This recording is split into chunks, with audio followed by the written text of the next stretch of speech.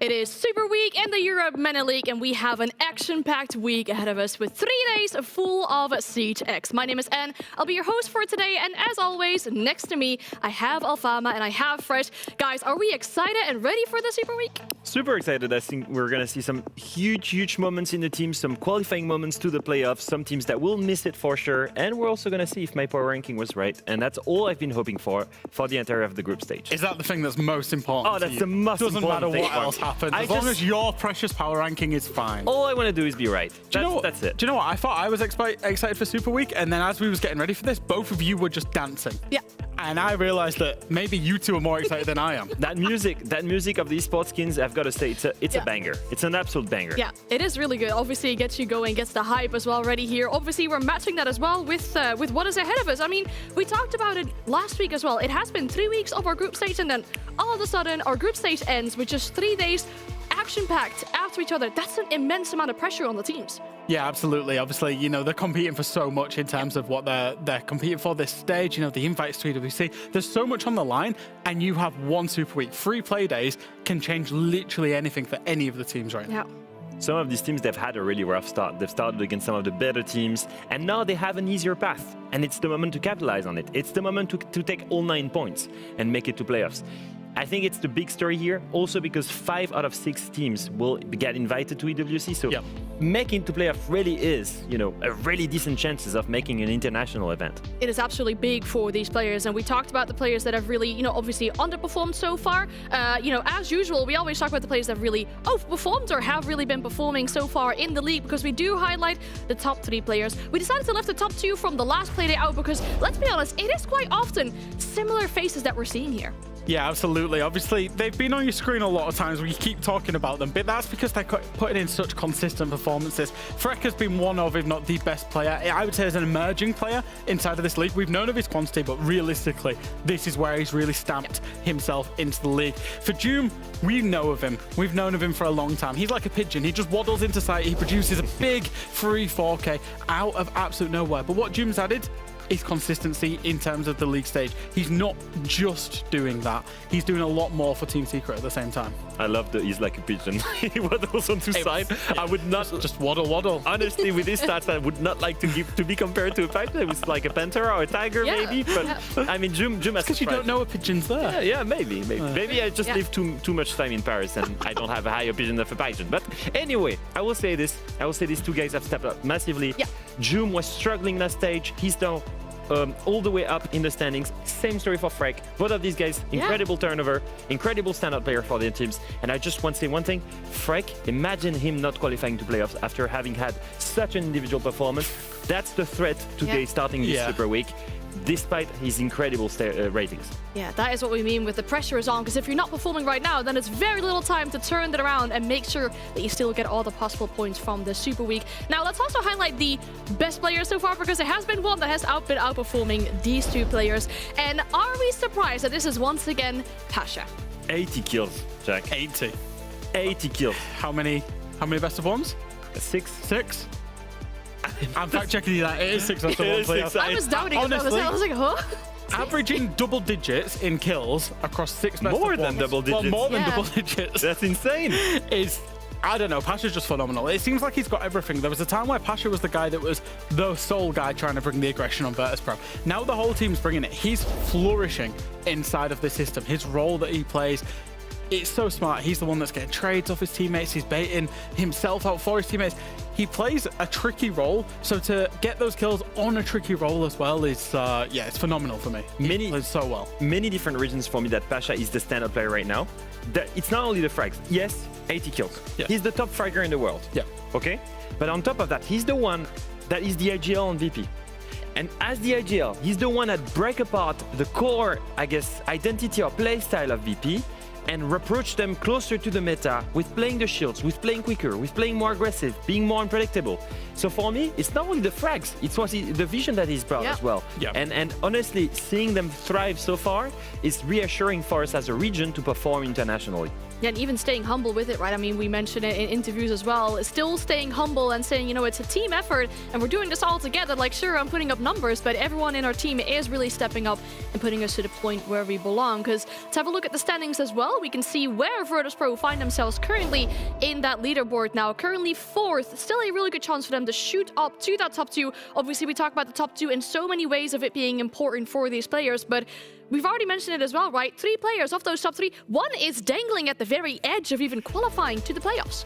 Yeah, he really is. And that's the scary scenario that you put up there, Leo, where you're saying there's a player that could be in the top 3 players individually Unreal stage in Freck on BDS and maybe not even make those playoffs, of course. The 2 lines that you see on the screen, top 2, if you are in top 2, you will automatically finish at worst 4th through the playoff system. That will therefore get you a direct invite to the EWC. That's why it's so important for some of these teams. And then the 6th place mark, that's the one that you're aiming for just to get yourselves into the playoffs. Just highlighting a few surprises here. Obviously, VP and G2 being out of that top 2. We said it before, such huge competition in top 4. I think the second surprise is seeing Matcho close at 10 points. Yep. You know, top 5, they're only 2 points away from top 4.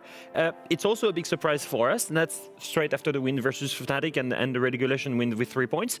We're seeing some teams putting pressure on the top 4 teams. I'm still reeling from the Matcho win, by the way. How the hell did they win that game? Yeah, it came down to all those late rounds. That's anyway. the story for every match. Still reeling.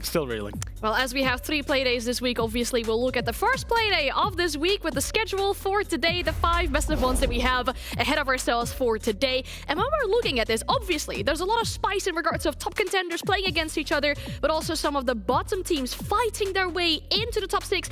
I'm looking at that 4th game. BDS and Genji, the 2 teams 6th and 7th in the league right now. That could be a shootout for a top 6 position. It's also a shootout for who does not make it to playoffs, I think. I think if you lose that game, you're going to be in a really tricky situation to try to make it, because you're not only gaining 3 points if you get a regulation win, you're taking 3 points away from your potential direct competitor into your playoff. Yeah, it is an absolute classic 6-pointer, as you would say in traditional sports, because that's the differential.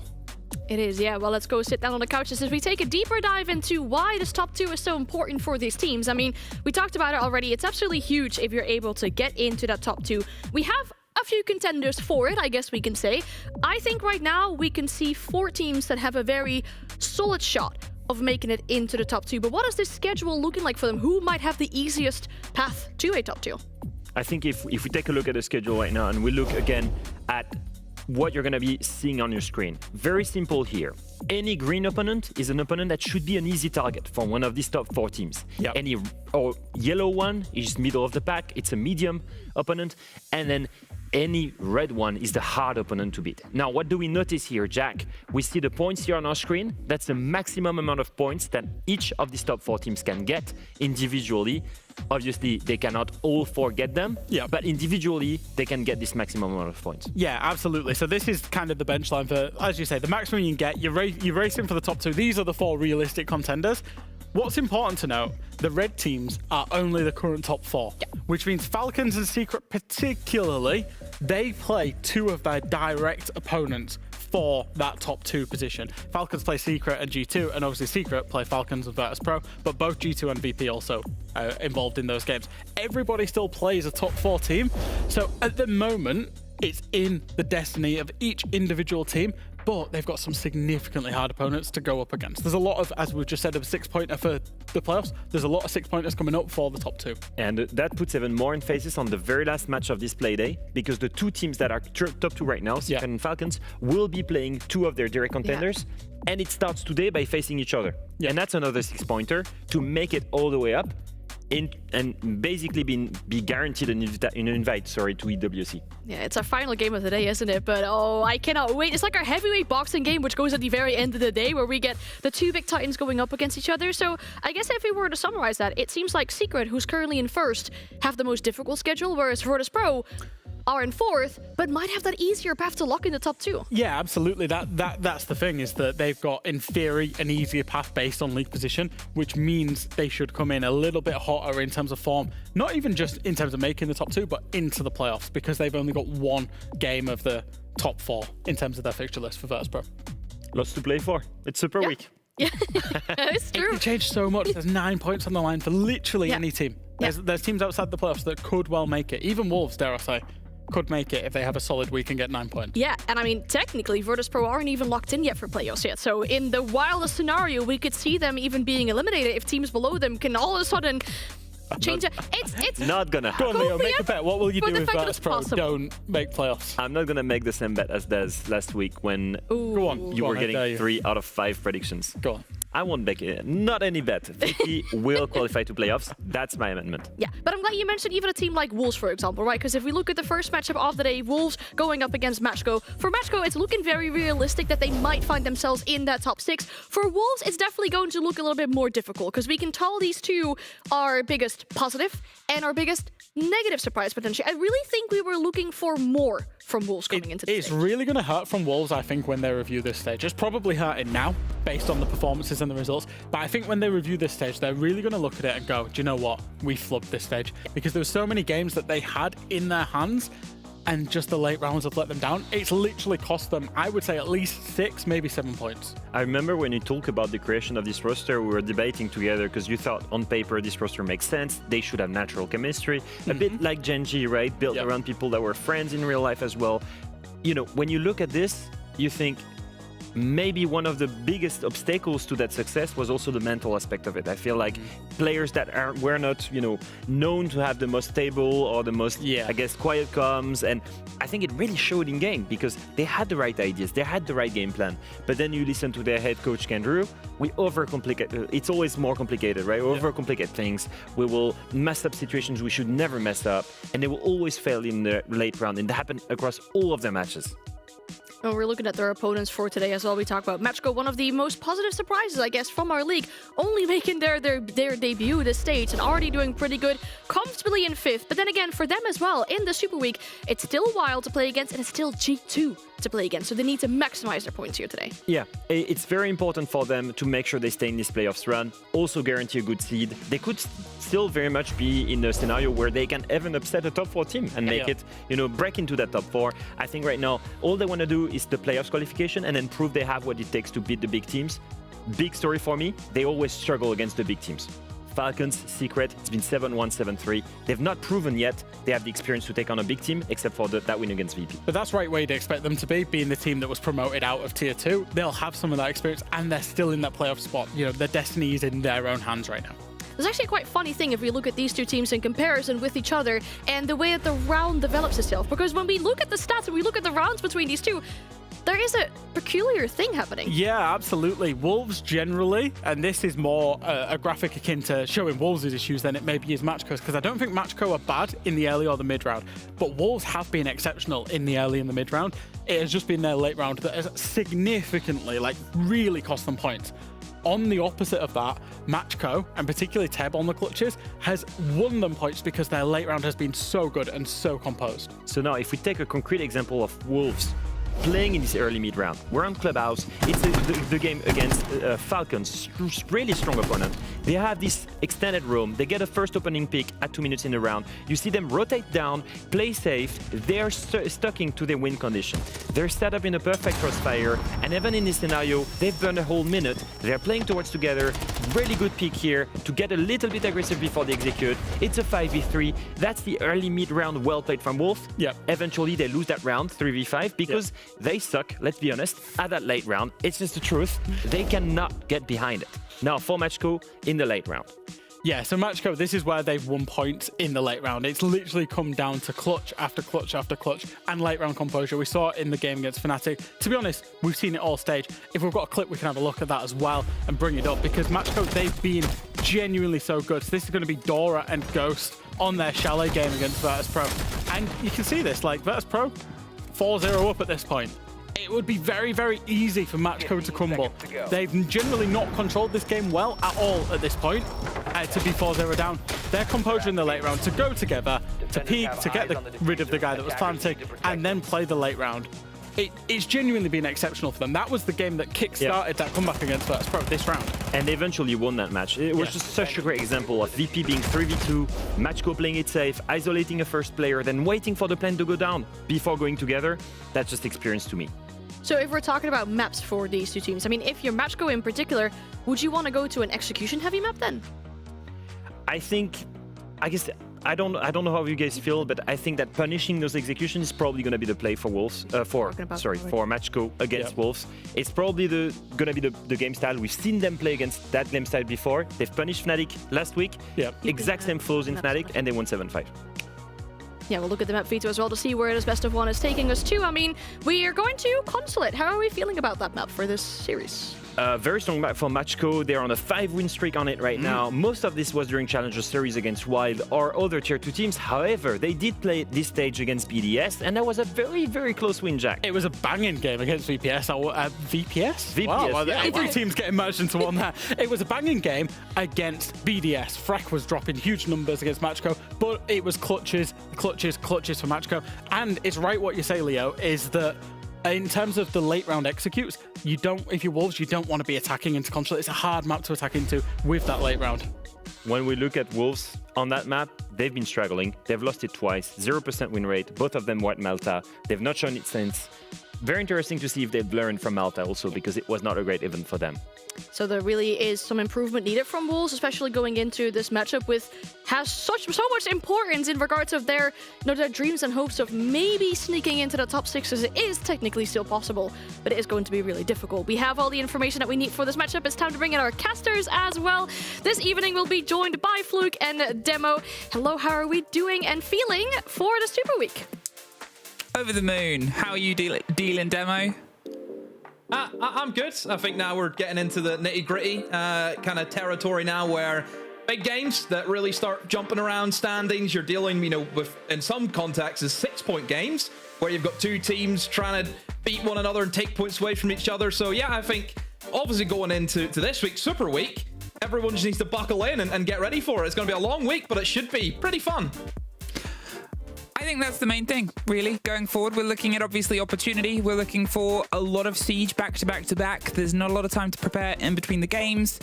And, you're playing for those SI points. You're playing for that important prize pool in this battle. So we'll, sort of look at that heavy line of how much energy they're putting in, how much they'll have in between the break. And it starts with us breaking in to Consulate here. I love a bit of Consulate, Demo. Do you? Yeah, I'm a big Consulate enthusiast.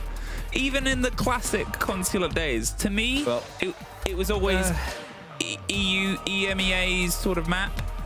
I always thought it was Brazil. I mean, I always think Liquid was a total beast team on this map back in the day. Times have changed though with Liquid, certainly.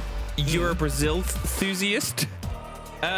Yeah, I mean, just trying to slip enthusiast into the end of... You're trying to get your dictionary, and you must sit there just with a dictionary thinking, what word should I choose today? I'm just trying to invent words, you see. I'm just trying to bring a new level. Yeah, we're starting here. We're on towards Consulate. Wolves, obviously, things haven't really gone their way. Do you think that's a fair and kind way of putting it? Yeah, let's have a little discussion about Wolves, because obviously this is the team which are kind of going through the fire at the moment, where they're just getting burned nearly every single game they're going into. Yeah, they've had one win the entire stage, and that was, I believe, the second play day against Fnatic. They're on a 4 losing streak since then. And it's not just the fact they're on a 4 losing streak. Last week was a big hit to them because they lost to Wild and Gen G back-to-back. And at the time, those two teams were below Wolves in the standings. Same way we looked at Gen G and Wild, you thought, where are these wins going to come from? The only win that Wild has had is over Wolves. Wolves right now are the worst team in the league. And nobody would have expected that, considering the players that they have. Whenever this team was put together, you kind of thought, okay, they can work with something. You're bringing in experienced players. You've had Leader, you've had Noodle, who we've seen on main stages of majors. You've got Azure, who's been a household name inside of EU for ages. Tyrant obviously has his own history, back in the M&M days, played for Fnatic. You bring in a new rookie into Krex, which did very well in the Challenger League series. You think, on paper, this should work. But the team, it's just not gelled. Exactly, that's it. Siege hasn't played on paper, and this team it's the Rude Awakening for them. It's all good in theory. Theory does not pay the bills. You have to go out and do it. That's how you get paid. Throwing frag. Well, let's see if they can try and put a little bit more into the blood bank as they did last play day. Because yes, it was a bad week, but it ended in a worse way, getting only 1 round on Cafe against Gen G, who just sort of took control of the game on the Hipper scoreboard. Now they get to start on their attack. Is this going to be something that works in towards their benefit? The pressure Comes around here on towards the top of yellow, getting the keen eyes on Spiral. They are well aware of players inside Piano, but it's the option of do we want to try and opt for this fight first, root them out, or just send it? Know they're down there and know that maybe we could self. It seems like, Demo, they're running the numbers and being in a position to catch this player as the pressure comes through, but somebody has to apply the pressure here. Who's going to be the one that takes the bite and the fate? Or, well, just prepare for it. Don't go for the fight. Yeah, it's looking pretty obvious it's going to be that single window swinging, isn't it? You can see the diffuser is on Tyrant, who's on that Ying. But they know that this player's down here, but they can't really make a move for a site execute. Because obviously, Akwi being down here, he has impacts. He can impact the planter as they come in. They will be spotted out and very swiftly dealt with by Noodle. That's good from Wolves. And again, it's what kind of Jack was talking about on the sofa. The early game for Wolves has been a strong point. It's the execution which has let them down. So, yes, they've started off well, but we know this team by now, Fluke. Do we trust them? Do we trust them yet? I don't know. Well, they have time to build trust as Akwi goes down first. We'll see if obviously with a minute left and still some utilities have to juggle their way around. I mean, you know the plant, you know the play, and at this point you just have to trust that the pressure comes together. They're ready, Tyrant, to roll it out as soon as they get a second. The smoke canisters in the pocket of Dora are going to be a big blow potential that might try and force things further forward. The pressure on the cross to the window gets locked out as Lolo gets one more, and now there starts to be a little bit of a back and forth, but there are those smoke canisters I talk about, and Wolves, they have to just sit here and wait and wait and wait, and it's a very uncomfortable situation, and without somebody putting on the pressure, well, that's the idea of this take. More Candelas, hoping to bait out more utility, but look at the time, Demo, 20 seconds, another smoke's gone out, another Candela, they're just going in and out, but at this point, by the time you get up, you're going to have one chance, one opportunity, so Noodle flies up, gets one, can't thread the needle onto the second, they're going for the blind in behind the desk, they might not know about the desk position player, but they go out once again, bait the last smoke, and it's all just down to Leader. Here, the pressure, but with 9 seconds, it takes the one player behind the desk to finish this off. Lolo's got it locked down, and that's the round out, just on time at this point. Oh, dear. Same issues for Wolves again. They set up well, they've got that first pick. They identified that the issue is obviously going to be someone below. You know, absolute freebie on the Akwi, no problems there. And they just took so long. You know, they're sitting there trying to bait out the smoke. And here's the difference, though, with baiting out smoke on that site compared to any other kind of traditional site that we expect. Sure, we see it plenty of times where a team will try and bait out smoke grenades. Let's take Bank Basement, for example, yeah? Open up that single wall in towards server, and you just kind of go in, plant, smoke goes out, wait for it, back in again, plant. The difference is, with that bomb site, is you have to swing in a window. So the smoke dissipates, and you have to take another few seconds to swing in again, and then jump out again. It's a much lengthier process compared to what we usually see whenever you're trying to play that strategy. If you're going to attack this top floor in the manner that they are, where you're bringing in the Ying, you're looking at just repelling in for that single window, you have to just full commit. They did not want to full commit to that whatsoever. Once Matcho knew that they were going to go for that play, they were just going to try and keep going in for the single window. Matcho are just looking the one direction. There's no back pressure, there's no backstab coming in from a Wolves team. All of it's coming from the one direction, and it is so easy for Matcho just to rotate players into those tricky positions. You look at the position that Lola was in behind that desk. Nobody was there to remove him. They just needed to think, okay, 3, 2, 1, everyone go. If you die, you die. But trying to play like that, you're always going to lose. Activating shock drone. So a false start, but it could be the trickiest site to hold. Now, a bit of an aggressive player in Ghost's performance here. Wanted to try and distort and slow down any of the chance at the breach, but just waited and baited there. Underneath the unshot camera, the Nook was a gift. Unfortunately, nothing that Matcho wanted. So, Ghost, I said that we're playing that aggressively from that position, putting the keepers on towards it. And all for what, really? To try and slow down the break on towards Secret. Secret will be opened, and now you're just out of the keepers. You're out of your army. You're out of one of the best operators in the game. Yeah. I said before about the Italians, the aggression that this team can have is scary. You know, I always look at some of these players as they were raised in the FPL lobbies, you know, back in, 2022, 2023. I always looked at, Lolo and Dora especially. If anyone used to watch, whenever the FPL streams were really going, I always looked at those two as the gruesome twosome. Because those two as a duo were unfathomable, the way that they would just move around the map, swing every angle, and always win it. And I think that little bit of aggression that certainly Matcho have as a team, just because of the players that they have, always a tricky little team. But as long as you can control the aggression, you will do quite well against them. And at the moment, Wolves, yes, they've got the opening picks twice in a row, but Wolves have their own issues. It's always that execute that they're really struggling on. And with a minute 15 and not a lot happening at the moment, again, you worry.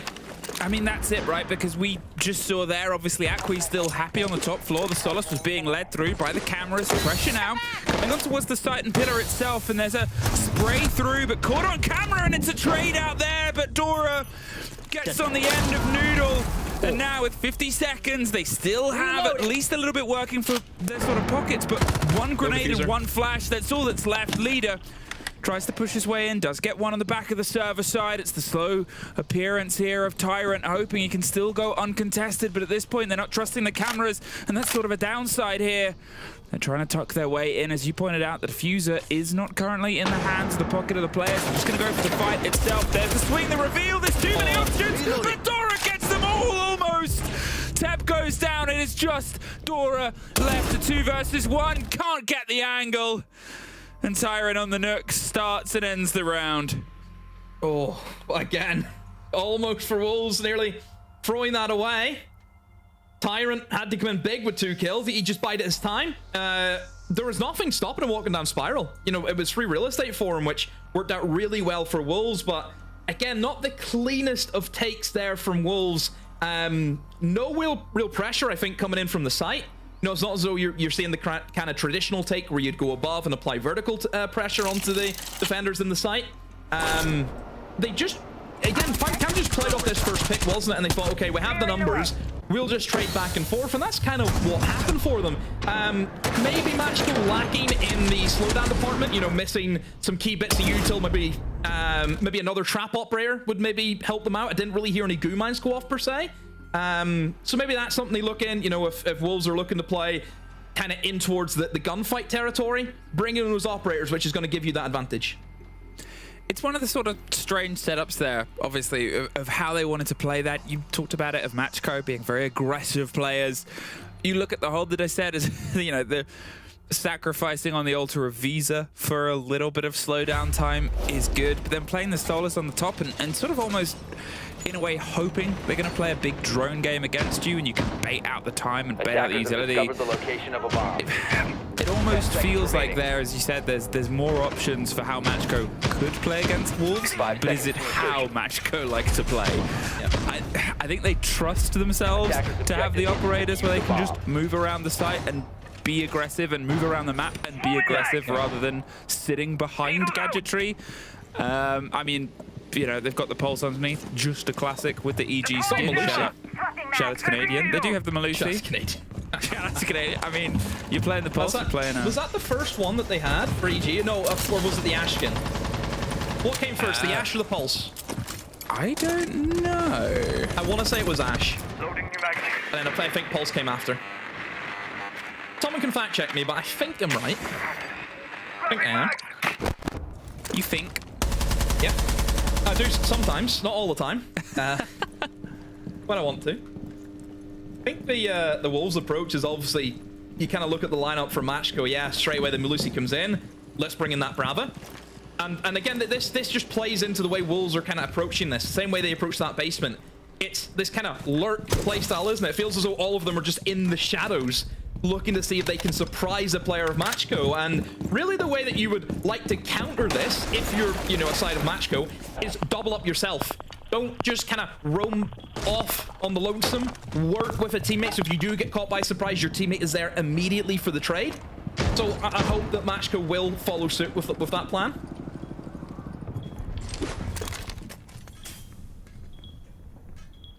Ready for the hop in here, the Pulse, just leading all this info. They've got that immediately, and heartbeat sensor activated. You know, they went for the option, went for the fight. The Brava's gone.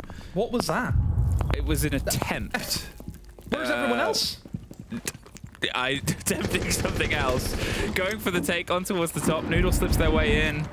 They're able to get themselves pretty much across, but it's... Ooh, close fight. Ghost is down, but Well, they only know that now at the cost of a flash, but I think that's a fine trade off. Still, it seemed like everybody else just abandoned the vertical. As soon as they got that first fight, they went, nah, they can take it. We'll play underneath. We still got the pulse. We still have a C4. We still have time in our favor. Yeah.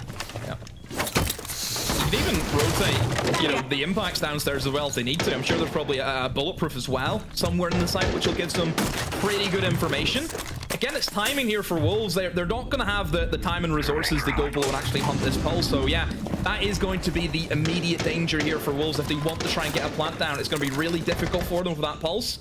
It's just a case of, do they know that he's out here? I mean, he's going to go for the run out. Oh, what are you doing, Lolo?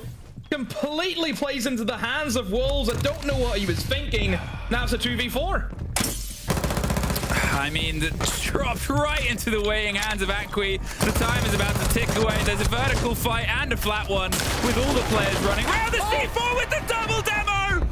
Tep defines it!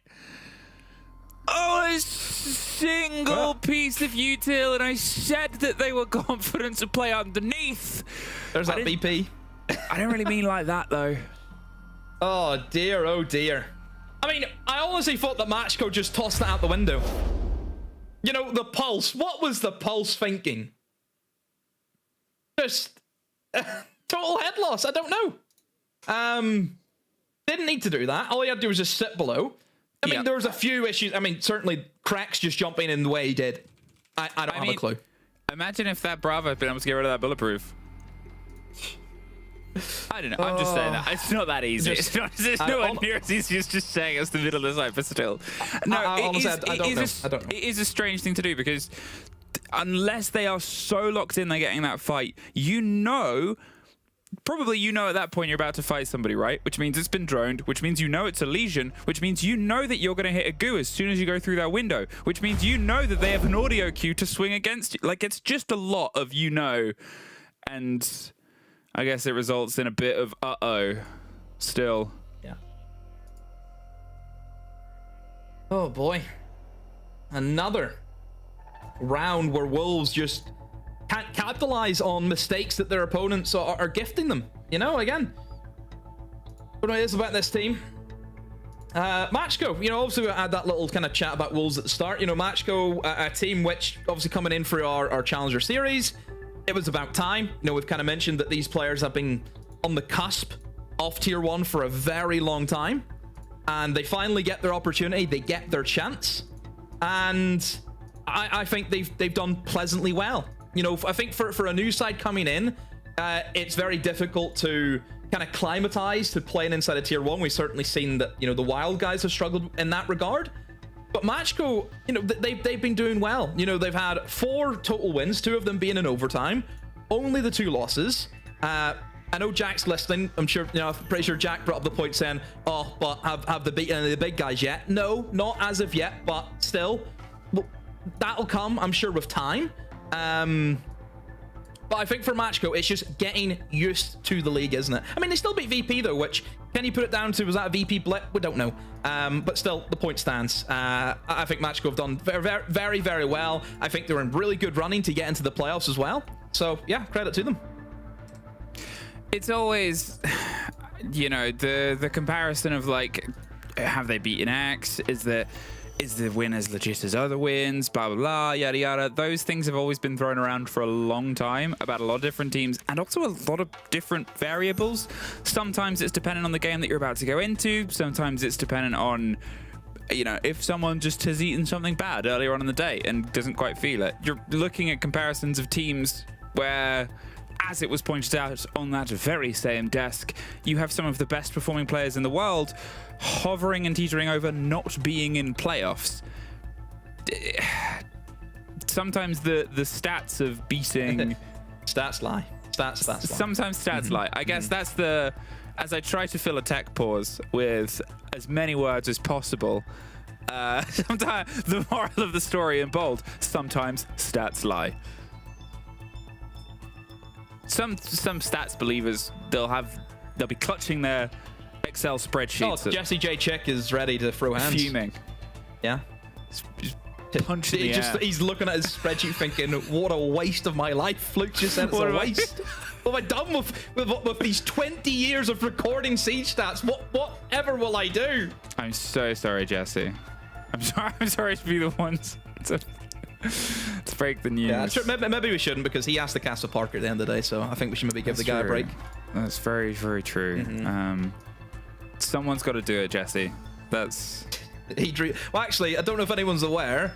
Whenever, you know, what was it? What did they call themselves? Pengtaro? Was that their name?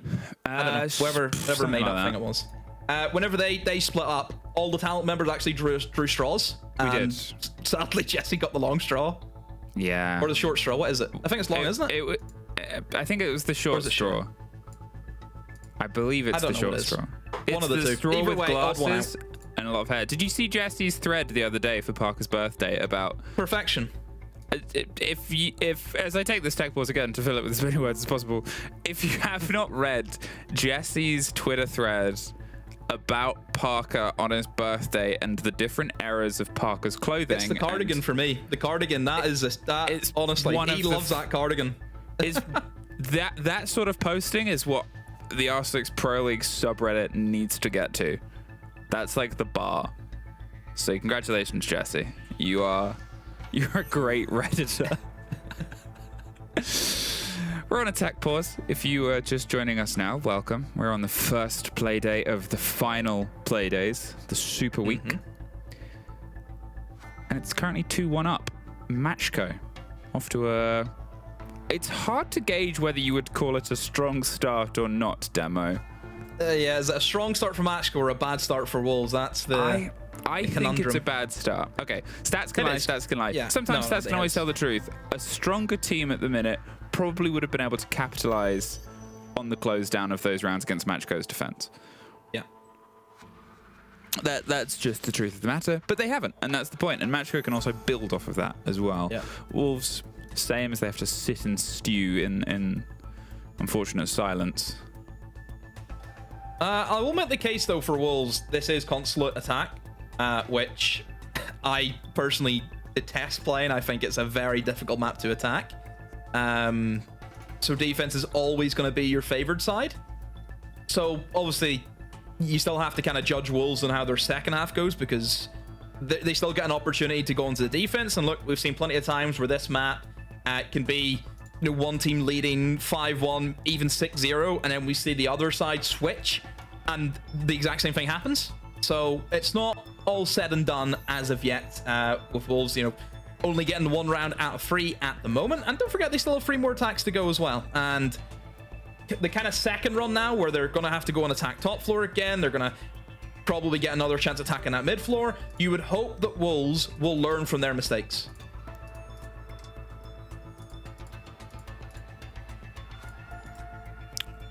Now, obviously, later on, this is the sort of first of the 3 play days.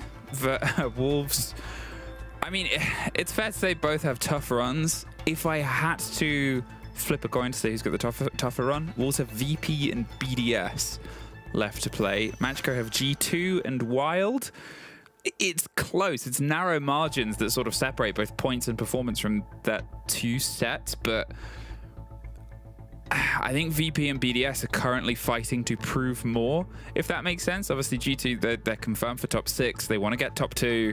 Virtus Pro, they're technically not confirmed for top 6 yet. Things could go tragically wrong for them. They probably won't, but they could, which means that they're still Wild fighting today, just for the reference. Yeah, so we'll get a better taste of who's sort of got the rougher road, but Wolves need to kind of pull out a big 3-pointer here, get the 6 points, and sort of set their heads on the up and up, because it's not going to get any easier than it is currently today. Yeah, I think maybe for the Wolves guys, it's the case of just playing for pride. Yeah, at this stage, I think they just forget about points. It's just getting wins, just playing for themselves, you know? Big question mark. Of course, for correct, going for that flank.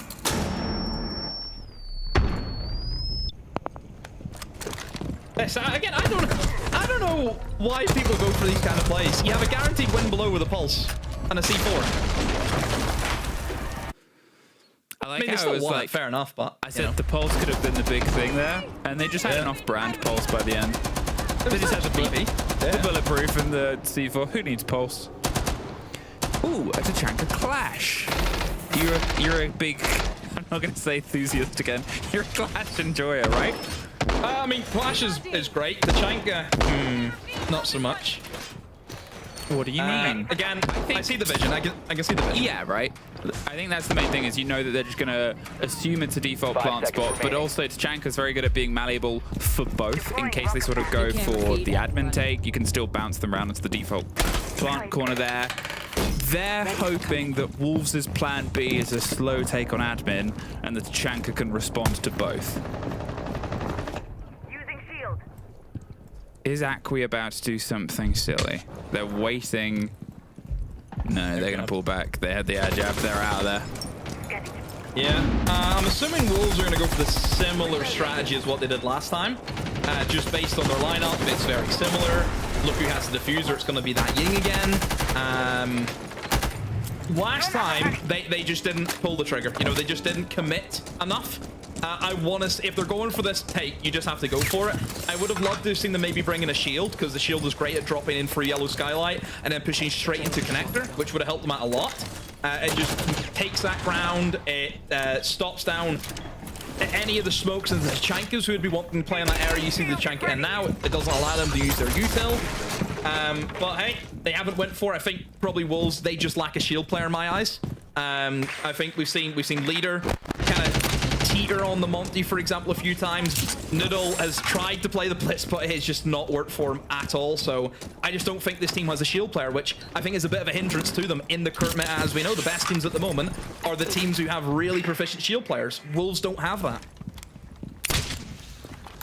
Air jab in position. They have themselves, once again, positional awareness. But will they get punished? They're making the move, and there it is. Up from underneath. The Clash was there to offer support. They were watching for the swing, but it's sort of what I said, right? It's prediction here. It's good jobs from Matcho. They sort of realized one thing.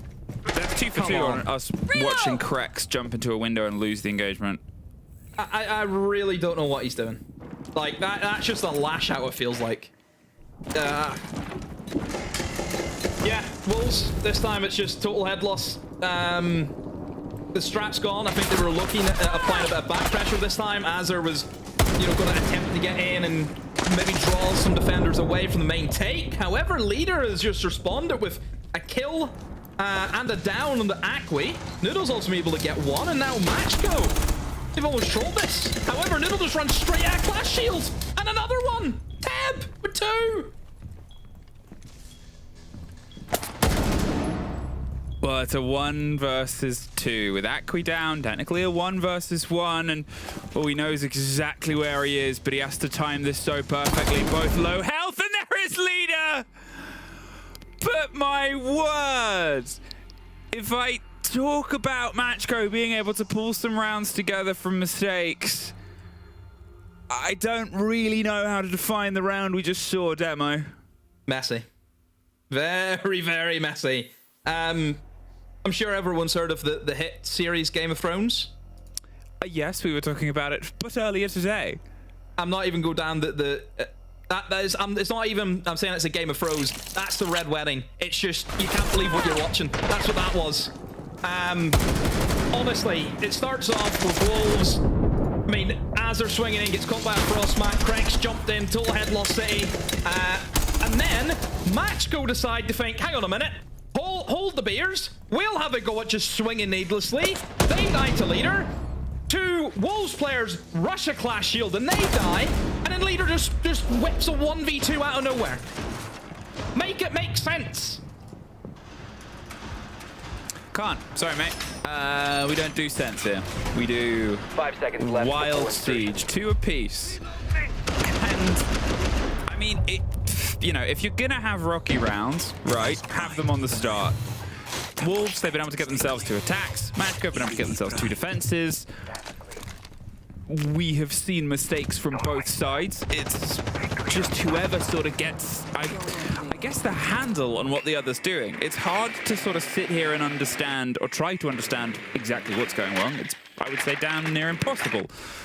But you can see that they're still not entirely aware of what the other team wants to do. There's always a missing link, but unfortunately the missing link seems to be a pretty big factor in the holds. And I don't mean just charging at a clash shield, but as the bait on a C4. And as I said, some of the stuff they're aware of. The Tubarão, is Noodle going to pull that? No, they're just going to keep it stuck there and hope that nobody... Just has to wait. Yeah. Which should be fine. No impacts. Ooh, that was lucky. Oh no! Oh, barricade the door! That could have been an issue. Position shield. Slowly creeping their way around and back and forth, but still with no people caught.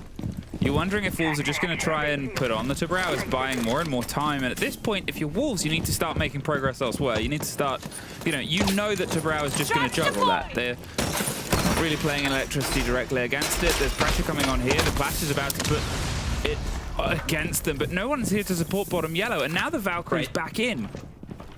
Really good. Really, really good there from the Clash. Blocks the doorway, allows this team to retreat back into sight. And it's a good play from Matcho. Look at the time. 1:15 left. No vertical pressure, again from Wolves. So they can just sit in sight as safe as they, knowing that they only have to worry about the breach, which again took so long to open up. Matcho have played this perfectly. They've kept it tight. I even like the addition of Ghost just lurking at the back, because this is going to be another thing that Wolves need to attack into. He's going to waste more and more time for them. So yeah, this is just, everything is looking Matcho right now. 45 seconds, all 10 players still standing. They don't really have a huge amount outside of some grenades and flashes to try and send their way forward here. But maybe Deimos can do some damage, but at this point they're still hunting for just loose people on the back. And it's a tight swing of Ghost to just win it out. Tucked in a corner, there's a second player dropped. Leader goes down, and here, I mean, it's still all in Matchco's favor. Wolves a bit too slow, a bit too cautious. They're about to swing back to back as Dora gets one. There's at least one, but they didn't expect to double up, because why would you? Noodle, who has been out here on the breach since we saw them at the start of the round, and it's where they finish it. Yeah, really good for Matcho. Just understanding the push. Wolves really predictable in terms of what they're doing. Wolves are just applying no pressure at all. Where's the vertical presence? You know, they're doing this weird kind of backstab. And I just don't think that they're... I don't think they've got the right operators if you want to apply pressure like that. Backstabbing operators are great whenever there's just so much chaos going in towards the front side. You know, there was nothing that stretched Matcho out. Nobody had to rotate back to site. Nobody was feeling pressured. It was just so easy for them. You know, Wolves just not doing enough.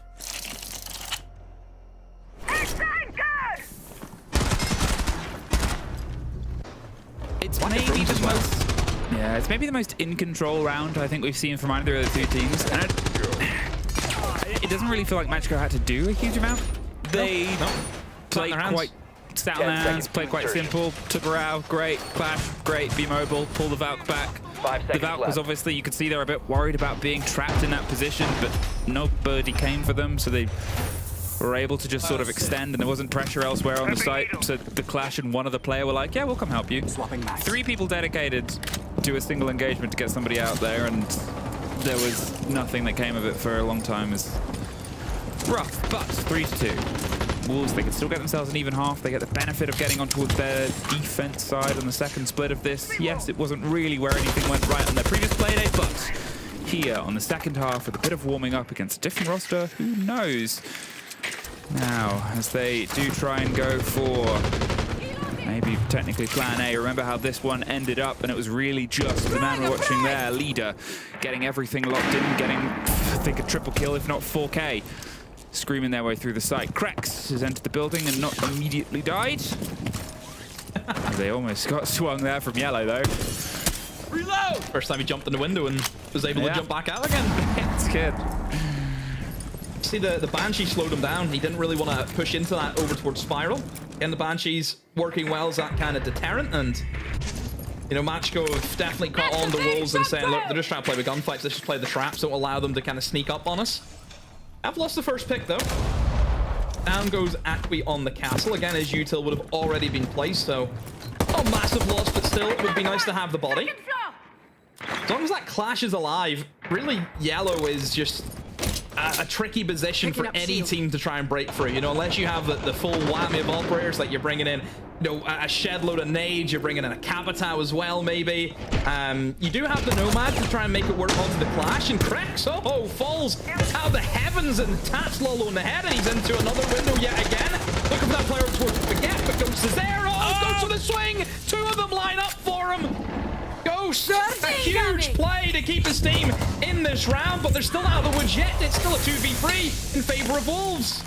Noodle, he went down, he's back up, but he's got to pull that Goo-Man out before he gets any closer, and obviously he doesn't get a second go around. It's a 3 versus 2, 50 seconds.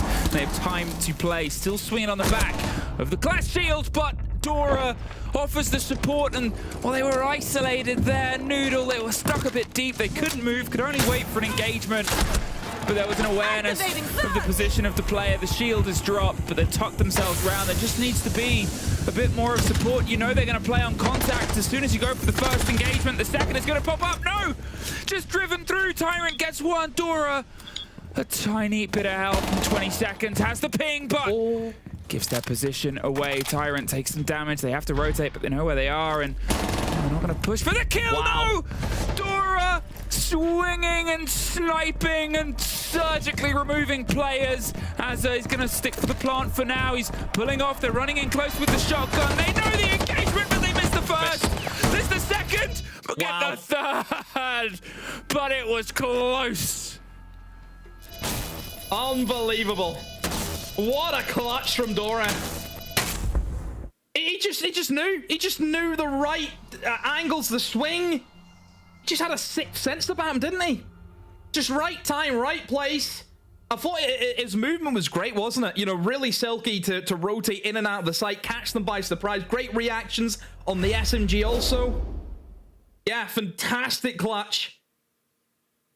Same old woes for Wolves again. Just they're in this advantage and they just can't close it out. I mean, there was 2 massive moments. Obviously, Dora had to make the clutch. But yeah, you have to talk about the mishap at bathroom. You know, the Malusi. You never want anything described as a mishap at a bathroom. But it was like Ghost should never be allowed just to take this swing like this. No. He's also very, very unfortunate that he wasn't able to get the down player because he actually got revived with a finger stim, which you don't see at all too often.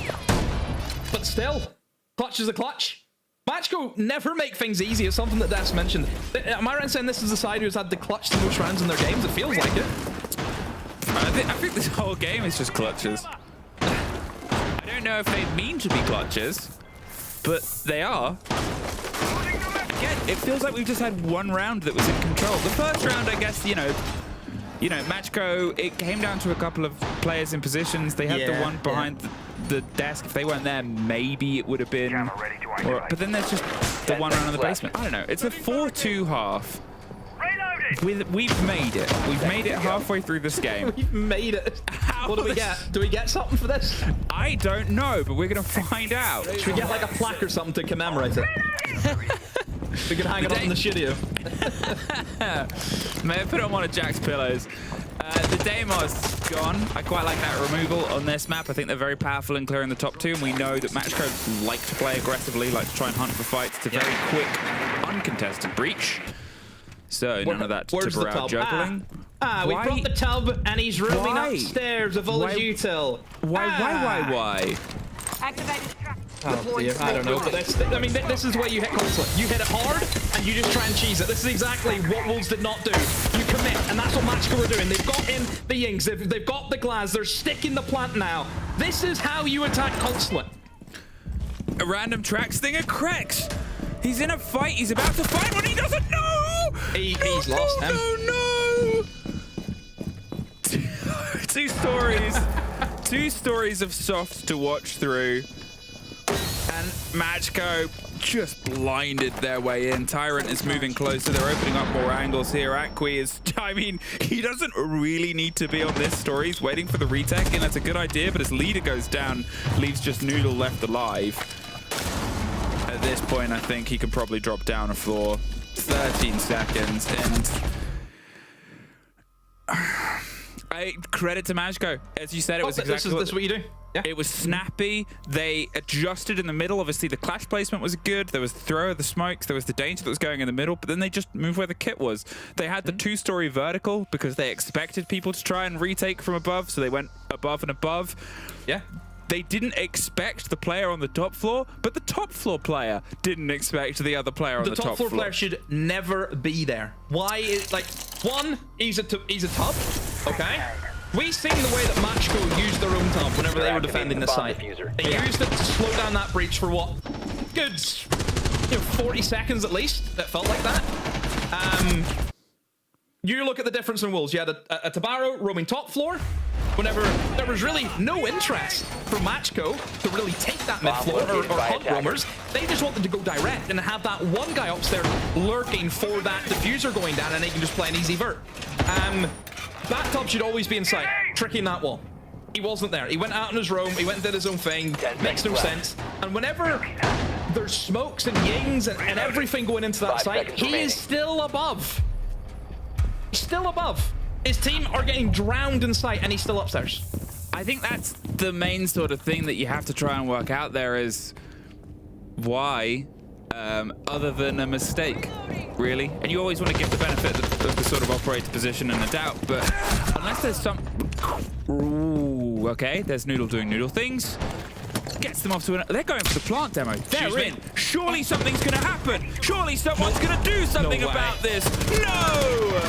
Doesn't matter if Superman's coming out soon. Nobody is aware they even had the setup, but they were just caught sleeping, and there's got to be a timeout after this demo. They're going to try and play the C4 into the window. They hit against the air jab. There's still the danger of their own Goyos who start being operated and played against them. Dropping down underneath to try and fight the player there. They have to play this pitch perfect. Maybe a smoke canister onto the window. Force them further away. There's sort of shotgun. Where I would go, and Lolo gets Tyrant. They're in, they're fighting. Krex is out, gets one for his trouble. And it's a very hard retake, but with 5 seconds left. I mean...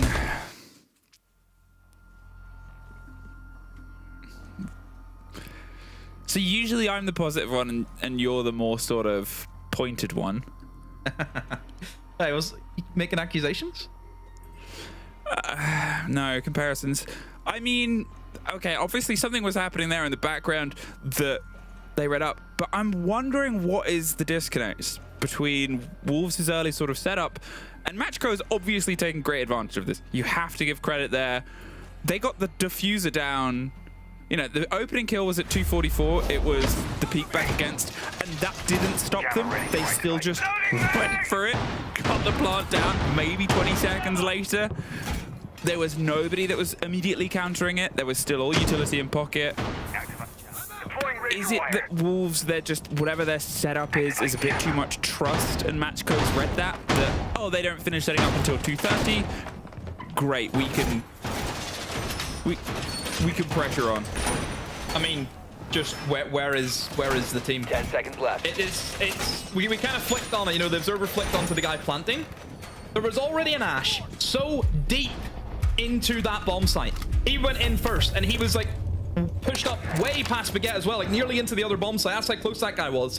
And you just think, how is he being allowed to walk up that? Where is the team? Where are they? Are they here? Missing person, missing team. I don't know. You're gonna need Mr. Incorporated on this, I think.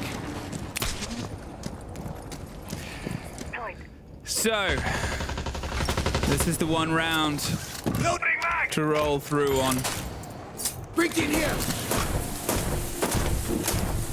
At this point, I mean, Wolves just have to be perfect ahead of the Matchco. They haven't immediately thrown themselves in. We're back to the same site, and they realize it's not going to work twice.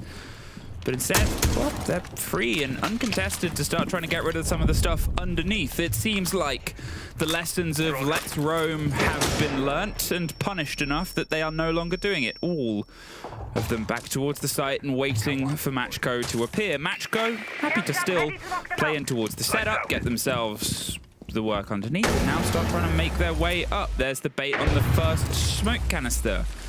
They obviously still have C4, they still have some potential, 3 of them across the team, and you assume that Bulletproof is right in position. They are waiting for exactly the same plant, and at this point, it's Noodle in control of vending that gets rid of Acqui. There's the C4, gets on Dora, and that is the kit cold on the default plant spot. So now at this point, Matcho surely won't be able to pull this one together. Wolves, they just need to sit on their hands and let them come to them.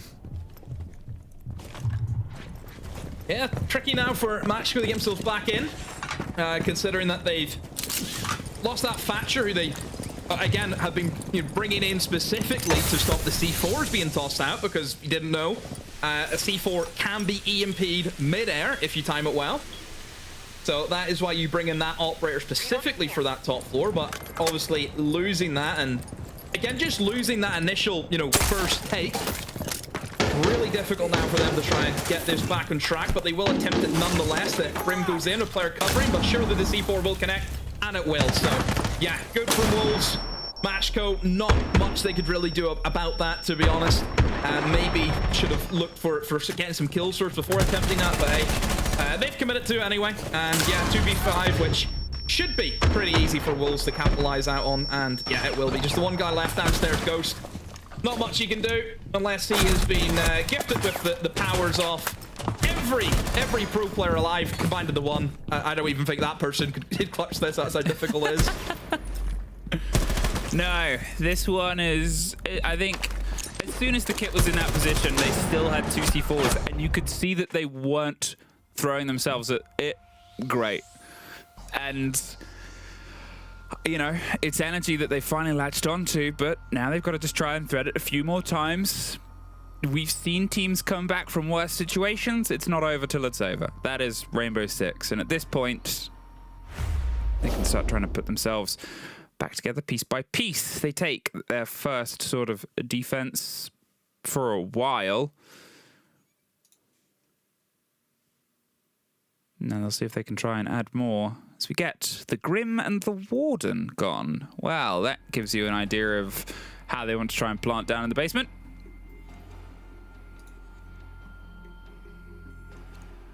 There's the tack timeout. Okay. Is it too little too late, though? I don't know. I mean, I wasn't going to say anything when they didn't take it after the last round. I was like, at that point, they know their headspace and their comms better than anything. Maybe they want to save it after a success.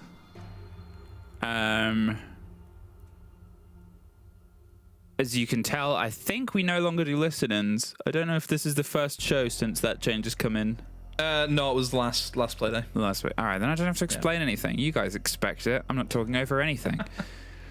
Yeah, you don't know the headspace, but it looked a lot more controlled. It looked like a team that had sort of taken a timeout before the last round, and that's good. They were overcooking. They were overheating.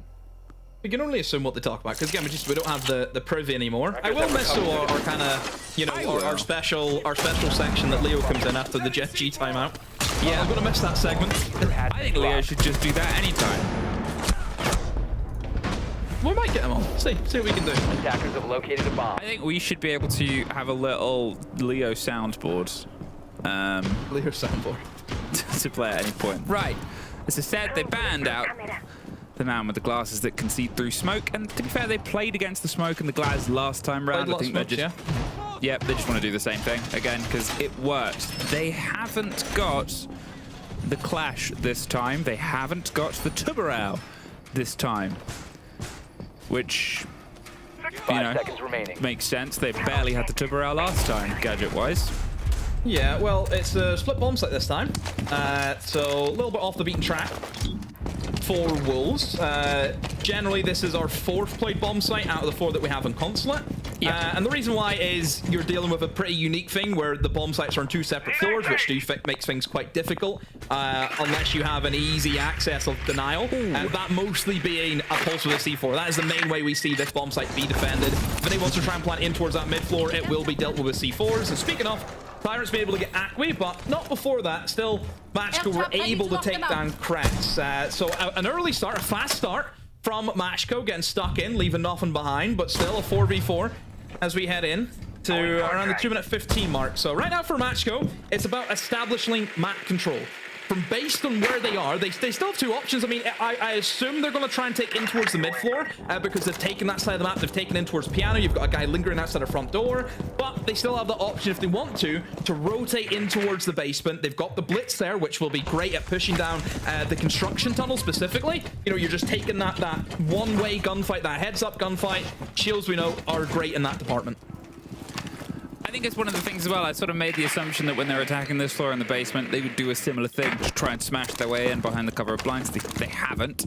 Instead, they've come in from the opposite end. They've got the blitz trying to get some clear. They're taking it sort of block by block and cutting their way all the way across. And as Dora gets halfway in and then backs themselves out, they're still not entirely confident that they're not going to be surrounded. Now, there is one loose player on yellow that we can see, but instead it's the blitz that's actually going to step up, and whoever is on that backstab is probably that potential. It's Tyrant on the far end.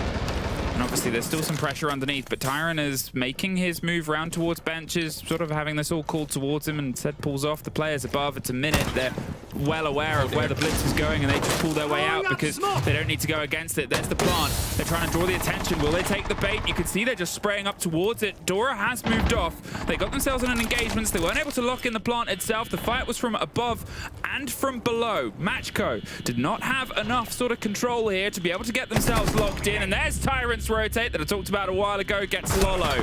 The blitz is gone, instantly traded out by Teb, and they're still back and forth. But without that single shield, it makes things very risky to try and find a single safe haven to get a plant itself. They're going for the cover. They need to fight down, which is what they're going to try and do here. Slipping their way, but as Ghost gets caught out, there's an important fight one out there, and they can find a single spot to plant in the bulletproof. Gets the drop, and here's the drop on the hatch. Noodle trying to get closer and closer as Dora goes for the plant itself, watching for the cover here. Teb, but he's not quite sure. They are, though. Good bulletproofs, great information. Really good round. I think both teams actually played that not too bad. You seen that Matcho at that stage, losing the blitz, you kind of lose that driving force, and again, they're desperate to try and get that diffuser down, but they just couldn't do it inside of tellers because a lot of different angles were opened up from not only below, but also above. They actually assessed that pretty well. They knew where 2 of them were, which was top floor and then flanking in through spiral, and they knew the last guy was downstairs. So they took the triple team and they thought, let's just push the guy downstairs. You know, you gang up on him. Azure did well to get one, but then was very swiftly traded out. And you think, okay, Match in a great position. They've got full control of that bottom floor bomb site. You go for the plant, but then a great heads-up play from Noodle, realizing where they're probably going to plant, and just goes above and shotguns it. You know, I think a great battle of wits there for both sides. Very impressed.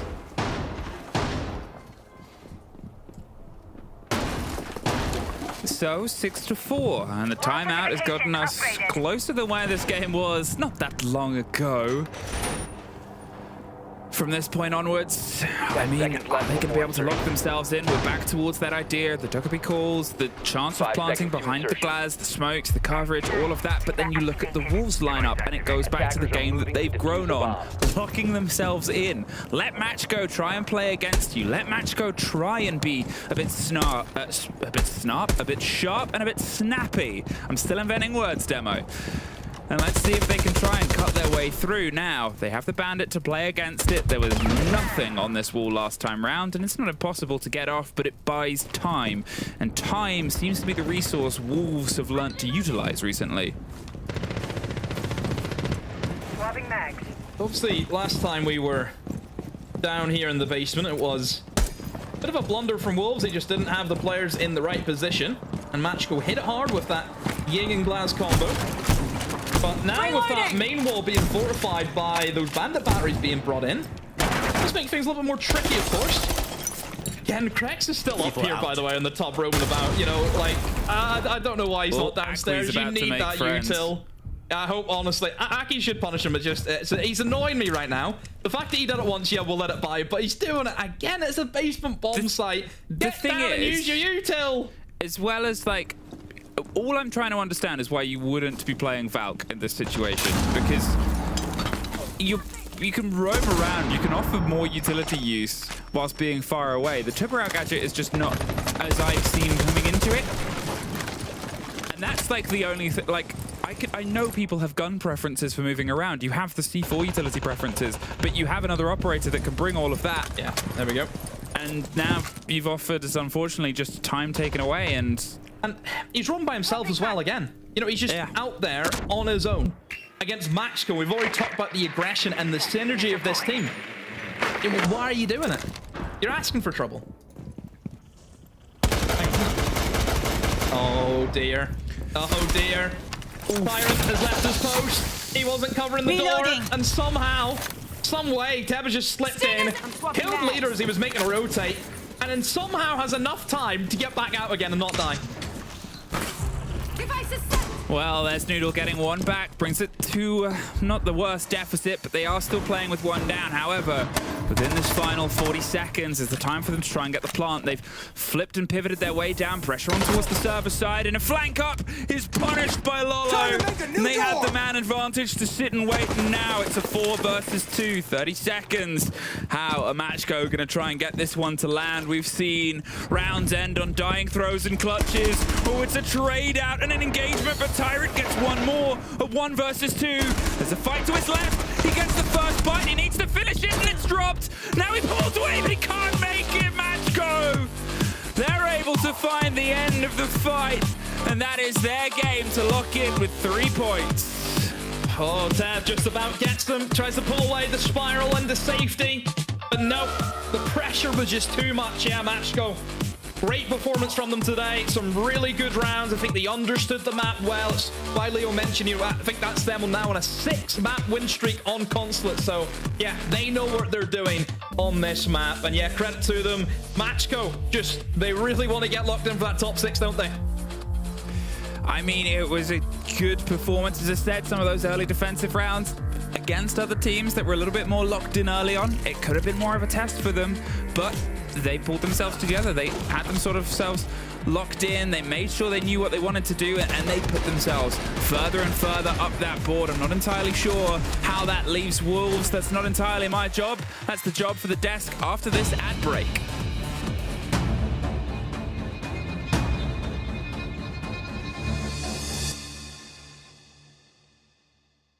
It's not the destination, it's the journey. And the journey of 1,000 miles begins with a single step. And you know what? They're right.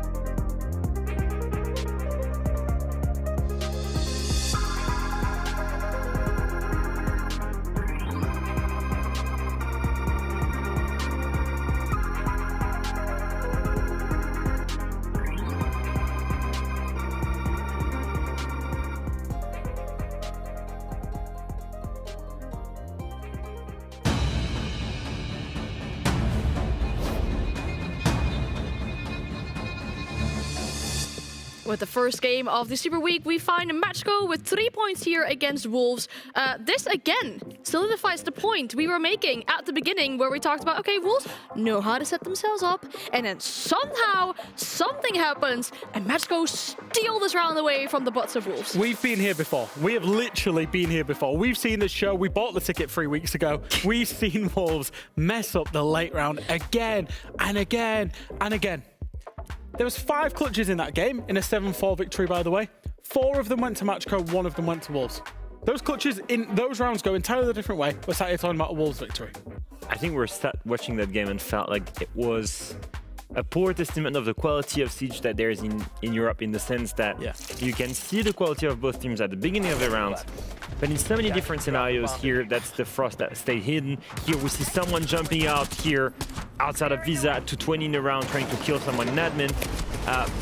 And just in general, most of the attacks are from Wolves. You can see multiple examples here. This round, we're going to come back to that. Most of the attacks from Wolves, barely any control. Mostly horizontal takes. Almost never played with the vertical play. We're uncontrolled, by the way. Vertical play is almost mandatory on most of these sites. And most of the times, they could not get a foot in the building. And if they did, they were extremely passive and reliant on Matcho to overpick consistently. Another clutch. Another clutch and another big round for Dora here. It was just a game of Wolves not taking enough space and Matcho punishing them late in the round for it. What I will say, the differential between the two teams I thought was Matcho's attacks. The first couple of attacks particularly, that first execute, but also the second execute, when in the second round on CEO, when they were planting, and Wolves had no idea they were planting. They didn't bring any execute utility. There was no Grim, no Ying, no Capital, no nothing. And they were planting CEO window. Wolves didn't have a clue.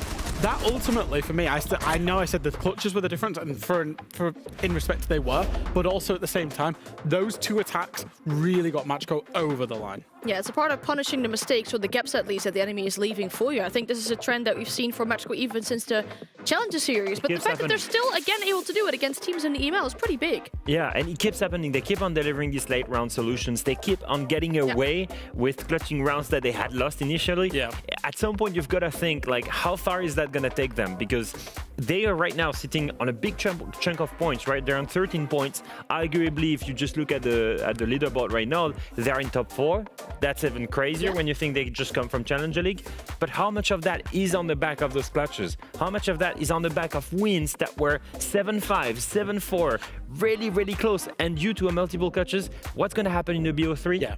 That's the questions I have. There's a parallel universe going on where Matcho are actually struggling to get into playoffs because those clutches have gone the other way. So yes, commend them on the win. They've been good. They've made that step up, but these clutches really are carrying them at the minute. Yeah, we get to speak to one of the clutch kings as well as we do get to speak to the victors here for Matcho. Once again, another pair of sunglasses. Love to see you. Tab, good evening. It's good to speak to you again. 3 points, but there were some tense end of round moments, weren't there? Good evening, guys. That was our easiest game of the league. Thank you, Krex. You are really bad, my friend. That being said, Fresh, what are you doing on X? What was that prediction? What? My friend, that prediction on X, like on X, on Twitter, like, what was? How can Wolves beat us? These guys are like... Did you predict Wolves would beat Matcho? I had a feeling. I just had a feeling. It was based completely off vibes. All right. Do you want to know why, Teb?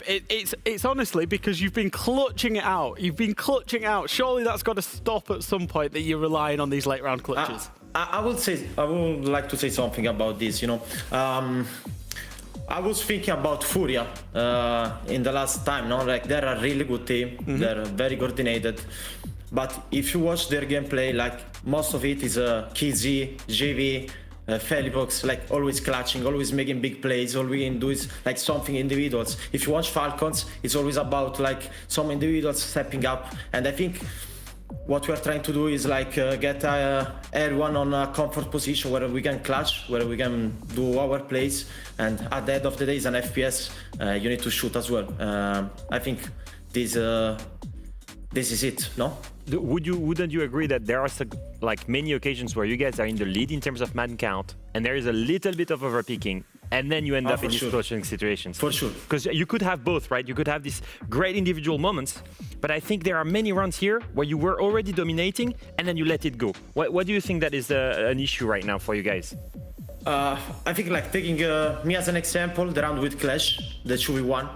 I think that was Daisy's round to win, but like I just trolled because like maybe overconfidence after getting the 2 picks and overpicked. That's a lesson that for sure every one of us needs to learn, and we need to get better on this. We're already working on it in our way, but I think like with time we're gonna get better on this as well. At the moment, I think we're just doing amazing with the job. Yeah, I mean, you definitely are. It's looking like a very solid top 6 position for, and top 4 as it currently stands, with, of course, the teams around you still having to play tonight. Let's talk about those attacks as well. I mean, you played Contra, a map that suits you guys very well throughout the Challenger Series, throughout Europe Mini League. These attacks, you seem to be really good at the opportunity spotting every single time. Yeah, we know that they're very slow team, even in attack and even in defense. Like, they're really slow to get stuff done, to coordinate themselves. So I think that going fast in the first 2 rounds was the best solution for us to make some problems for them. In fact, like, they were really slow to adapt to our playstyle and like try to counter our push. Yeah, well, you definitely punished them for it. So this is only the start of your Super Week now. 3 points, very welcome in the bag. Of course, tomorrow you still have to play against G2, so best of luck with it, and thank you for your time today. Thank you, thank you. Good evening, guys. Good evening. Good evening. I think that G2 game is going to be a banger. Yeah. I mean, if it goes down to late round, to big individual moments and for us, it's going to be a banger game. Another one. Yeah, the confidence, I guess, that these 2 teams will have going up against each other. It's going to be literal fireworks on our screens, I think. Yeah, true. I can't wait to see it. And, you know, Ted might be right. He might be right. Maybe we have been a bit harsh about the clutches. I mean, I think that the difference just quickly on that is the teams he referenced, you know, your Fury, your Falcons of this world, they have really solid underlying team play as well that supports that. And I think, you know, you called that out as well. Yeah. And I will say to him, my predictions are completely vibes based. They were last week when I was getting them right, and they are this week when I'm getting them wrong. I don't think about them for more than 4 seconds, so that's that. I still want to praise Leader there. I think he had a decent showing. Actually, there was that one round, I believe that was round number 4, where he brought the round back himself. You know, he had a decent showing for his team. Again, it's good to see also on the side of Matcho that Teb, yes, he's clutching, but the rest of the team is stepping up. You know, Akri, Lolo, Ghost still is struggling. I'm still expecting to see him step up a little bit. He's been really the standout player in the wrong way for Matcho. I think they really need him to step up, to have that consistent gameplay. He's been the entry of death many times as well. What's good is we're leveling criticisms at Matcho when they're currently top 4 in the league, having made the step up from tier 2. Yeah, that's true. That is fantastic news, because that means we still think they've got levels to go to. Yeah. We think they really can compete with the upper echelon of this league, and they are, even though we're saying, hey, there's some things we're pointing out here that we think you could improve on. It means we're excited. Yeah, and they've been in EML for what? Like just short of 4 weeks, so it really is a big journey that these players find themselves on, obviously, with a lot to look forward to in the future as well. But for us to look forward to in the future, we have our second game of the day. After the break, we'll have Wild and Virtus Pro.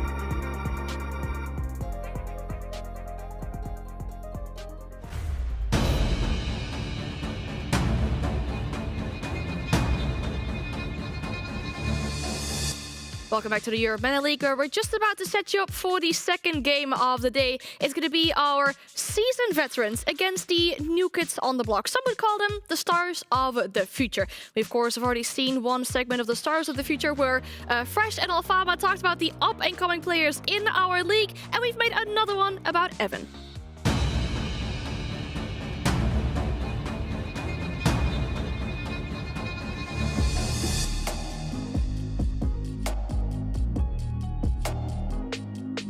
Hello and welcome to another episode of Stars of Tomorrow. Today we're going to be talking about Evan from Wild Academy. Oh, now actually Wild got the promotion to the main team. Actually, Leo, he's not been playing Siege for that long. It was what, 2021, 2022 when he first started? Yeah, he actually started in 2022 and he's been playing mostly in Tier 4, Tier 3 since then, through Vivid League, through loads of third-party tournaments that he made his first esports debut. And he grinded all the way and even failed to qualify to Yukon. Can you imagine that? He failed to qualify to Nationals and now he's Tier 1. That's the level that we're talking about here, is well below what is a professional player at the moment. However, it all timed when Wild held their open trials for their academy roster. And he joined that team after the open trials and in the capacity of IGL, and that's a big thing for him. Filling, this role that's very looked upon in Europe. And now he did so by playing Challenger Series. And to qualify to EML, they managed to beat Geeky, where Hungary, one of the most famous faces in Europe, with also beating Les Galériens, Bibu's team, also one of the most famous faces in Europe. They had to beat former pro players that had 7 years of experience. They made it to EML, and he was the mastermind behind that team. So what you're telling me is, as a rookie player, he was IGL in his team, going up against some of the biggest names that we've ever seen, and beating them to make it to EML. And he does that again as the IGL, and that for me is the big story, and this is why I think he's the star of tomorrow. There are so many teams that are looking for IGLs that Evan, as an individual, could be a star of tomorrow in that role.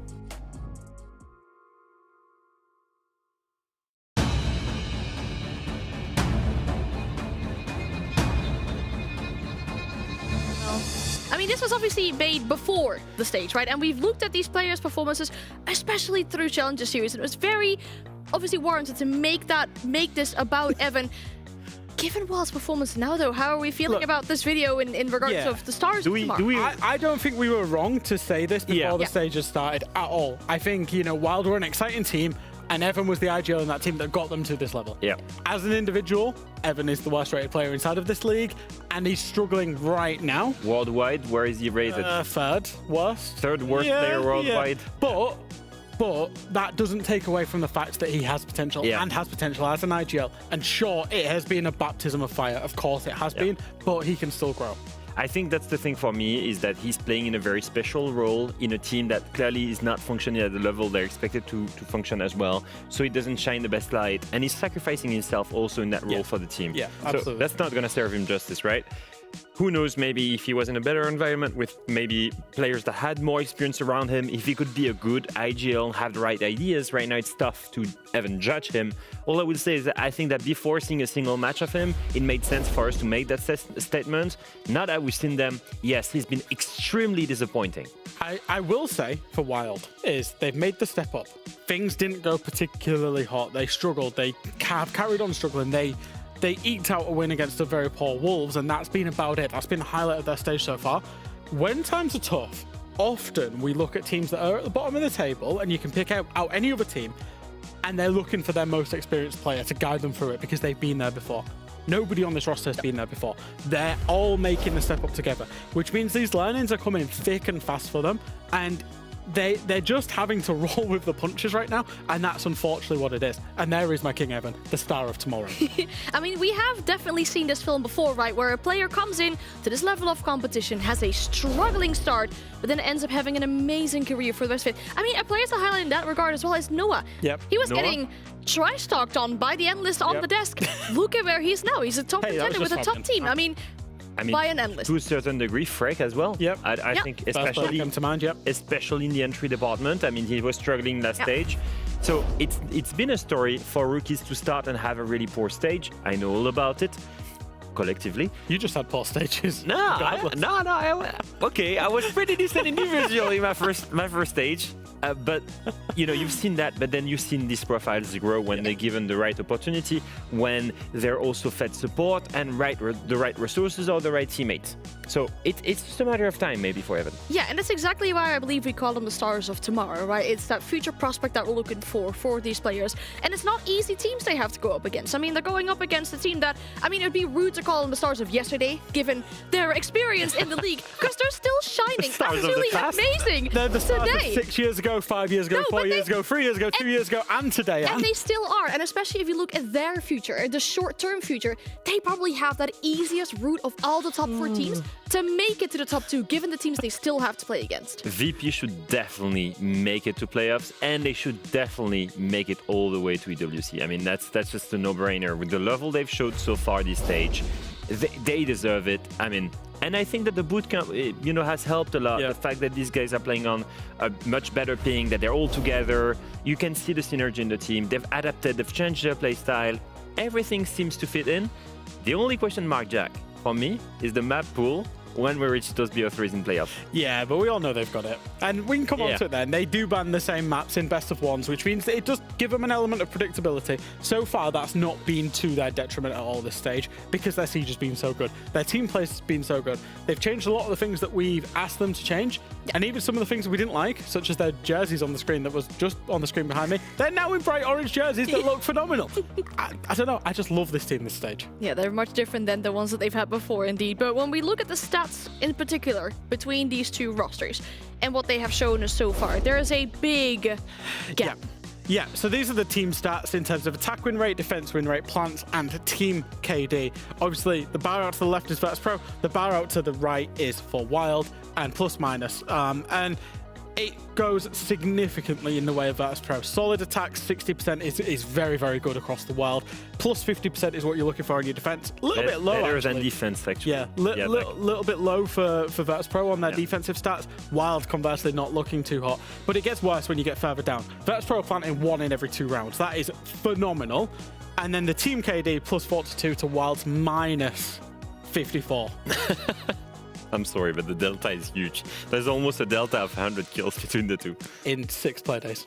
Yeah, that is absolutely massive. I will say this, one more stat for you guys. If you take VP's combined years of experience at tier 1 level, that's above 30 years of tier 1 experience on Siege. That's older than me. And then if you look at Wild, it's not even 6 months. In total. So in combined experience between all of the players in tier 1. So maybe there is some stories there as well.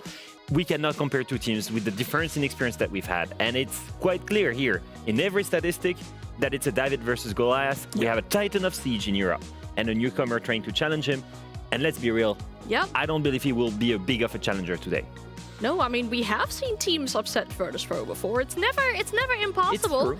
But, I mean, obviously it will come down to the map as well. We've seen maps that Wild was very comfortable at, but going into a map veto for Virtus Pro we've got our eyes closed. Okay, we've not seen it, so tell us. Virtus Pro ban is Night Haven, Lair, Yeah. Consulate, Skyscraper. Yes, those are the 4 Virtus Pro bans. Good job. Yeah, I mean, it's the same with Virtus Pro in every single best of 1. You know that you will be going to Clubhouse, Cafe, Chalet, Bank, or Border, and it's which one do you pick your poison on. You're never going to take Virtus Pro to Cafe or Bank because you know they're very good on that map. So it leaves realistically Chalet, Clubhouse, or Border.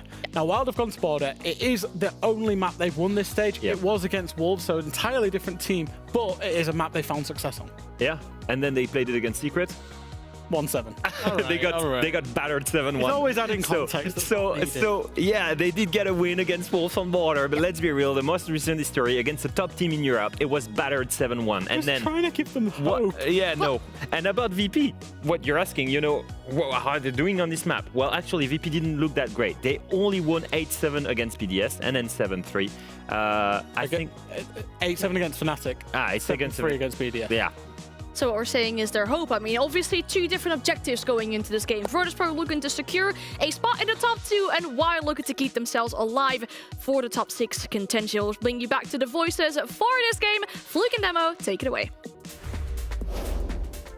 Thank you very much, Anne, and we will off to Border. Maybe as aggressive as the map we just saw before, but Virtus Pro, well, they've probably got themselves a pretty straightforward line here, don't they, Demo? Should be. Think for VP, this should just be Plain and simple, job done, 3 points. You know, you're against one of the bottom teams in the league. This is VP. You know, Fresh mentioned it, you know, right there, the experience that these guys have, you know, 30 years plus. Jack said it's older than him. You're pushing 40, mate. It's not, definitely not. But yeah, VP should just come in here, do the job well. Good performance, set the dominance, push on to tomorrow. So we'll see what the predictions have sort of rolled through there, and I think everyone has a decent idea of how this is going to go, but it's up to Wild to sort of prove us wrong. Obviously, there was the piece before about the stars of tomorrow and the stars of the future here, but getting an idea of how that's going to... Has he got a snapback on? What? Has he got a snapback on his head? That's what I'm seeing, right? Who? Evan. He does. Look at him. Does. Got the backwards cap on. It helps him play faster? I mean, if this is what has been holding him back, is that he hasn't been whipping out the hat, we'll see. Imagine. It could be it. Everybody's got their good luck charms. We've seen players with good luck charms. So we've seen players with good luck pictures. Now we get a good luck cap. There's some good luck anime figurines, a good luck map of the world. A good luck map, bed not being made. Good luck, what are those books? Can't read them. Shepard's good. Well, that's not really a good luck air conditioner because they're at boot camp. They're all in the same group, unless they brought the air conditioner with them. Does anyone remember whenever VP or Empire, one of the two, they were in like a team house and they had like complete like grandmother wallpaper on the walls? Yeah. I don't know if anyone remembers that. Yeah, that was I do always a remember fun that. time. I can't remember who it was, but it felt like one of them was playing in a cupboard and the rest of the team. Yeah, it's like they made the most of it. And what about the Korjeka pause on the monitor? That's a classic as well. I mean, we've had a long road with players of this team or previous players of teams with them, and well, let's see if they can still keep it up. We start here with Wild on the attack, Blackbeard and Descent. Gonna see if they can try and get themselves in and manipulate the space. Now, I really, and I know this isn't sort of the best thing to say at the minute because shields are more powerful than ever. I really enjoy shields on this map because I think they can be quite fun, and it's sort of the play that we used to see, you know, SSG have a lot of joy with. Just send them in, send in Forest on a shield and see what happens. Sort of put the pressure in, and maybe Evan with a bit of that same energy, try and get some motion here. They're getting rid of all the util close to the door on the default plant spot. You've also got to make sure that nobody's underneath, and with the Tachanka bouncing fire over, well, it's not going to be easy to settle a plant there. Yeah, I think that's exactly where they're going to go, is just straight in the archives. You know, the shield has been rotated toward this side of the map. Obviously has the fuser as well, but then again, you look at now where the Blackbird's going. The Sense wall to cover off that trip wall over towards Office. Oh, the Frostmat was able to catch out one, but Evan finds two because of that pocket play using the Sense. Blind them both up over towards Long.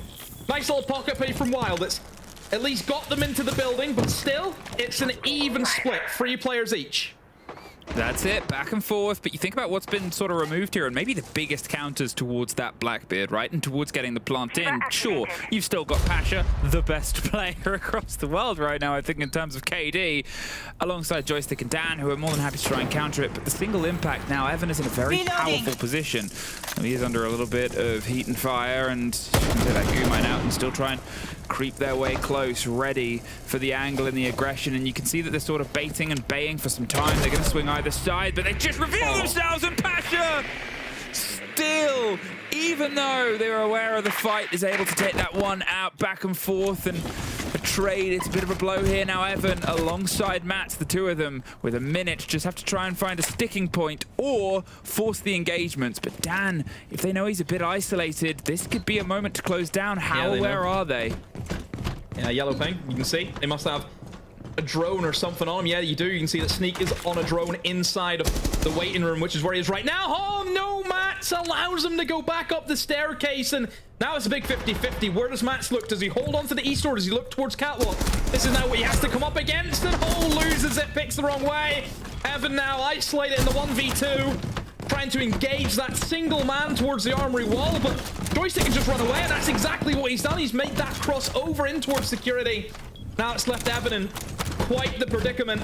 There's a BP as well, calling out his position the whole time to these VP players, so they know exactly where he is, and see what Evan can do. Well, there's the rotate back around. Joystick can just be a problem child, and they're either side of him, and Virtus Pro, I mean, played the end of this time perfectly. See you later. Dan doesn't want the smoke. He's happy to leave you in it. Close enough round. I mean, it did feel very 50-50, a lot of those gunfights for both sides. Obviously started off well, nice little pocket play from Wild, but still, VP picking up their kills, as they do oh so well. But really it comes down to that moment, allowing Dan to get back up in the east. All he had to do was hold an angle onto the stairs. They had full information on where he was, and he lets the player go by. Double frostmat, by the way, in that window also, 2 of them. But still, didn't really make a difference. 1 was enough. But yeah, it was just that 50-50 with Dan. This kill right here, I think this is what kind of determined how this round went. And yeah, Dan held his nerve, won that engagement. And VP, they sit 1-0 up. 1-0 up, and they have themselves their first defense. But as you said, it wasn't a million miles away. You know, you could see that Wild kept on trying to probe and prod, and the Blackbeard is going to stick around. I imagine it's going to be the next round ban, get the 3 shields entirely gone. Maybe it's the lowest preference, but Evan was still able to get some ground there. It's just getting the team sort of running behind it, right? And obviously there was a couple of traded engagements as well. I think we had 2 maybe across the whole round. So, you know, it's always a flip of a coin, really, down towards the workshop site itself. And Evan just getting the ping and the reveal on the players. They know who they can expect. Another Legion and another bit of a slowdown here, but it's a lot of mobile damage. There's something about seeing someone play Castle right now, knowing that I can't. That's really upsetting to me. Yeah, Castle's also very popular, you know, operator you'd see in ranked, just because people love a good Castle strat, don't they? It's just the amount of times I've gone for a hold that I'm playing against, and I'm like, oh, Castle would be so good. Oh. Yeah. Oh. Cafe top floor, Castle not available. Yeah, it's torture. But anyway, still here to be used, and I don't think Wild will struggle with it. You know, they've got the Ash, for example, in, so obviously can take them out at range if needed, and Sneak is looking to sneak his way in, pardon the pun, right in towards Customs, and does get himself in. Thank you for the chuckle. But yeah, just trying to look for early map control, and that's usually what Border's about. It's about kind of picking one side of the map and going for it. And looks to me they're just going to try and rush in and go for the plant under the cover of the Yings, and they're doing that successfully. Well, they got the shield on the backs. They can't be shot from above as well without problem, and they just keep pushing, but they get the post plant, can pull themselves back. The Blackbeard's there, and now with an air jab caught, they know somebody's coming around the side, but it doesn't actually get a kill on the back of it, and they know there's going to be pressure from that position. The tough thing is, how do you get them out of that situation? You can try and rebuild with the Keybers. That's the first goal, and has blocked off at least the perspective of the door, but Pasha just charges in. Evan gets one. Joystick has the cover. It's a 3 versus Evan right now, and he's got to be able to watch all of them. Does the right decision, dips in, gets the rid of Shepard, but as they start to smash through the Keyber, it's not the end of the world. They're actually going to do it again, and well, somebody is now on the defuse, but they're ready for the fight. They just have to move in, but they're just going to hold on, and he didn't really have any other option there. Sort of out-muscled at the end by the 3 remaining Virtus Pro players, but again, it comes down to 1 versus 1 engagement. It comes down to a trade game that Virtus Pro are just 1 step ahead of. Yeah, they're just better in the gun department, aren't they? You know, that was never going to be a question. I think the way that VP have played this stage so far, they've been electric. Obviously, Pasha has been the standout player so far, you know, throughout this stage for this side. But again, they can all do it. That's the thing, that this team is probably the best shape I think I've seen this team in some time. You know, just with the way that they've elevated their game. Great retake, really highlighting how strong the Azami can be in these late round positions where she still has some in the pocket. Can use that for those retakes, block up those windows. Just little things like that, you know, it's great to see. But yeah, Wild just losing their engagements. Look, they've done well to identify that, look, nothing's really stopping us walking in and going for that plant, but they're just getting outgunned, you know, every turn right now. VP are just on it. I think that's sort of it, right? It's almost the kind kind of compliments and commiserations of, you can mention the previous game as I did of against a different team, these things wouldn't be going so right. It's the opposite here. Against a different team, Wild would have probably made a couple of lands here. They would have potentially got one, if not two of these rounds so far. They're a bit unlucky that they are against one of those top 4, potentially top 2 teams for the fight for playoffs for the SI points. Still, they have to try and keep piecing things together. They can't let this deter or slow them down. They're into now the tertiary site. It is bathroom, so it's still the high preference site for lots of teams, Boomsy. It almost took a bit too much damage there from the Florist drone.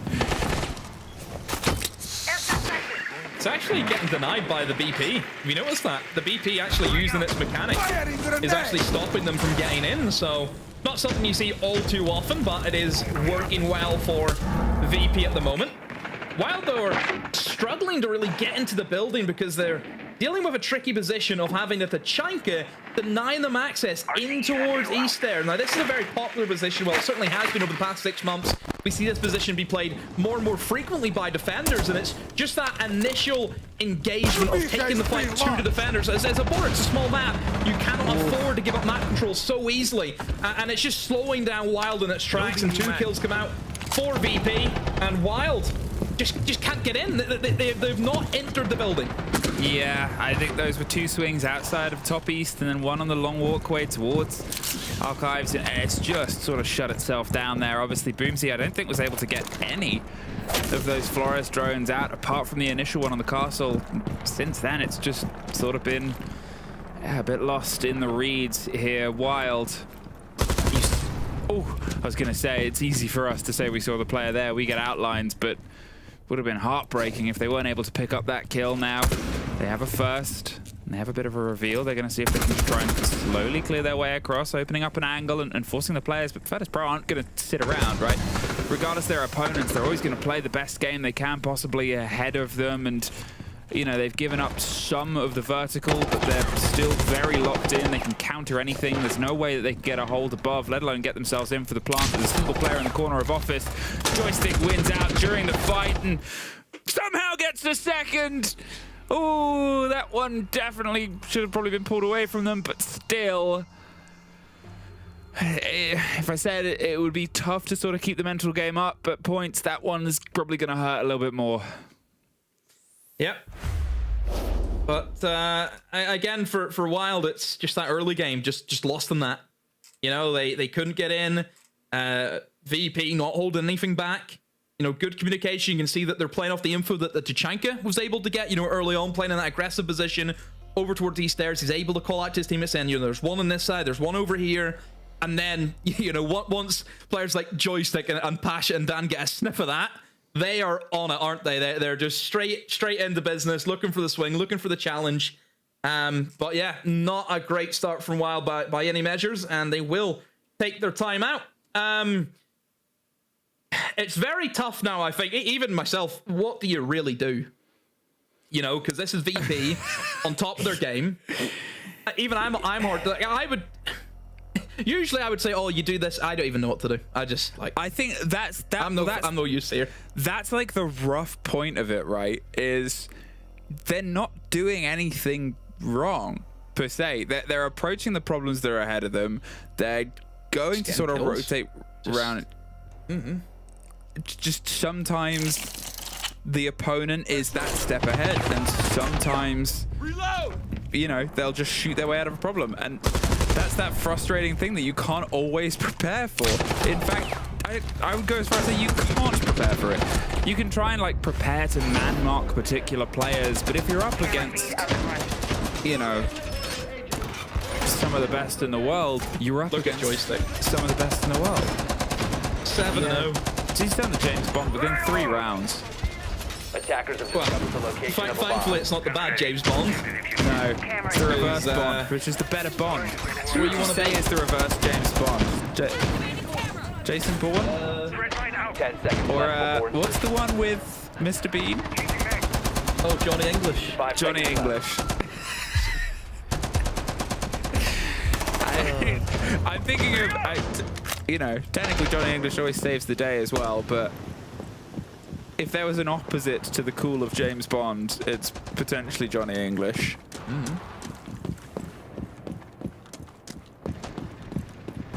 I bet it's Tim's favorite movie. I don't know why. What, Johnny?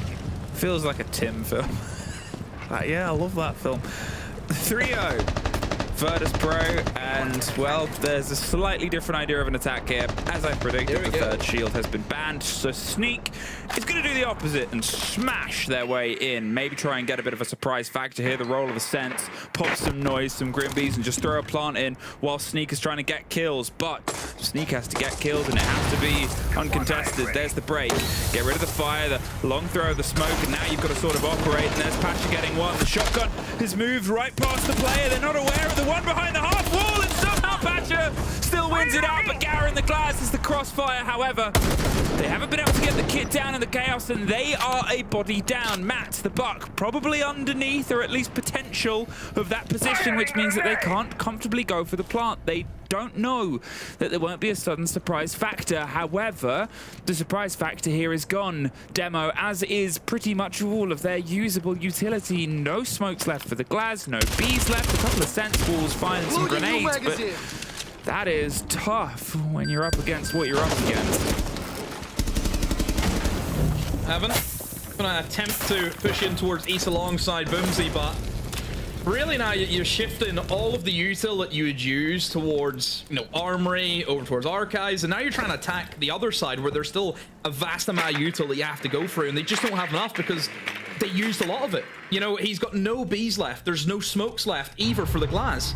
All they've got is some nades and a sense. That's it. So really, this is just not going to work. You're playing into the other reinforced side of VP, and he's going to use one of the senses to look towards that long. Garen able to find one, pushing up in towards Metal, but it still just looks like a very sorry affair for Wild, and that's the way it's going to end, as a 1v3 for Boomsy to try and clutch up in, but always is on that. Yeah, so obviously they've just ripped it and thought, let's try a rush. They didn't have any shields, which I think if you don't have the shield for border, it's very difficult to actually pull up the rushes. Now, from what I'd seen in terms of what they were attempting, was they had Boomsy with a lineup outside of break door, and he was able to throw the sense in, which would go straight through Metal, straight towards, you know, the far end of the armory bomb site. That sense would go up to allow the Amaru to go in and challenge the guy who would be, you know, normally playing over towards box or over towards the reinforced wall. But he didn't check the guy in half wall, and then he dies. But even at that stage, I still don't know really what the initial idea was, because that Amaru went in without the diffuser. So if you have site control, or as an Amaru, let's say he kills the guy in half wall, how does a diffuser get into that bomb site before VP retake it? The diffuser was with Boomsy, and he was outside of security window. Was he maybe thinking, oh, if my teammate takes Armory, I can just walk in through Armory door? That's not going to happen. There's two players inside security from VP who were holding that. So even, yes, I know it didn't work because they didn't get the kills to begin with, but even if they did get the kills, I'm struggling to even see the vision of how they would get in with the diffuser. Attacker's objective is to defuse a bomb. So, 4-0 here, and what other ideas do they have to try and put into motion at this point? Because they've tried a few different ones, and obviously, as you said, they don't have the shield to build behind, but now they won't have it at all. They're going to try and do something a bit slower and steadier, play against the pings, and oh, will that be a rehost before the first engagement? Yeah, it should be. 2 minutes 15 typically, isn't it? Oh, yeah, I thought it was 2 minutes 15. Yep, rehost confirmed. Okay. Now, obviously, we'll just get things back together as soon as possible, but yeah, so at this point, what do you sort of do from the side of Wild? Well, where's that headspace at? How do you try and at least get one, if not two, at the end of this Virtus Pro sort of starting half? Well, obviously they took the time out, and then they go into round number 4, and they've tried to go for just a rush, and that hasn't worked. So it almost feels as though even their plan C hasn't worked. Not many teams prep for plan D, which is probably the worry. And now you're kind of in this limbo phase, aren't you? Where you don't really know what to do. I would say they're probably out of ideas. But somebody needs to step up. Somebody needs to come up with something. But just with the way VP's playing, really, what can you do? It's one of those where VP look untouchable. Yeah, it's like you always feel a bit bad when you're trying to give analysis of just saying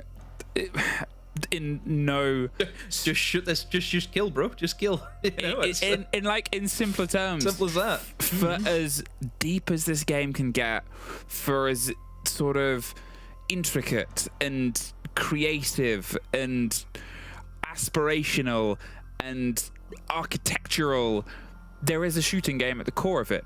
And I reckon up, down, mid. Virtus Pro, they're really good at shooting games.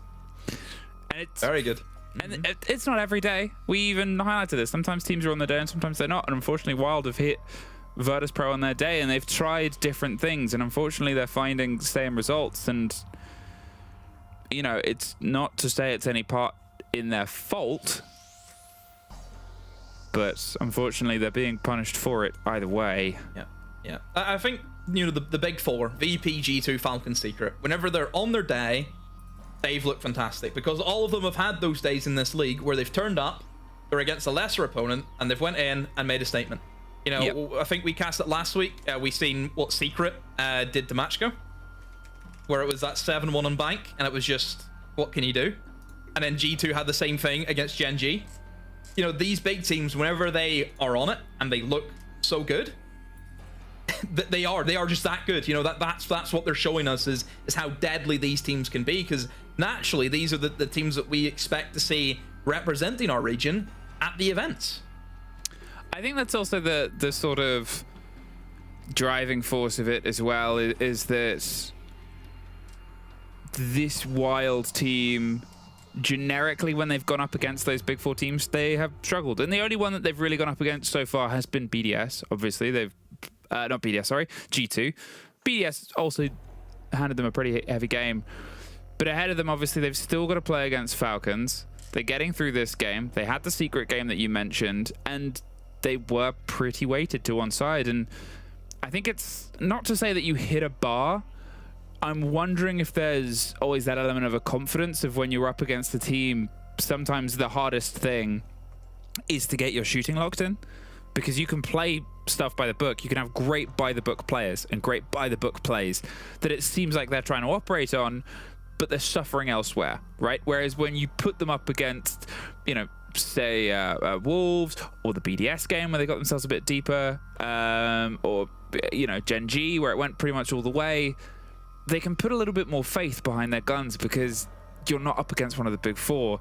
And that's a tough thing for any promoted team, I think, to sort of have to get into the headspace of. It takes a lot of confidence to show up and do insane things. It takes a lot of confidence to be like Matcho and how they've sort of had that energy when they hit against the big teams. They almost go the other way, where they don't do specifically book plays against the big teams. They just play themselves out of their skin, or try to, and that energy helps tie them in some regards, or has helped them sort of get their teeth in, and from what was sort of a back and forth start, and yeah, they still got sort of dispatched by Falcons, but it gave them those extra couple of rounds. It gave them that win against Virtus Pro that took people a bit by surprise on Chalet. And even then, I think it was, as I quickly look over the stats, yeah, Dora went 12-6 in that game. Teb went even, and Pasha went 21-8, and they were still able to take Virtus Pro that day, which I think shows two things. One, there's that energy, but two, sometimes teams also aren't on their day. And sometimes you run into them when they are on their day. You know how we said before stats can sometimes lie? And you said that, not necessarily me. I think I'll give you the credit.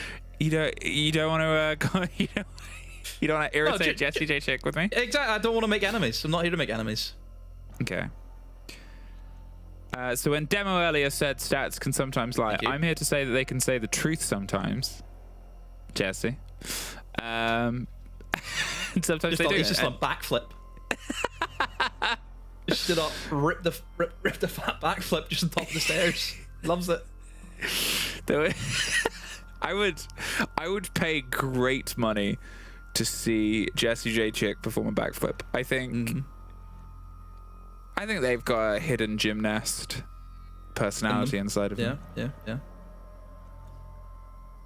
Just overall, just the way this game is went, it's a map like Border, which I think is a very punishing map if you aren't up to the task of getting kills, because it's not like your clubhouse, your lair, your labs, where we sit there and we really pinpoint, oh, this wall wasn't opened, oh, they didn't dump their util at the right time.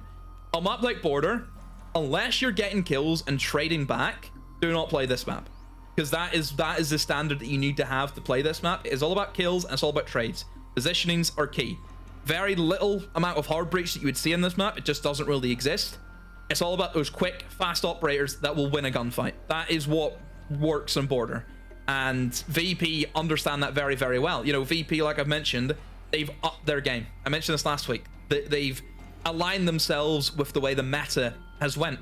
You know, we would never have seen this VP a year ago. That VP would be playing Border slow, methodical, sitting back, just hoping that you know the first plan works. No, this team now plays off the cuff. They play fast, they play aggressive, they want to get in your face, they opportunity spot, they have these pocket plays, they have the shields involved in their strategies. They've stepped up massively to where they need to be.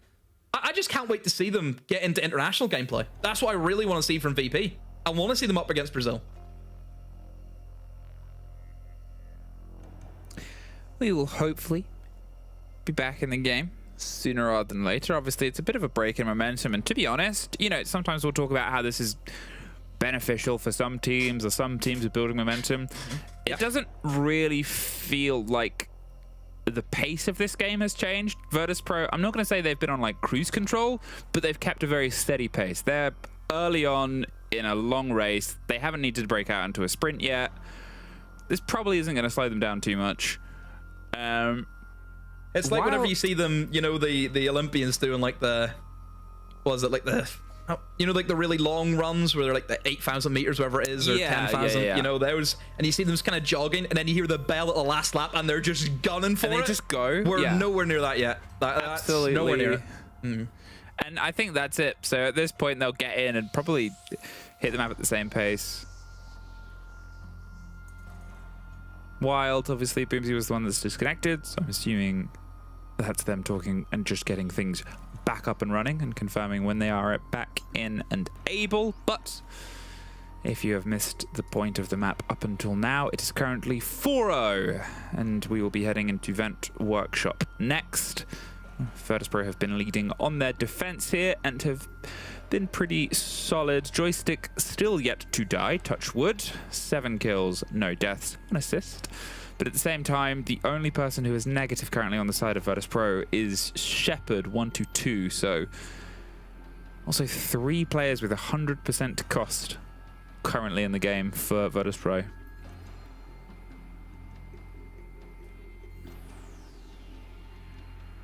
Obviously, Wild, and in terms of how this stage has went, you know, they have suffered pretty big losses. I think they actually do have the worst round difference in the league. You know, especially against the bigger sides, you know, 7-2 against BDS, 7-2 against G2.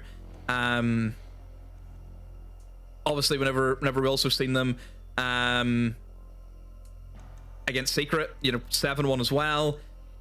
They have this tendency where if things aren't close at the start, they just never really get going, and it does feel as though we're kind of ambling towards that, where it will just be, I mean, I'm pretty sure Fresh predicted a 7-0 for this game in his predictions.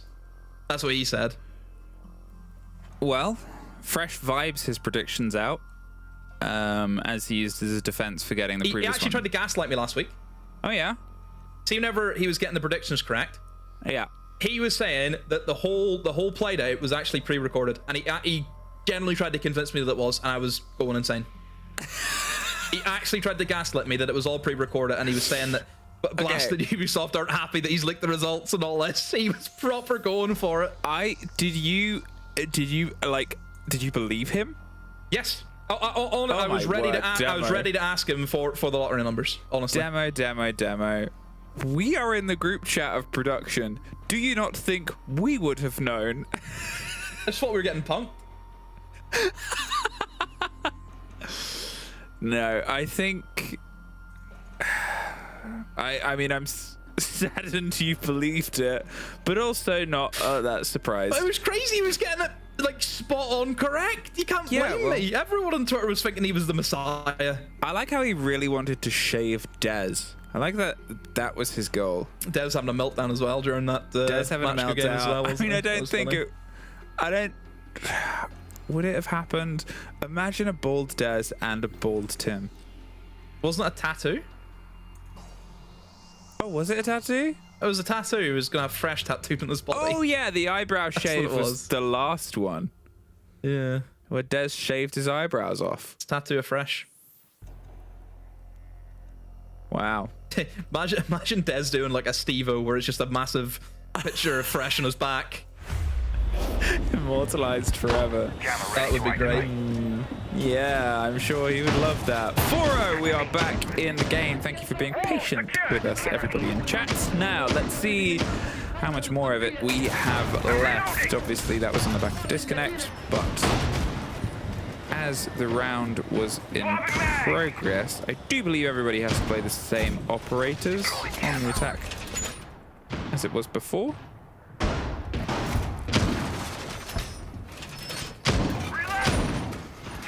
5 seconds to insertion.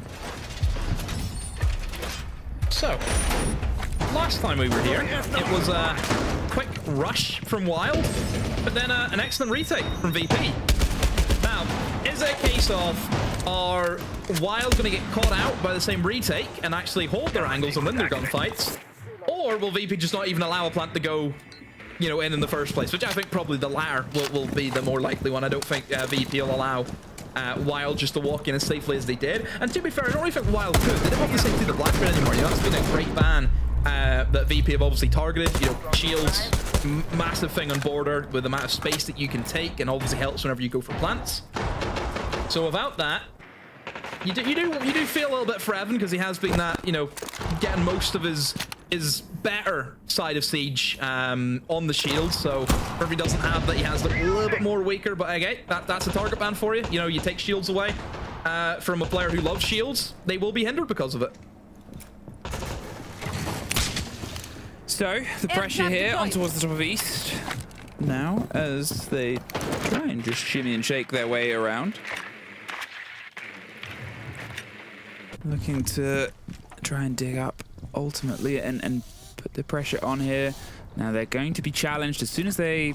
Oh, I was going to say as soon as they open the door, but they're actually not entirely watching the vertical. They're still opening up the angles, and they've been able to slip their way through. Sneak is aware of the player that is currently above them and doesn't really want to directly challenge as of yet, but now two have been able to sneak through. So Joystick, although he's quite hurt, hasn't wanted to entirely throw himself into the position and the threat. The pulse comes out and they set themselves around. The last time they went for the rush plant, didn't quite work, but here Virtus.pro haven't handed Wild a free body or an easy engagement, so they're going to still have to try and force something out. Will they go for the vertical take, or will they just try and throw it in? You kind of hope for the vertical, but no, Evan goes through, takes a chunk of damage from somewhere, but he's gone deep in and off the piece plant position. The C4 over the top. Now they know where he is, but they can't quite get the angle in time. They get the plant secured and they get out of there. There's 2 kills that have come through here for the side of Virtus.pro, but at this point now we're in a similar spate to where we were before. Can Wild have shown lessons learned? They have 2 players on the outside watching for the windows. Deimos is off for the swing as well to try and just offer a little bit of width to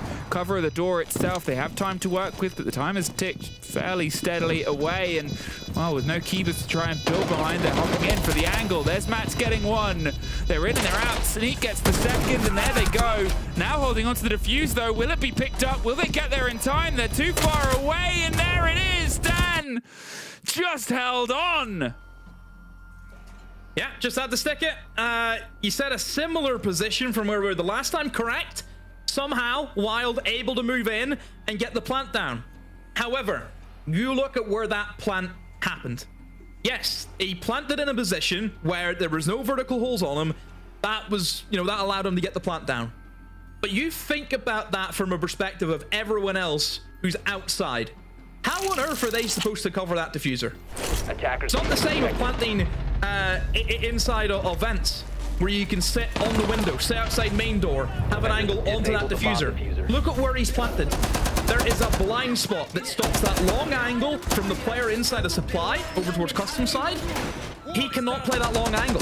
So the plant position was just all wrong. And you seen it was very simple for VP to look where it was, just put bodies in front, get that diffuser, job done. So yeah, plant position, let them down. Razor wire in position.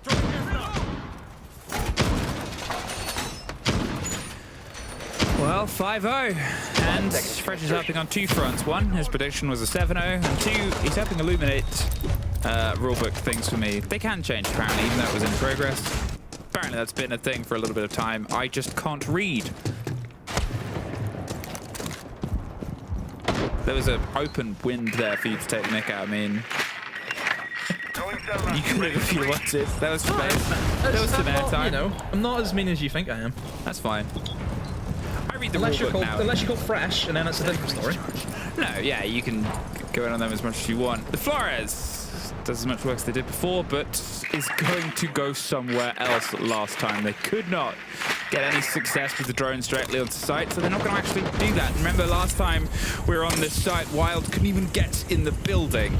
So this time they're trying to get themselves close together, but they lose the thinker first out. The swing and the fight, bit of timing there as Dan is able to win his first on CC. Could try and escape if he wants to, but they're currently just with Pasha on the shoulder of cover, stepping in very aggressively. There goes Boomsy as well. They lose out on those Flores drones, and here the attempted close down on the vertical has netted them no result once again. So, Wild, 3 versus 5. What do you do to give yourself a lifeline before you find yourself staring down the wrong end of a perfect, flawless half? Not that, as Evan is called out as well.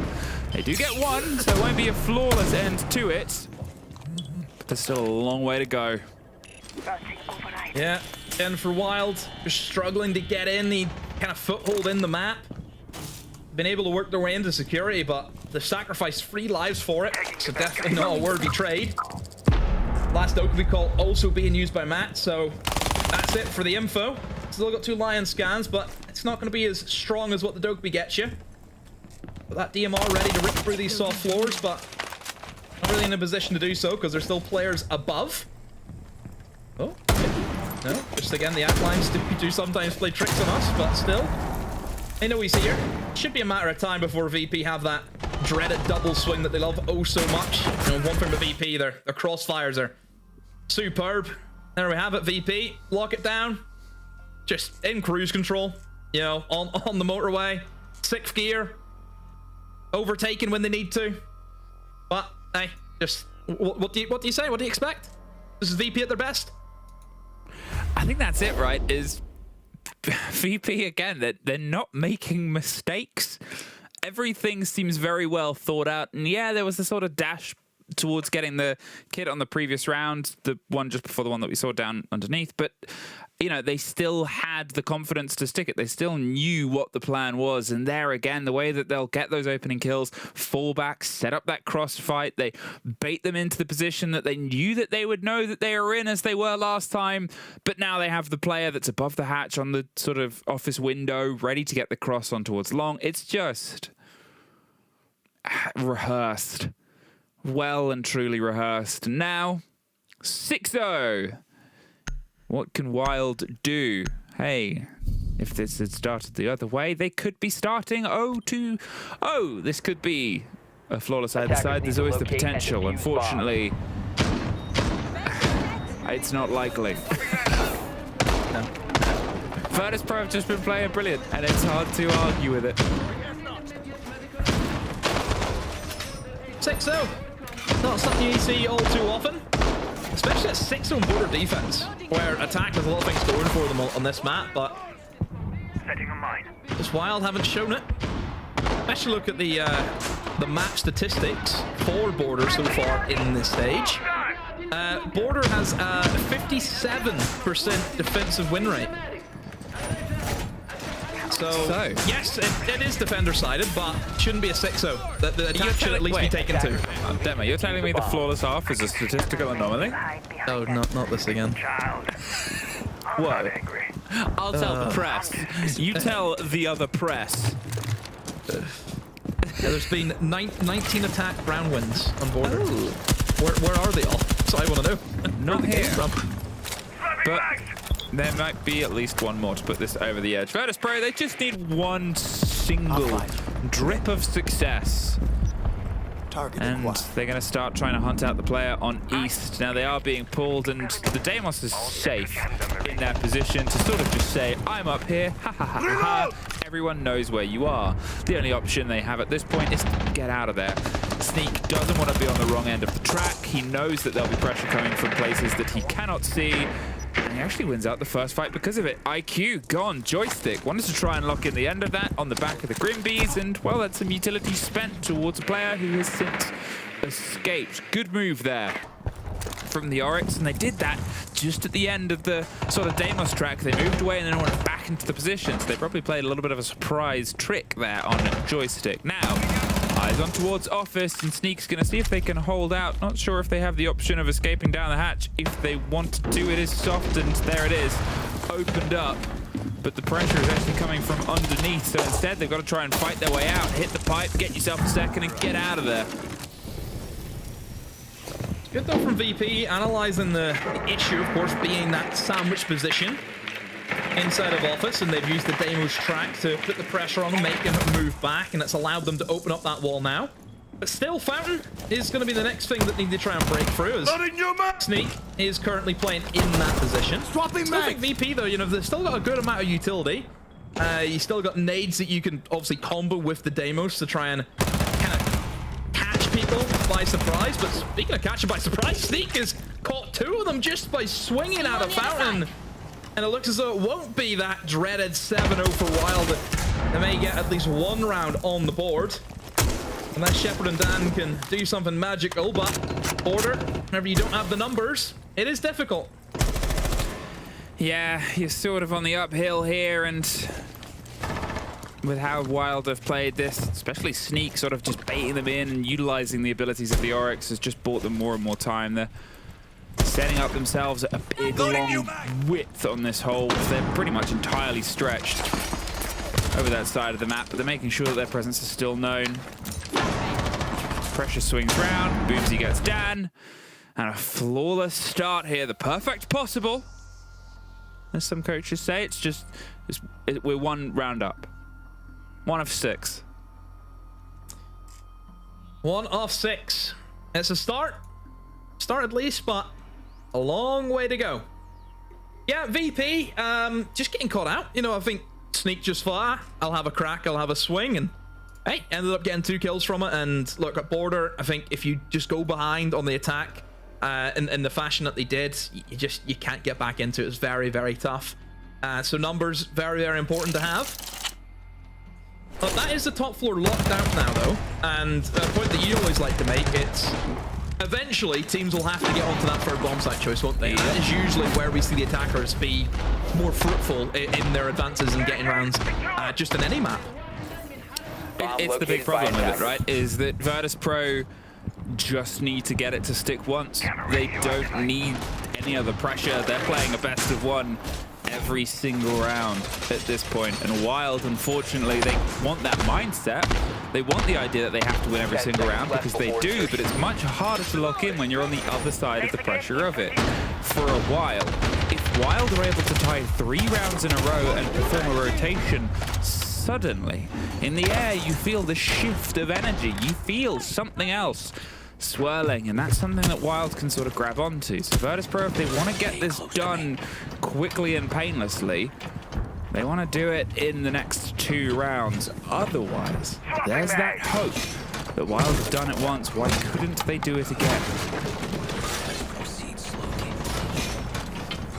In comes the Monty, taking that east control, and one little difference that Wild's approach compared to VP. VP were very heavy in holding that east side, weren't they? They had that player behind the single reinforced wall, swinging onto either doorway towards east.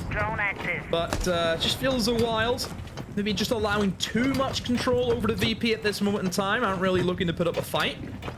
Yes, they still have, of course, roamers in towards that top floor, 4 of them to be precise, but For VP, as long as they can get into the building, they can really start working, and Joystick will open up with that first pick. Well, that's it. First pick gone, and with always just reading the information, well, it's just feeding it to Joystick. Dan gets a kill onto Mats from a Claymore, and maybe 1 was the trick, but 2 was a step too far. Evan and Boomsy do get the first, but they've still got Monty that took a lot of damage there. Not entirely sure where from, but they're clear of it since. And there's suddenly Pasha. Okay. They now have the control of the power behind them. They've got some space to work with. They're being pinged continually, and they know roughly where the player is, and they're just sort of reading that out, expecting the sort of swing on it. They have to operate around always. But instead, Shepard is going to take the fight. They're going to go for the pre-fire, locks it in. Evan did not know that the position was being read, and that is a terrifying thing to look at. Immediately seeing the Monty. Where do you go at this point? Down and out. It's kind of the only option here. Boomsy has everything to do to save for the team, and the Monty's not going to drop the hatch, because why would you? Just pulls their way back. There's watch from above, and Virtus Pro. 7-1. They find the end, but they just played brilliantly today. Yeah, came in, done the job well. It's what they needed to do. Look, you're against one of the bottom teams inside the league. For VP, this is what is expected of them. They should just go in, get the win, go next, move on to tomorrow. At this point, obviously, they're still eyeing those top 2. There are top 4. We always knew that. But how much further can they go? They still have the Super Week itself ahead of them. They still have work to be done, and they still have places to get themselves locked in on. Obviously, Virtus Pro, you know, they're so procedural with how they want to go, and we'll proceed on towards our break right now.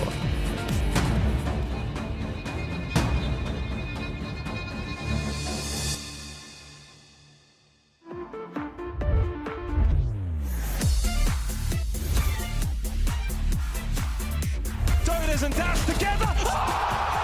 Unbelievable. Can he get there in time? Cameraman's going to complete. Biggie T finds a huge 4K and Gitbo. Their first. There's only 4 seconds left. There's no way. Whilst not easy, is potentially winnable. No. They give him a 1v1. They've given him both down. They find the down as well. Yesterday they took the crown from NA. Today they take the kingdom of Blackout.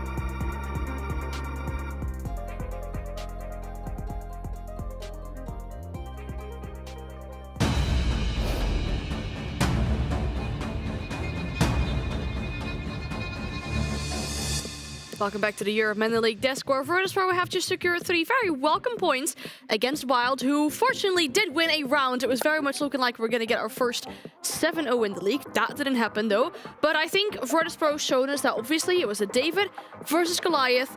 The veteran, the seasoned players, they come out on top. Feels sweet to be right. I mean, it's exactly. Why are you reveling so much in Wild's failure? No, it's not about Wild failing. It's more about exactly what we said. The gap between those two teams. I mean, it was clear.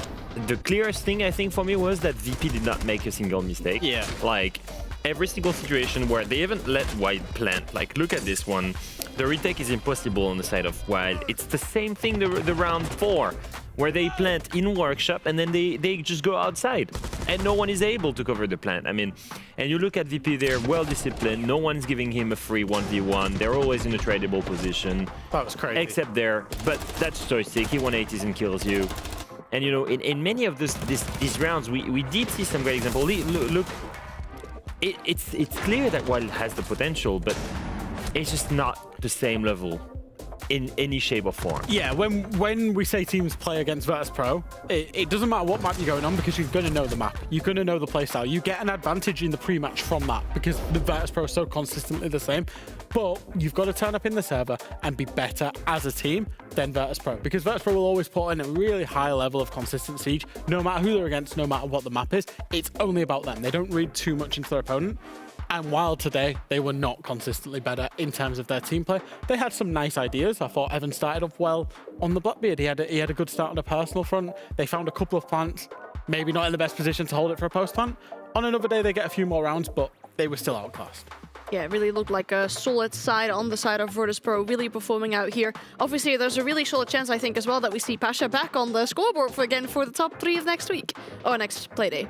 Yeah, it's actually really cool to see Joystick stepping up today because, you know, he was quite low in EPS so far at this stage. I mean, it's completely fine to be a little bit quiet when you see all of the teammates carrying his weight, but it was really cool to see him step up and drop double digits, I think, overall. Yeah, it's been pretty, you know, Joystick's, like you say, he's been one that's gone behind, but, you know, Pasha always have been carrying this stage. But Joystick had a great game today as well. Very, very confident, especially once he got onto the attacks. Very solid stuff from the players here. Obviously, we'll have the scoreboard in a bit as well to show us really all the sets and everything. But before we do that, we talked to Pasha after this game. Pasha, a 7-1, a rather easy game for me, guys. I imagine 3 very welcome points as well. First of all, hello everybody. Thank you. That was a quite nice game from us. Few good retakes, so it managed to like have 6 defenses in a row. That basically won us the game. Pasha, who is the best player on your team? Because we can't decide, because you're all playing so well. I mean, in theory, we managed to like figure out that if Joystick performs, we win everyone. So Joystick is if not the best, he's the most important. Because like yesterday we were screaming at each other, like literally screaming, 3 hours in a row. And Joystick dropped double digits today. So I think that makes sense. Were you we'll scream at him more? Yeah. Screaming or screaming like at each arguing, other? Screaming like arguing. Yeah. Okay, very passionate scrims. Pasha, I need to ask you, because I don't think we've spoken a lot about Karjeka joining the team as coach since the beginning of this year. How much has he had an impact on your guys' evolving playstyle, on CJX, on being more aggressive? Well, I have to say that playstyle-wise is the most important guy in the roster as always, because he like literally like calls everything we need to learn, we need to do. Like he gives a lot of info. I think Karjeka and analysts are doing like their best job and like having good analyze before the game, like especially today. We knew exactly that Wild will do, so there was a lot of like frost traps goes, so they can literally do nothing about it. Like everything was pretty much readable. So that's the like coach and analyst job basically. That's awesome. We love to hear that. I mean, when we talked about, obviously we had our pre-show earlier today, Pasha, and we talked about the top 4 teams that are still in contention of the top 2 spots as well. You guys are coming from 4th prior to this play day, but we figured that you might have an easier path to the top 2 than the other teams, given that you only play Secret still as a top contender team after this. Do you agree? Do you think the top 2 is very much possible here? That's not the case. I just don't care, honestly. we just need to do our job in playoffs, for me. All right. Well, I mean, it's a very good way to look at it, I assume. Thank you so much for your time, Pasha, and good luck with the Super Week as well. Have a good night. Bye. I'm surprised he just said, like, oh, I don't really care. That's a competitor's POV, I think, for me. In a way, I'm not surprised because Virtus Pro are always very intrinsic looking. They will just focus on themselves. They don't really care who they play. And that shows in their performances. They'll ban the same things against every team. They don't change. They just put out their consistency and they challenge teams to be better at it than them. Today, Wild were not. Yeah, many teams will tell you, yeah, we're fine. If you've got to be the team that wins, you've got to beat everyone. Well, they put the actions behind it. They will have the same veto against anyone. They will play the same way versus everyone. They will adapt, though, and that was kind of cool to learn, that they were still adapting their defenses tailor-made to Wild. I have found one victory that Wild got today. Matt's got rid of the cable. He's now on a new headset, and that should be celebrated. And Evan is almost in positive. Almost there. Yeah. It's improving slowly. Yep, starts tomorrow, as you two have mentioned. Of course, a segment we've at the beginning of this matchup. That concludes it, though, for these two teams. I mean, Joystick, you two mentioned it already. Yeah. An amazing performance from him. Yeah, there he is. This is his full stats from stage 1, and you can see that actually it's not looking too hot for him. But I think, like Pasha said, it's very important that when Joystick does well, they win. But it sounds like yesterday they've had a nightmare where Joystick has done terribly in scrims, and they've ended up screaming at each other, which is crazy because they're in a position of power in the league. But that's the standards clearly that they're holding themselves to, that wasn't acceptable. And I suppose today, if that was the case yesterday, obviously we can't read too much into that, but then they've come out. Joystick has had a great game today, was the MVP today, and then they've smashed Wild 7-1 right before Super Week, or right in Super Week. That's all you can ask for, really. It's just one more example that really wants you to see them play in the BO3 against some of the bigger teams. Yeah. I think that game against Secret, especially on the last play day, will be a banger. Oh, that is going to be a really good game and might actually determine who ends up being in the top 2 or not. But we do have another top 2 contender. We have G2, of course, looking to solidify their position in the top 2 as well. They'll be playing after the break against Fnatic.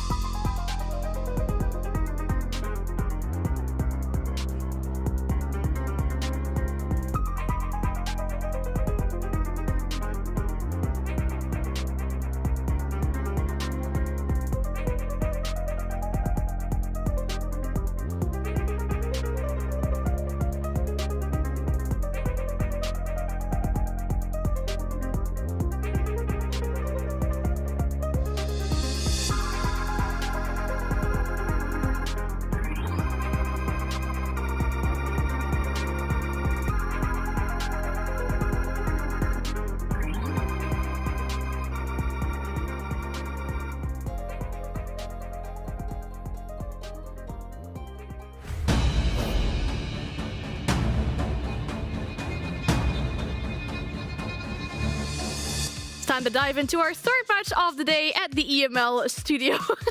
What's going on? This is the face that we make when Stompin's playing. Okay. All right, well, yes, he is playing. He's playing this third game. He has to play against Fnatic as well. And we talk about Fnatic and G2 as some of the biggest organizations in Siege, not only in the current future, but also way, way back. I mean, these two teams have a history of playing against each other. These organizations, rather. Two of the most prestigious organizations in the world across all these sports, but very, very different results on Rainbow Six Siege, Jack. Yeah, very much. G2 have absolutely dominated against Fnatic. In fact, the last time that Fnatic beat G2 was Six Invitational 2020. I was on G2 during that game. Didn't go particularly well. It was a pretty bad game. We were playing with a sub. I'll give us a caveat on that. But yeah, G2 generally, especially since Fnatic's reintroduction into Europe, have absolutely dominated them. Well, let's put it simply, ever since Fnatic joined Europe, they've never beaten G2 at all. Not a single time. I just said that. There's some personal, I feel like, importance in what's actually quite funny is Leo was on Fnatic and I was on G2. So right now, you know, I'm in a weird position because G2 clearly has the advantage. Yeah. G2 clearly is the favorite. They've also been dominating this entire stage, and they're facing a Fnatic that is wildly struggling right now. They have. I mean, obviously, even if we look at the recent history, right, we're looking obviously at the past, but we need to look towards the present and the future as well. I mean, of course, we talk about stars of tomorrow, but two of the stars on the current rosters, when we speak about the players here, we have to talk about Wizard. We have to talk about Stompin, two players that are absolutely carrying their teams right now, really putting in that work, the rookies, and these are the numbers for them as well. Both of these players coming into the league as the rookies, but actually looking at home inside of this league, becoming really, really important linchmen for their team. Playing slightly different roles, Wizard has become a very big focal point for Fnatic. Stompin's kind of slotted into, I would say, a G2 system alongside other big names, but both of them have looked exceptional. Very different roles as well, let's be real. Stompin has a very specific way of playing the game. He's playing it extremely safe, also on roles that are a little bit safer. You see him sometimes on Harbinger, on Smoke, whereas for Wizard is given a little bit more space, which allows him to get more frags and entries. And both of them, let's not forget, have come over from console Siege in very recent history as well. So the idea of even PC Siege, mouse and keyboard is still relatively new compared to some of the people, you know, we just seen Vex Pro. They've been playing mouse and keyboard Siege for like 10 years, do you know what I mean? Whereas these guys, it's been, you know, less than that, obviously a lot less than that, sometimes less than a year as well. So for them to be coming into this league, putting up these numbers that they are, I think is real testament to the quality of these two players, and I expect them to grow.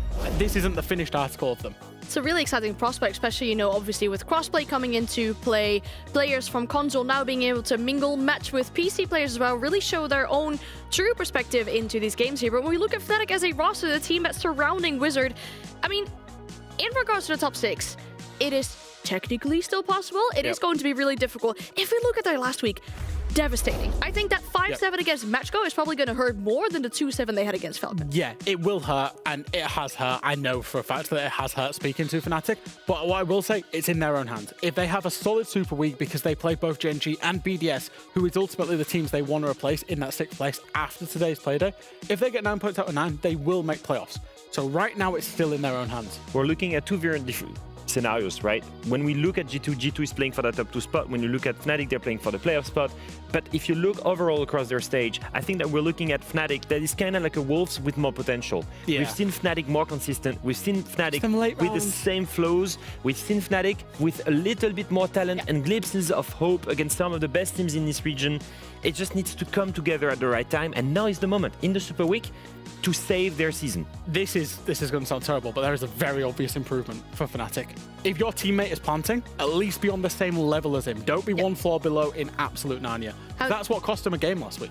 How to cover the plant 101 with Fresh. I mean, that's exactly what we want to see from Fnatic on their attacks to make sure they've got the basics down, especially against a team like G2, because it is not going to be easy for them. G2, as you mentioned, already going into this game with that perspective of making sure they lock in that top 2 position. I mean, especially given that Falcons and Secret, currently top contenders as well, still have to play against each other later today, and they might have to spread some points between them. It's such a rough opponent for a team like Fnatic that has clear gaps because you're playing against the best gap finder in Europe. Look at the best, the most played operator for LMO, Blitz. You know, he's the one that is a little bit explosive. Yes, his stats are a little bit, you know, backhand right now, but he's the IGL, and every player around him, surrounding him, have stepped up massively. I think G2 has looked coherent and have looked towards one same shared vision. Yes. And we hadn't seen that in a long time. It's loads of individual talent, and then one team in one direction, and we love to see it. And for all LMO's stats will suffer when he's IGLing him,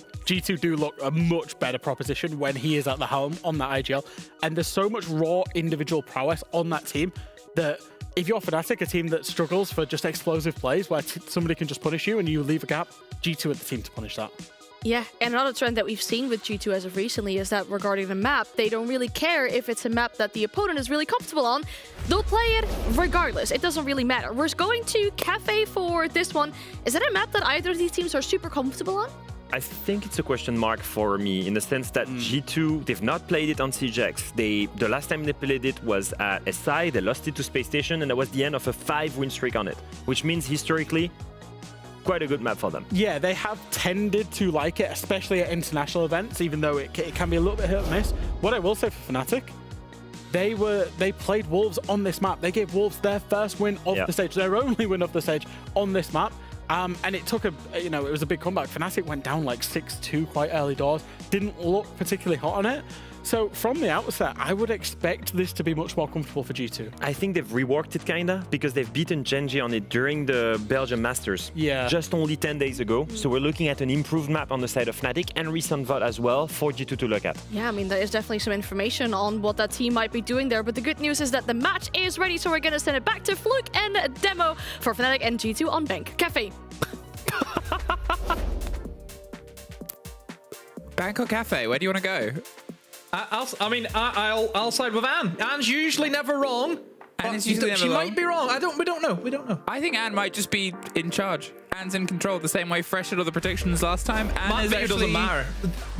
Anne will now decide what map the teams play from now on in. Yeah. Anne is the decider. 83% of you believe in G2. Fair enough. As they sort of listed the statistics that came across, this has obviously got the weight of certain highly esteemed players and fan favorites. I'll be honest, not even. But also not even. You can mention, the elephant in the room. Yeah, stomping fans. Woo! Nah, not even. I just think G2 at the moment have been playing brilliantly in the league. Really good siege, really clean siege. Obviously, Stompin has played a part of that. I think he's came in and he has enabled Doki to get Doki back to where he was back in 2023. Oh, Doki's been having the best time. That's what I think this team has done really well this season, is get Doki back to where it needs to be. Doki's monitor has been on the precipice of being punched multiple times, but actually out of joy rather than anger, which is the sort of split of it. It's great. The team's played great. We've seen great performance.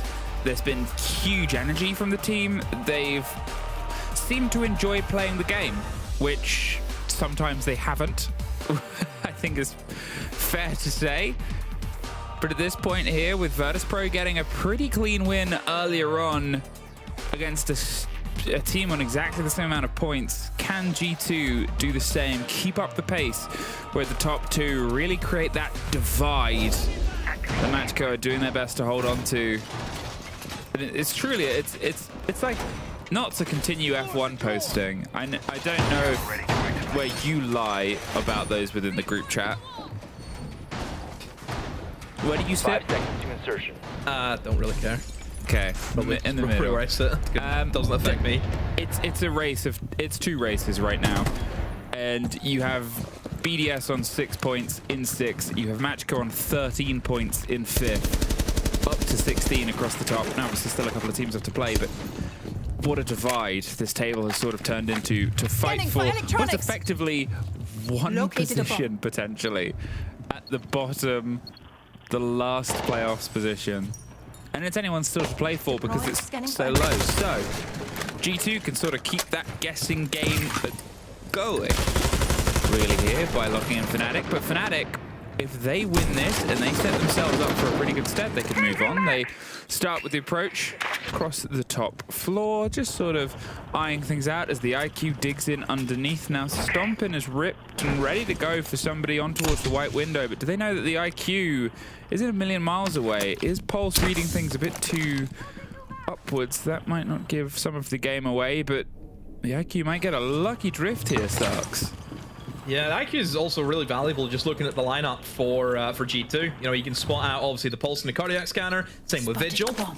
Valkyrie cameras, yeah, of course. And there you go. You can spot out the cardiac scanner. He knows that the pulse is looking at his teammates who are still patrolling those windows, and Stompin will get that kill back as they actually lost Alamo there to Grubby on that gridlock. And you know, really trying to deny the flank potential as well. That's the game plan for Fnatic, the gridlock and also the Nomad being brought in. So they're just trying to limit some of those players of G2 who do like a flank, who like to go for those rotates. So overall for Fnatic, the game plan is try and keep them at bay and just slowly but surely edge your way closer and closer towards that top floor, use the windows to your advantage, and then eventually move in and look for that plant.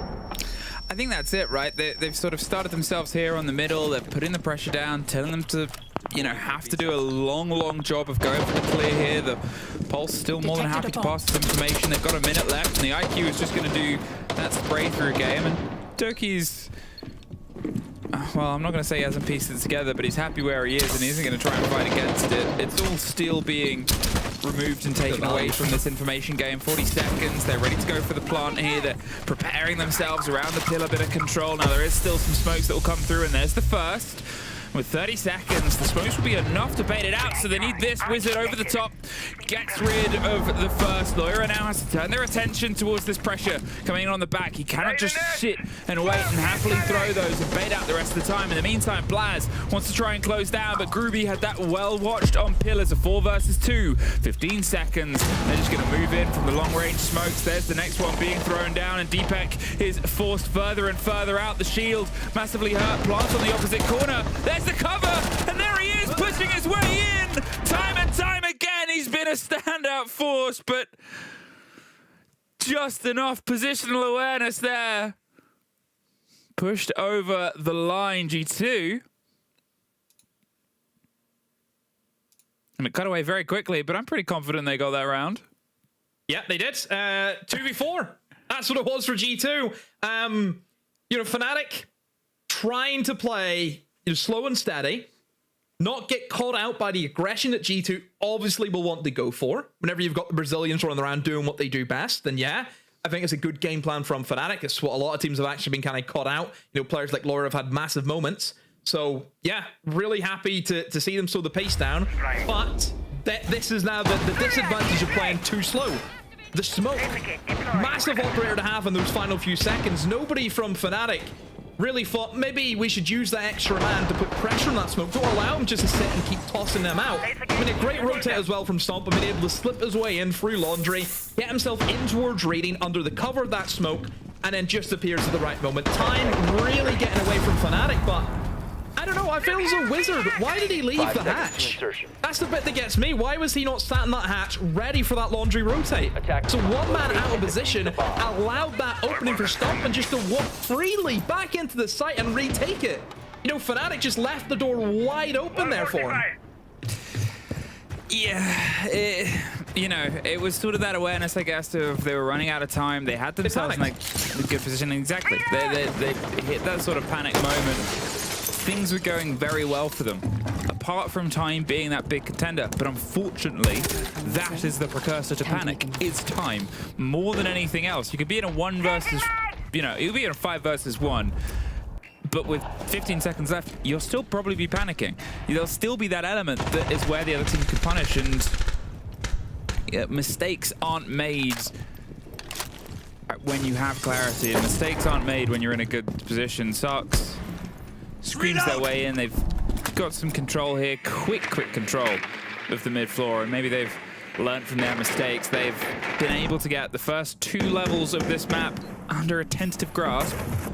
And they just got to try and angle down towards the site. And are they aware? Stompin has the read of the Valk cameras, and they've also got the roaming echoes to try and get as much intel as possible. They're just sort of waiting before Stompin delivers a C4 gift, potentially. Yeah, maybe should have brought the IQ again, because it done really good work at removing the Valkyrie cameras in and around the minute mark, which is where you want to be. Take away, all of the info that GT would love to have as you start going for those executes, and even more so now, the Valkyrie still being brought. The Echo now becomes an addition also. So yeah, the information from G2, it's vast and plentiful.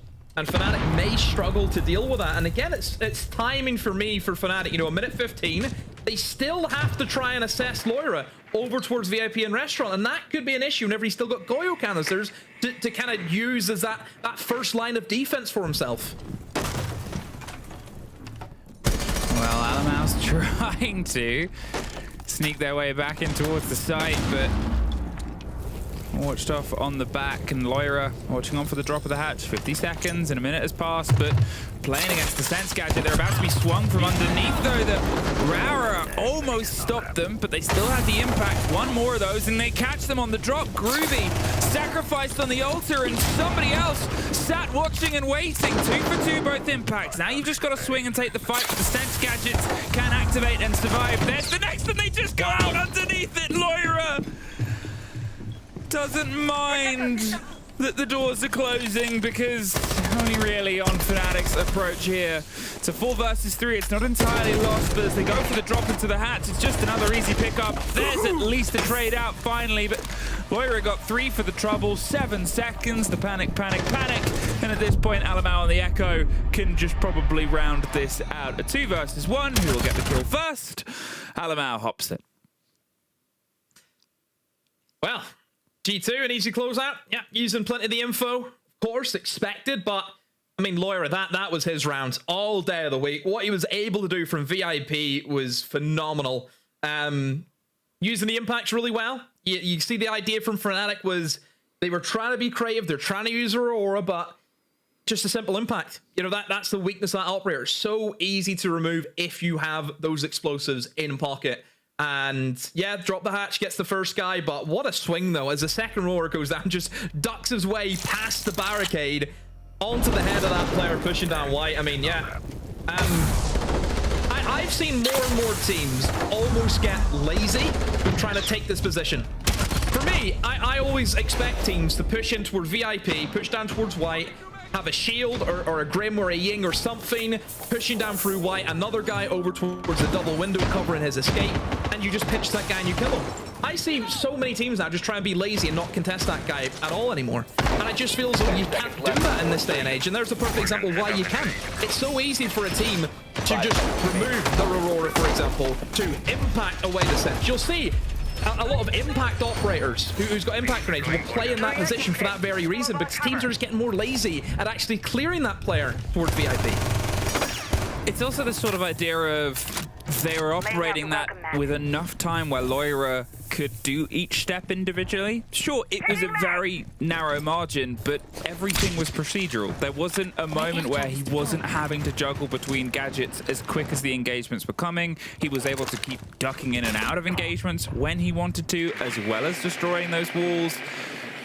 It's one of those things where it's just that slight disconnect offers an opportunistic player like Loira is, who has instantly opened up 5-1 from the back of that huge round before to where he is. There's nobody home this time, but lucky to survive, I say, as he then wants the fight before he drifts away, and he's about to find another one. And as I said, he's opportunistic. He wants these engagements. He's not shying away. He's about to get droned out in this position. The IQ isn't a million miles away. Groovy finds the end of Stompin up top. That might be a bit of a read. Nope, Sox gets dropped. That's the IQ, caught unaware. Potentially, we saw the IQ was looking up and trying to drift around, and maybe they just trusted that Loira had left. Yeah, again, Sark's usually for this team, he will just play that lurk role where he'll be by himself a lot of the time, just looking for a gap, looking for an opening. But again, the downside is no one's really with him for the trade-off. So yeah, that's the issue that you have with a player like that. Yes, he can reward you big, but there's always going to be cons to any pro list that you have. Right now for G2, again, it's just burning down the time for Fnatic, using the clock to their advantage. Fnatic have not been the fastest team today so far in Cafe from what we've seen. They do have the man advantage though, and G2 will have to play from yet again another man deficit, but that really hasn't phased them so far today. All 3 players from G2 in that triangle formation almost. You know, one guy over towards the corridor, another guy in sight, another one lingering just on the edge between sight, and maybe Doki might opt for a bit of a flank if he has the opportunity to do so, but it could be difficult whenever we know that Nomad and Gridlock has been a mainstay for Fnatic so far. 3v3, as Lawyer was able to find one, and you can see G2, they're just being forced out of sight now. Once those vertical angles are being taken up by Fnatic, they start opening up the floor. Very difficult to find a safe position. Bit of pressure coming around, and a bit more revealed. Hits the goo mine, pulls back. Does he know about the second player? No, but I think he's still got a kill out of the trade there. Unbelievable. Deepak still has a goo mine in pocket. Oh, in pocket? In foot. That he's still not been able to remove. Hits another one. They're just having to send it because look at the time demo. It's up. Wow. Yeah, time again. Don't know what it is, but Fnatic, they're trying this slow and steady approach where they're really trying to set the tempo, but they're just getting caught out by these kind of little movements that G2 make where they kind of move into a position you don't expect someone to be in there. Maybe they're struggling in that final minute for the drone work. Maybe that's what they're struggling with, is just figuring out where the G2 players are. Because a lot of the time, whenever they go for these pushes into that final 20 seconds, they just don't really know where they are. You know, that's what they're struggling for now. It's information. Not looking good. I mean, it's close. Like, it feels as though the rounds have been close, but still G2 sit 3-0. That has to be addressed. Oh, yeah. I mean, you know, you're not going to sort of say that it's rough at this point because there are elements of it, but it's almost similar to what we saw when we talked about, say, Wolves earlier on, where it's that execute, that final sort of moment. Things are falling apart. It's a little bit more back and forth than it was in that game. There's still some sort of setting in, there's still some sort of pressure, and it's coming down to these rooted moments. But if the difference is 20 seconds, that's the 20 seconds that you have to try and find somewhere. And that's what they're sort of talking about now. You assume, obviously, unfortunately, we don't get listen-ins anymore. They're, you know, getting a better idea of it. But G2 at this point, they're happy. They're running around. Groovey's happy as well. They know that it's not a million miles away. But unfortunately, it's like those dreams where you're running and running and trying to get close, but it just keeps being out of reach. That's these rounds so far. Laying out the welcome mat. Well, so a little bit of a Loira dip. I'm going to say, whenever Loira's playing well, that's where the team's going to be, you know they're playing well if he's on it. Same way that Pasha kind of said in his interview, you know, if Joystick is fragging out, then yeah, smiles all around. And I think the same can be said about G2. You know, G2 obviously went through a phase for a good period of time where they were chopping and changing players and just nothing really stuck. I will say Loira came in, didn't really know what to expect. Yes, we've seen him inside of Brazil, who's a Black Dragons. And, you know, you kind of think, oh, well, that's just the Brazilian connection, isn't it? Carl's went for a friend, quote unquote, we'll say. But no, honestly, he could be better than Carl. He probably is better than Carl, isn't he? Carl's not good compared to Loira. I think Loira's been their standout player. As much as Doki has had, yes, his moments, he had a really good week, I think, last week. I think Loira, just the consistency, what he brings to the table, that creative mind of making those great plays. Yeah, I think Loira, for me, so far at this stage, is probably my favorite player to watch in G2. There's obviously the idea, as we talk about Doki being propped up, Loira was also one of those players coming in, and obviously it's always the conversation, which you know more than anyone, is how do you solve a problem like Nobenja, which is generally where they've been at for a period of time. You know, you start running the numbers elsewhere, right? You start looking at how you can prop up other young guns, and Doira has been brilliant. And when he first joined, you know, there were a couple of question marks. He wasn't quite hit at the boards, but then he's just got better and better and more confident, which not everyone has been able to do. What's the Brad Pitt baseball game film? I'll talk about it in a second, because Blaz has just killed Groovy in Cigar and kind of got away with a bit of daylight robbery there. The pressure's still on towards the Pixel shield. They pulled out of this position. They were so focused on stomping, they didn't pay enough attention towards Cigar. Missed out on that early kill. Sarks is almost gone, and the players dropped off. Now they have the pings on them, but as Jags gets Alamau, there's still a lot of traded damage here, Damo. Yeah, I don't know how they haven't assessed Pixel yet. You know, that is the most common position that we have on Cafe top floor. It is where Stompin is right now.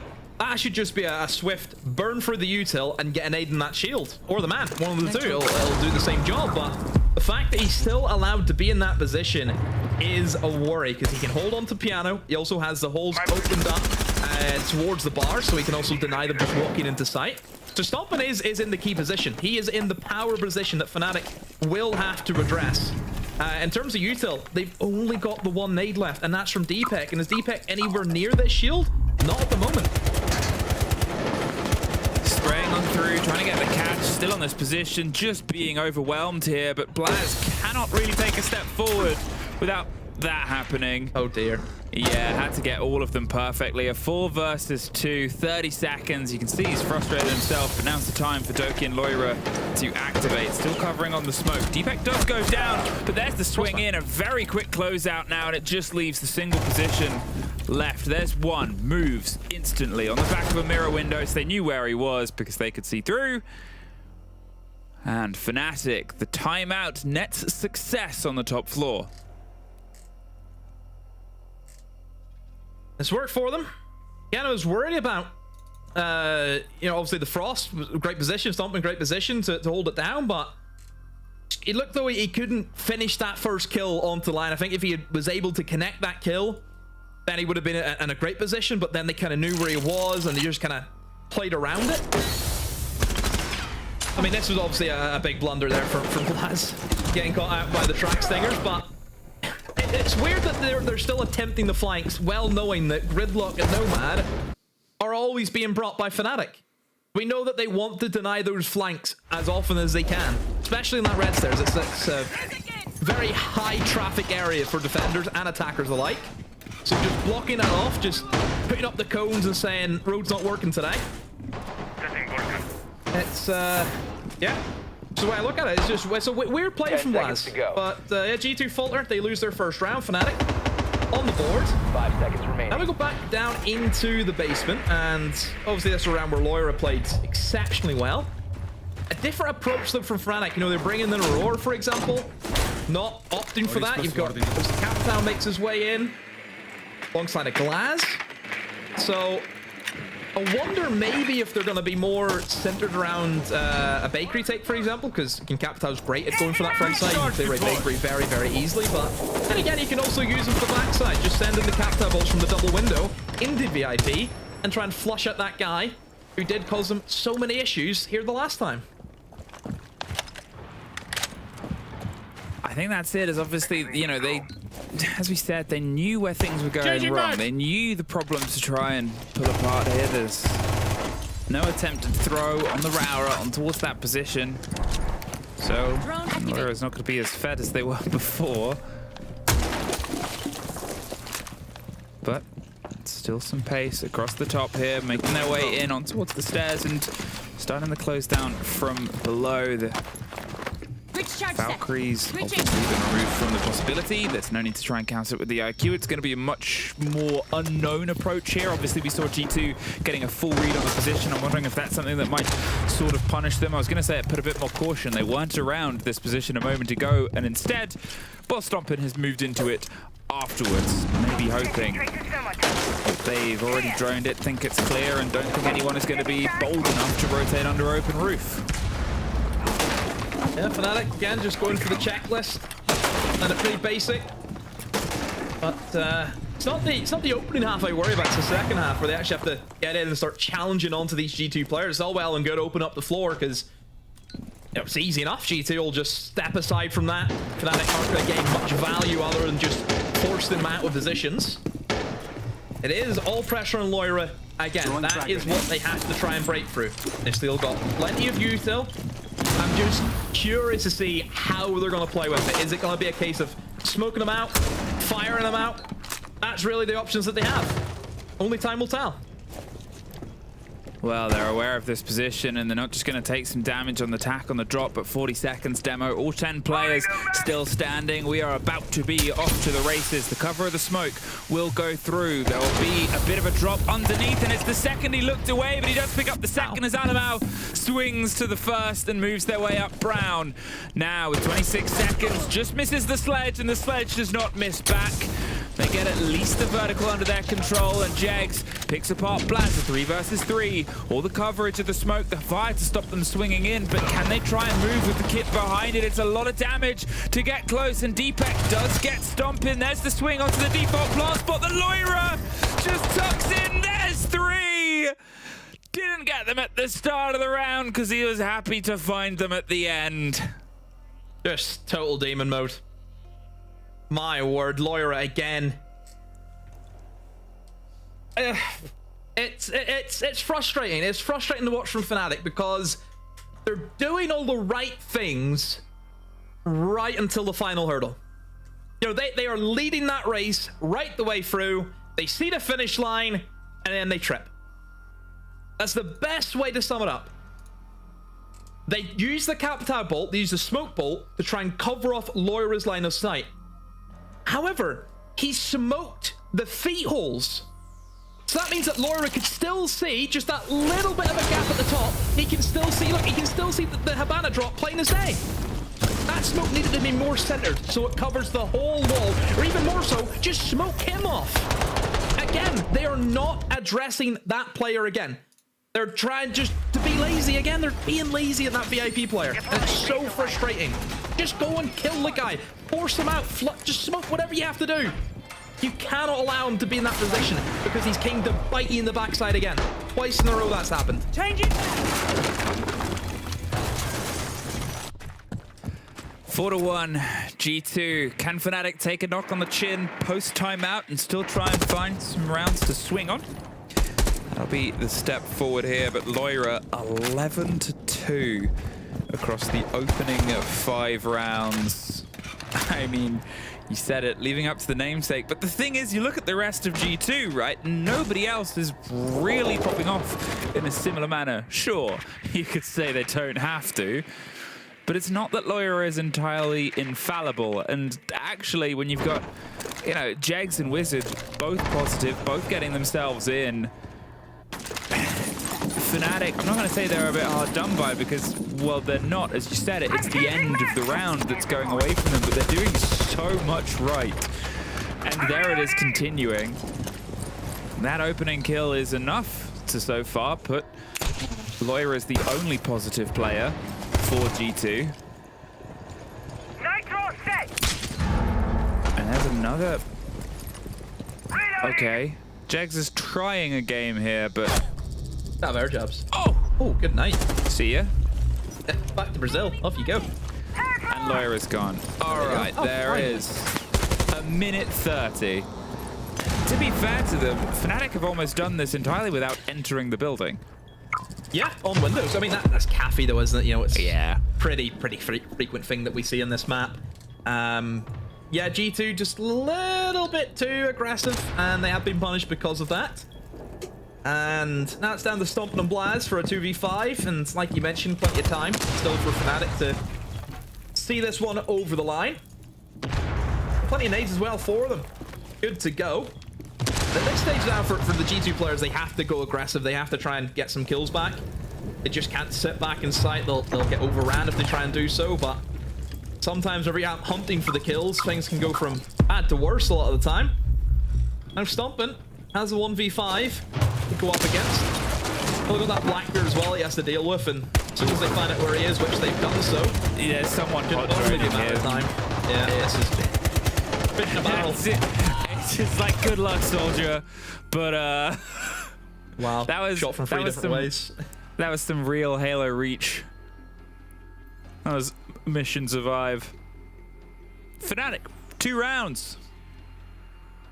They get themselves in. They get themselves some bit of a beachhead, some bit of a foothold. Now they can go onto their defense. They can try and get this leveled up, not too far away, right? And G2, at that point, knowing that there's pressure on Fnatic, who are trying to get that 6th spot. That is all they're sort of angling for.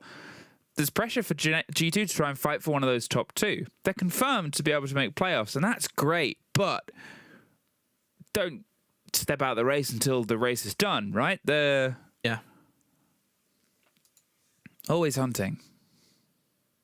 Well, this map, I think, is pretty even in terms of attackers and defenders. At the moment, it sits just under for the attackers, as they have a 43% win rate, but still, I think even halves have been doable this split so far on a map like Cafe. But at the moment, it's G2 leading 4-2, but certainly individual brilliance has to come into it. You know, Loira played out his skin so far in that defense side. Now we'll see if G2 can replicate their success over on the attacks. Now, G2 on the attacks for me, I always feel can get... They can go bad pretty quickly, but see whenever they are good, they are a beauty to behold. See whenever they are opportunity spotting really well and they find those gaps. Obviously, Alamar and Loira do that oh so well. So you just hope the Fnatic will try and keep it tight. I think that's what they need to do. They need to make sure everything is checked. They don't give them a gap. Every staircase is going to be covered by something, which at the moment looking like I'm a little bit worried about. Only just 2 bits of barbed wire. That's all they have. I would have loved to have seen maybe a Legion be brought in.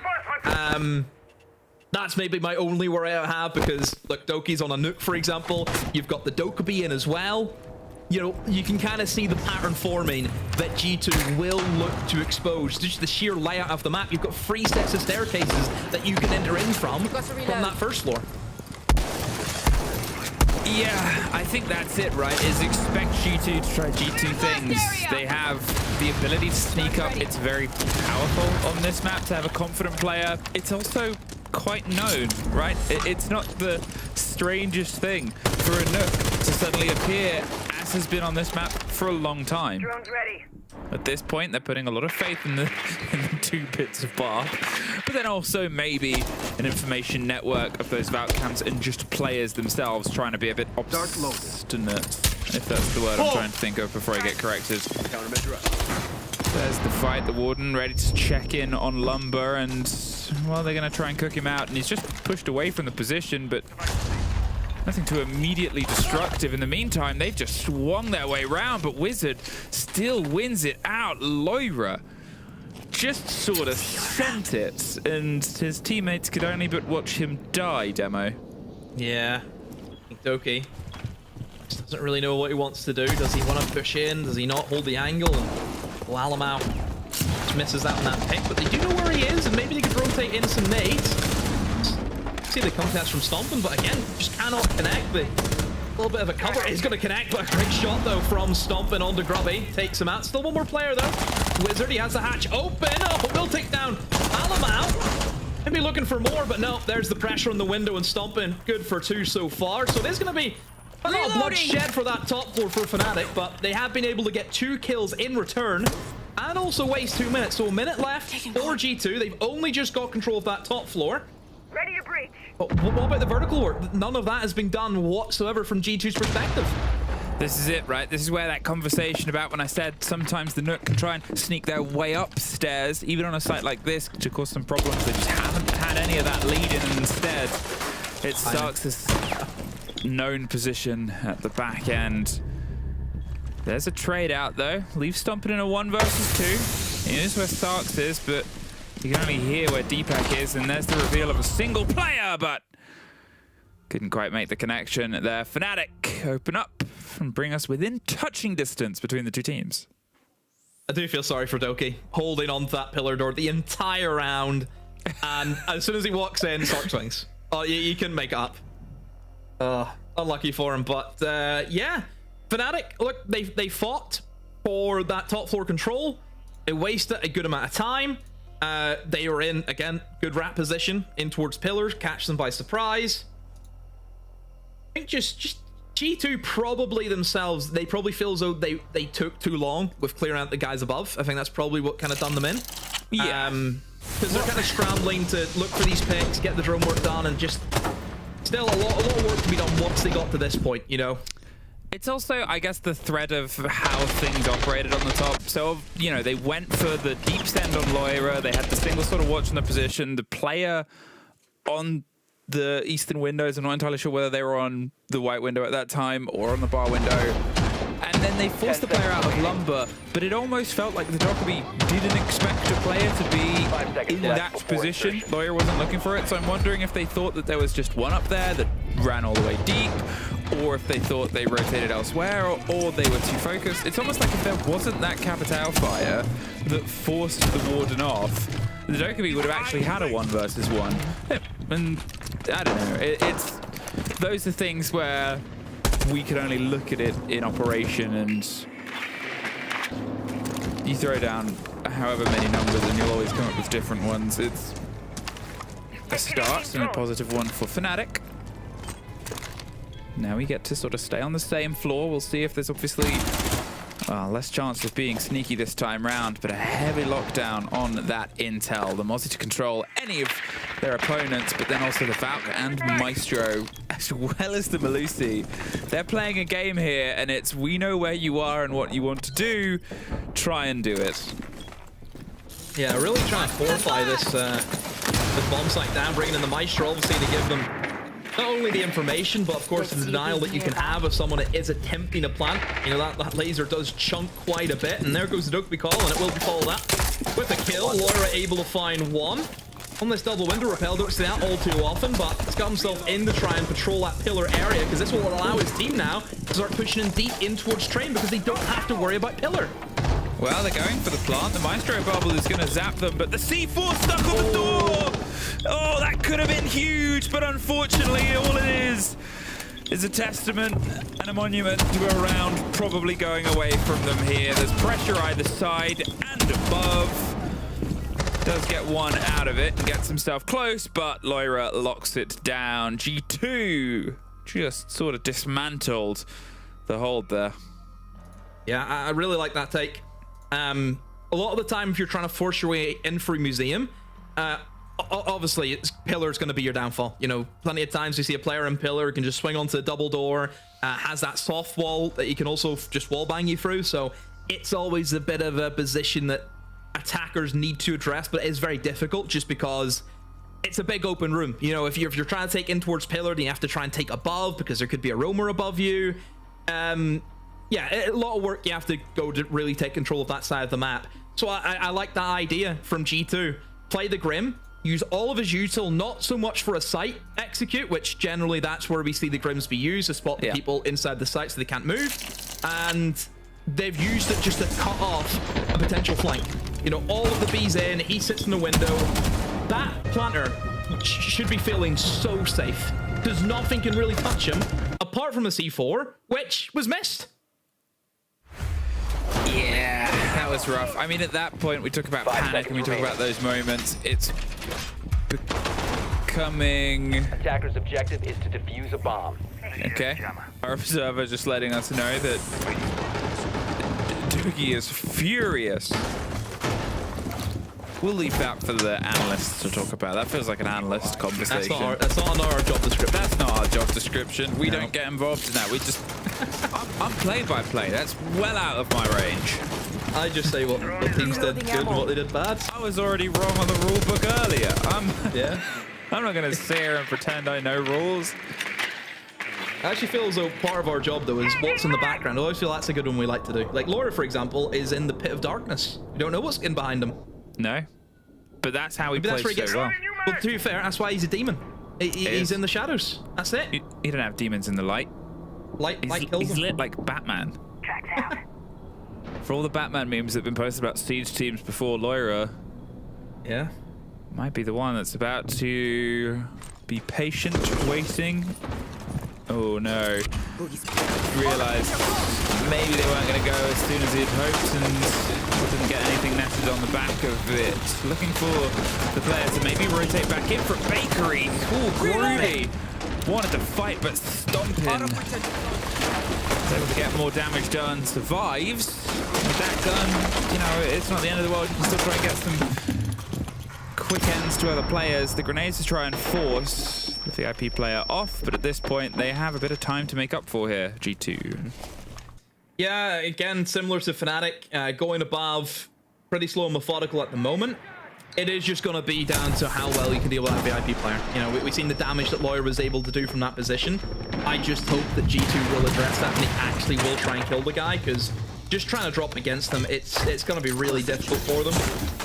The fuse going to be used to try and remove a lot of that util, mostly being the Goyo canisters and the Maestro, so you will see value out of the cluster charges. Maestro actually zapped one of it, but still got a few out. But sadly, though, the cluster charges didn't have the height to actually reach those cameras, so they will remain up. So that could cause a few issues for G2 as they try and attempt getting this plant down. And they now will use another one. Is it going to be enough? It is. It's going to bounce perfectly onto the sinks and actually catch that Maestro camera. So yeah, that bit of util I was worried about, it is gone now. Ooh, Deepak caught out by a grenade here, and 20 seconds to try and still lock out this smoke player, but someone else isn't too far away on the swing on the bottom of Brown, and you're wondering at this point, okay, G2, you got to try and turn this into an execute. There's the drop on the shield, there's the motion inside the site itself. They're still worried about someone going for the swing, but now, with this little pocket of space, they're going to go for the plant. Blaz has the cover on Sucks. The vertical is there, and they're going to try and move their way in, and there's Doki with the long watcher post plant. A little bit too late. Over the side of a shield, trying to spray it. Doki has the cover, and it's a 1 versus 4. Groovy does find one at the end, but now with this plant position, it's a long route and road back through. Tries to get anything to connect with the player above, but couldn't. It was Stompin who put him so low held such a long time ago. Well, Doki's going to be the end of it. G2, with a little bit of a road bump, have put themselves on towards map point. Yeah, good round from G2, assessing all of the util that they need to get rid of, using the fuse. Good job.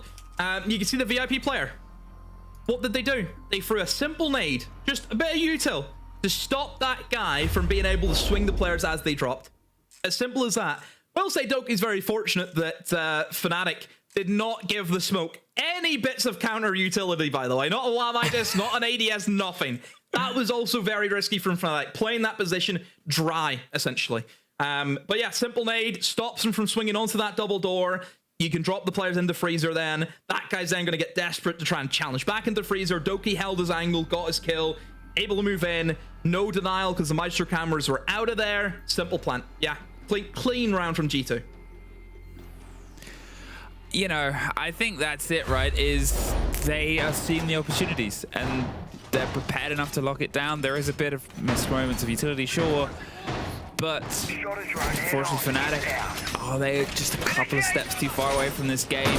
Is it the fact they were a little bit slow to warm into it? Remember, it opened on the sort of 0-3. If it hadn't since then, you were on a pretty decent back and forth here from the side of Fnatic.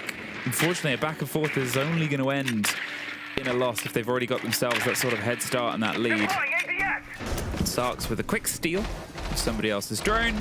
Gives them a nice little viewpoint on the top floor, but what will be that sort of different factor here? They're back towards a position of success.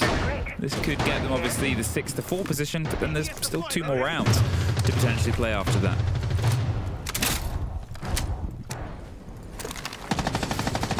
Big challenge for Fnatic.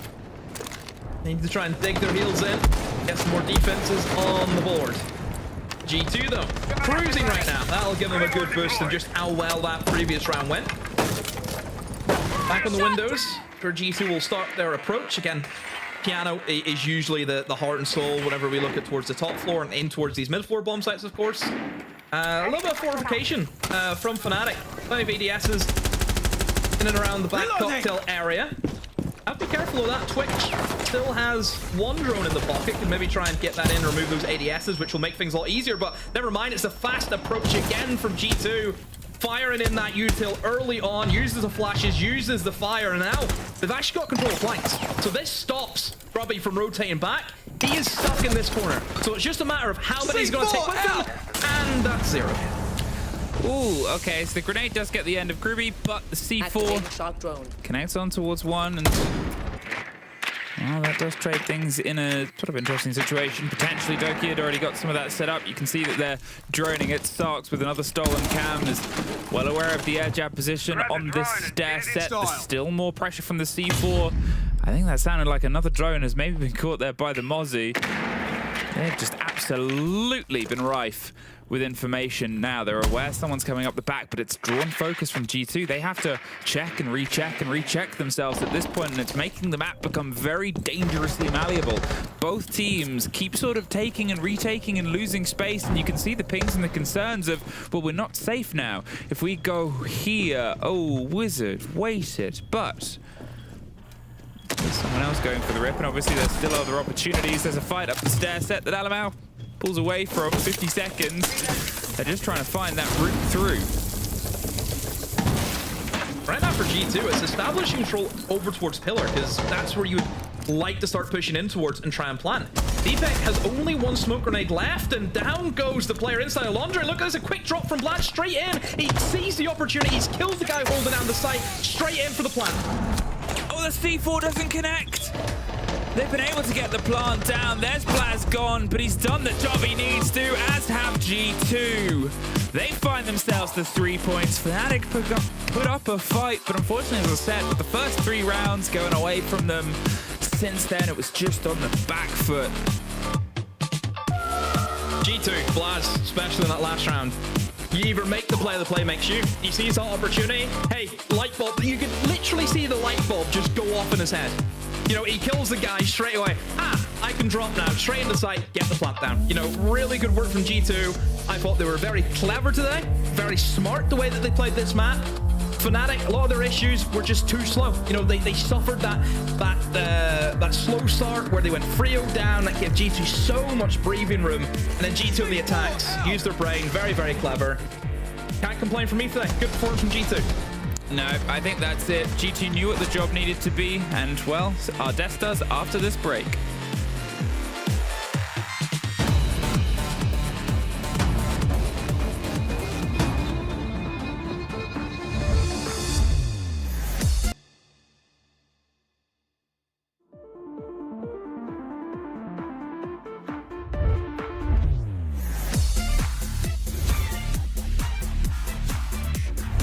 And dash together. Unbelievable. Can he get there in time? Cameraman's going to complete. Big ET finds a huge 4K and Gitro. There's only 4 seconds left. There's no way. Whilst not easy, is potentially winnable. No. They give him a 1v1. They've given him both down. They find the down as well. Yesterday they took the crown from LA. Today, they take the kingdom of Blackout!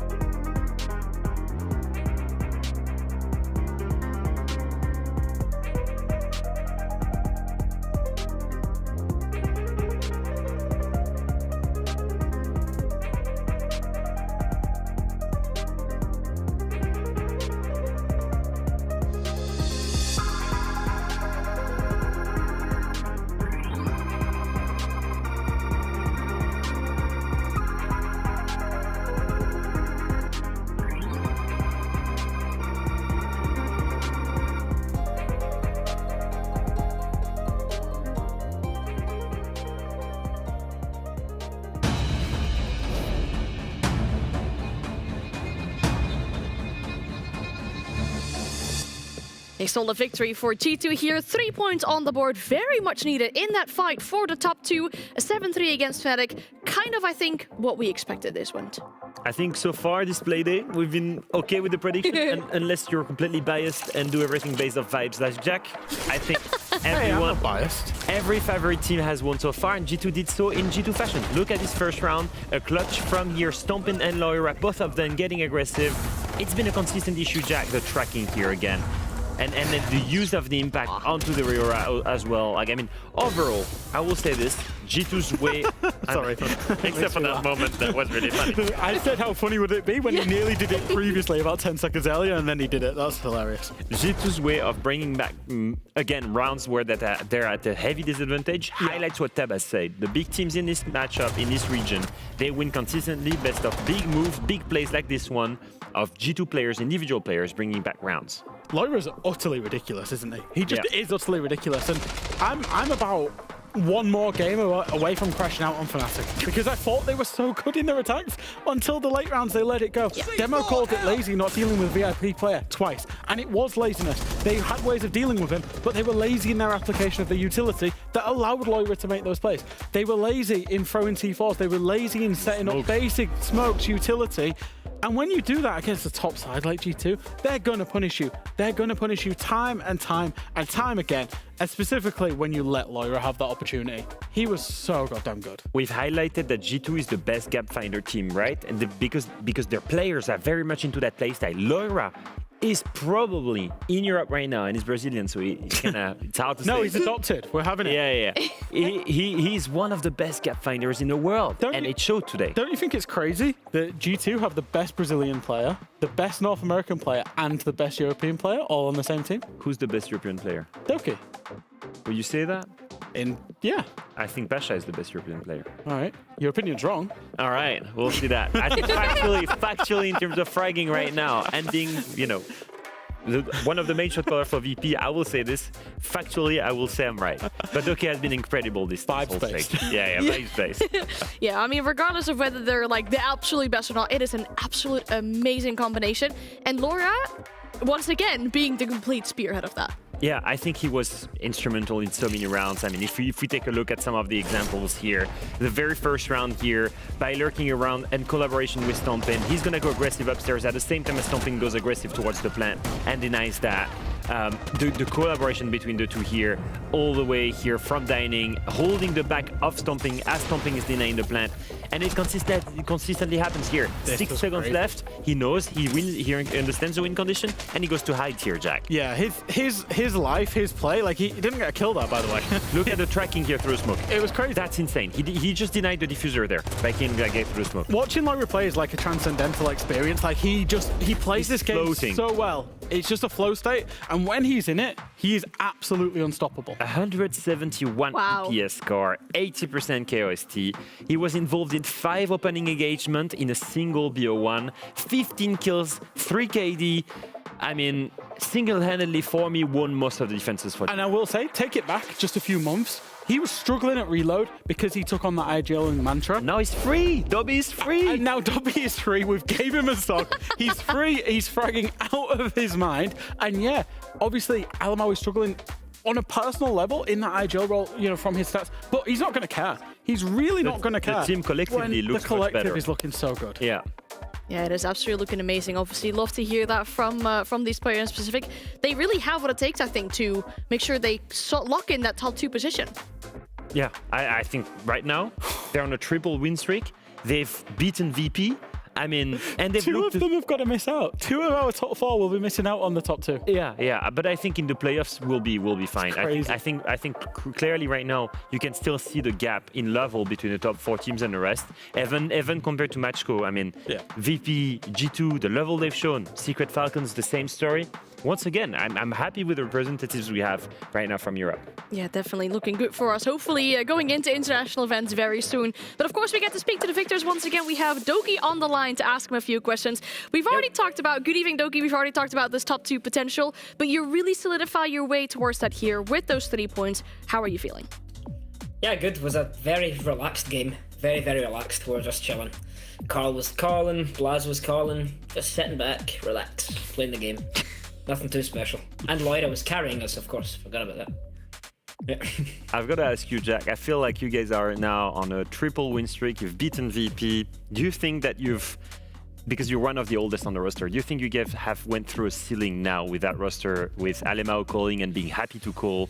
Because I feel like you guys are really looking like a team, and I've not seen that in a long time. I mean, I really think like we have like 5 of the best individual players in the game right now, like in this current meta and stuff. Like I just think like one day I'm dropping 15 kills, next day Loira is, next day Stompin is, next day Blaza is, like one day Carl will, hopefully, but you know. No, I'm kidding. He's calling so good, like he's so calm, he's not rushing anything, he's just saying A, B, C, like do this, do that, like not even things we practice, just things that come in his head like on the fly. So I mean that's what you want from your IGL. And that's why he excels in that role, like he always has done. So yeah. Hello, Jack. Hi, Jack. Why Cafe today? It's a map that we've not seen you guys play on CJX, and it's also a map that Fnatic traditionally don't really like. Yeah, I don't know. Fnatic banned all the bans that we were going to ban, so we just said, I guess we're playing Cafe. I don't know. Yeah, I don't know. Maybe they had some counters planned. I don't know. Yeah, I really don't know. It's historically G2 is one of our best maps. So, and did you say it was a permaban? I didn't even know that. But yeah, there you go. That was silly. I mean, it shows once again why you guys are just really good at this map. Now, one more question before we let you go, Doki. I mean, obviously we love talking to you, and we always have really good conversations, I feel like, love between the 4 of us. Talking to you guys too? Yeah, it's great. But I think we have to also, you know, the people want a specific thing as well, right? They've been asking for the Stompin interview. You said he was aura farming. What's going on? Yeah, he's aura farming. He's like he's behind the shadows, you know. He's just in the background. He's just doing his work, doing his job. He's not here for the spotlight. He's just aura farming. He's so cool. He's just so cool. Are you sure he's not here for the spotlight? He'll do the interview when we qualify for WC. Okay, there you go. That could be tomorrow. It could be. Yeah. Could be tomorrow. Could be tomorrow. Yeah. If you make top 2. Yeah. Yeah. Wait, if we make top 2, do we qualify? Yeah, because the minimum you'd be able to finish in playoff is 4th, and top 5 are Whoa, invited. I didn't know that. Yeah. Top two's really important. Definitely not your job to know that, Doki. Definitely not. We don't know that either. We don't know that. Are you sure? Yeah. You're invited. Yeah. The top five teams are invited, and the top 2 in playoffs get a bye, Do you and therefore doubt, the minimum they can finish is 4. Doki, do you doubt the strategic minds here in their mats? Do you doubt them? On the dead homies, you're sure? Seriously? Oh, I was 100% sure, Jack. I'm about 95 now, I'll be honest. I think you're wrong, Jack. Do you think? I think you're wrong, mate. Yeah. Well, I think you are. how do you finish? Because I think you need to win one game. Humour me for a second, Jack. So you finish top 2 and you get a bye. What's the minimum place you can finish out of the top 6? Well, 6, because it's double elimination bracket. Because you can just go to the low bracket and then go to 6th place. But the team that gets a bye, losers final. The team that gets a bye will automatically skip the first bit. So the teams that lose the first game in playoffs then play the 5th, 6th game, and you'd already be past that point. Well, that's why I'm a player. You know what I mean? So yeah, it can be decided in the next couple of days. Just worry about winning, Doki. You'll be fine. Just so much pressure now. Oh my god! I need to beat Matcho. Well, I mean, the more you know, I guess it's good to find things out, you know, obviously before they actually really happen. Doki, once again, thank you so much for joining us, and best of luck with the remainder of the Super. Have a good night, guys. See you later. I really hope we're right. Well, if the 5% reasons were wrong, the chat will call you out, and we'll be fine. I think mathematically it makes sense. However, now G2 first of the standings, that's a cool picture to see. We're not expecting to see them there quite yet. No, we're not. I mean, look, I will say it again. Those top 4 teams, by the way, 2 of them are going to miss out on the top 2 and miss out on the bye.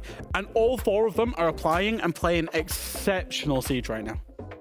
Oh, honestly, can we look at this as well? I mean, obviously, don't want to get too ahead of ourselves, but the last game of the day, look at that line separating Secret and Falcons. Well, guess what? They're playing against each other at the end of the day. But before we do get to that, another line separating 2 teams. Absolute cinema. It's like we can't write the script any better as it currently unfolds right in front of our very eyes. We do have BDS and Genji battling for a top 6 spot after the break.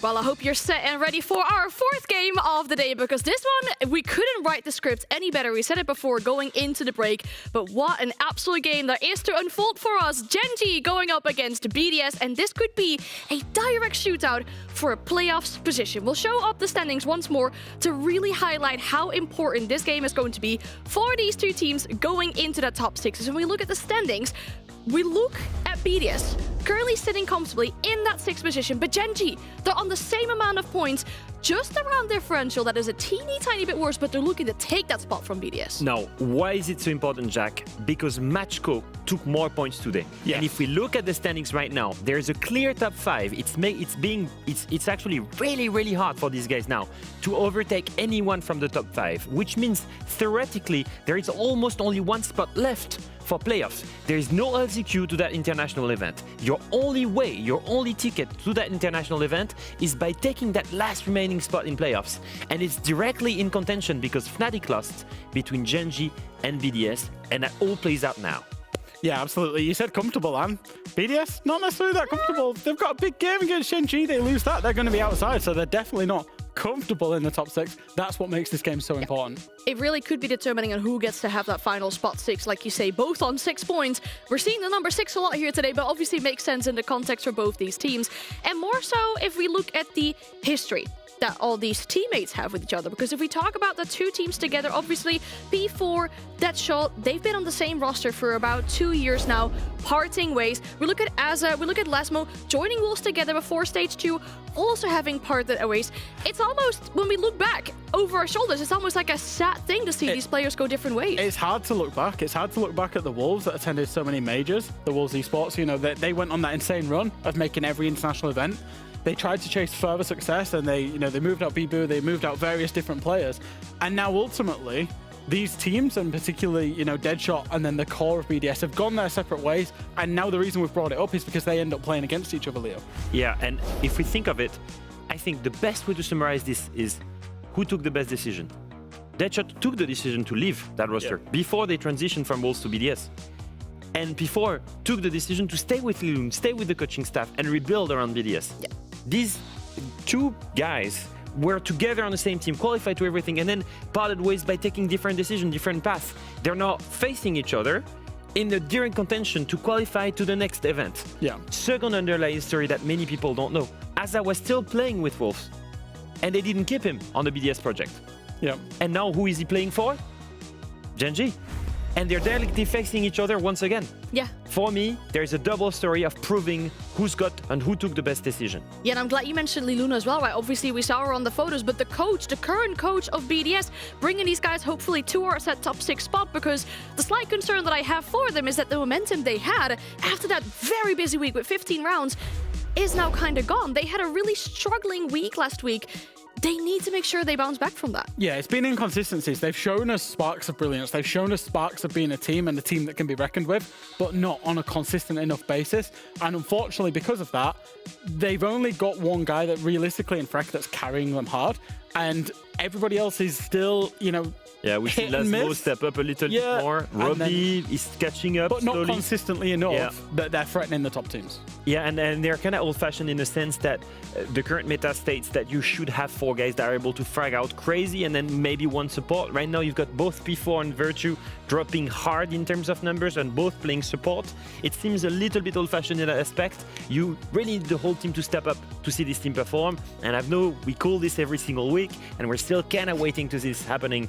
Some really close games for these guys. They really need to start closing on the regulation wins right now. Yeah, I think the momentum, whereas for BDS, it might be a little bit gone. I think if we look over on the side of Gen.G, I mean, I also don't know what the momentum is, because it was a bit of a roller coaster ride last week when we look at Gen.G as a roster. Obviously, only 2 rounds against G2, a real crash out from Leo following afterwards, and then a 7-1 against Wolves out of nowhere, seemingly. Neko seems so much happier in the interview as well. There was 2 parts to that game against the Wolves. Is one, they were against Wolves, and I think a lot of people are beating Wolves quite handily right now, so it's kind of expected.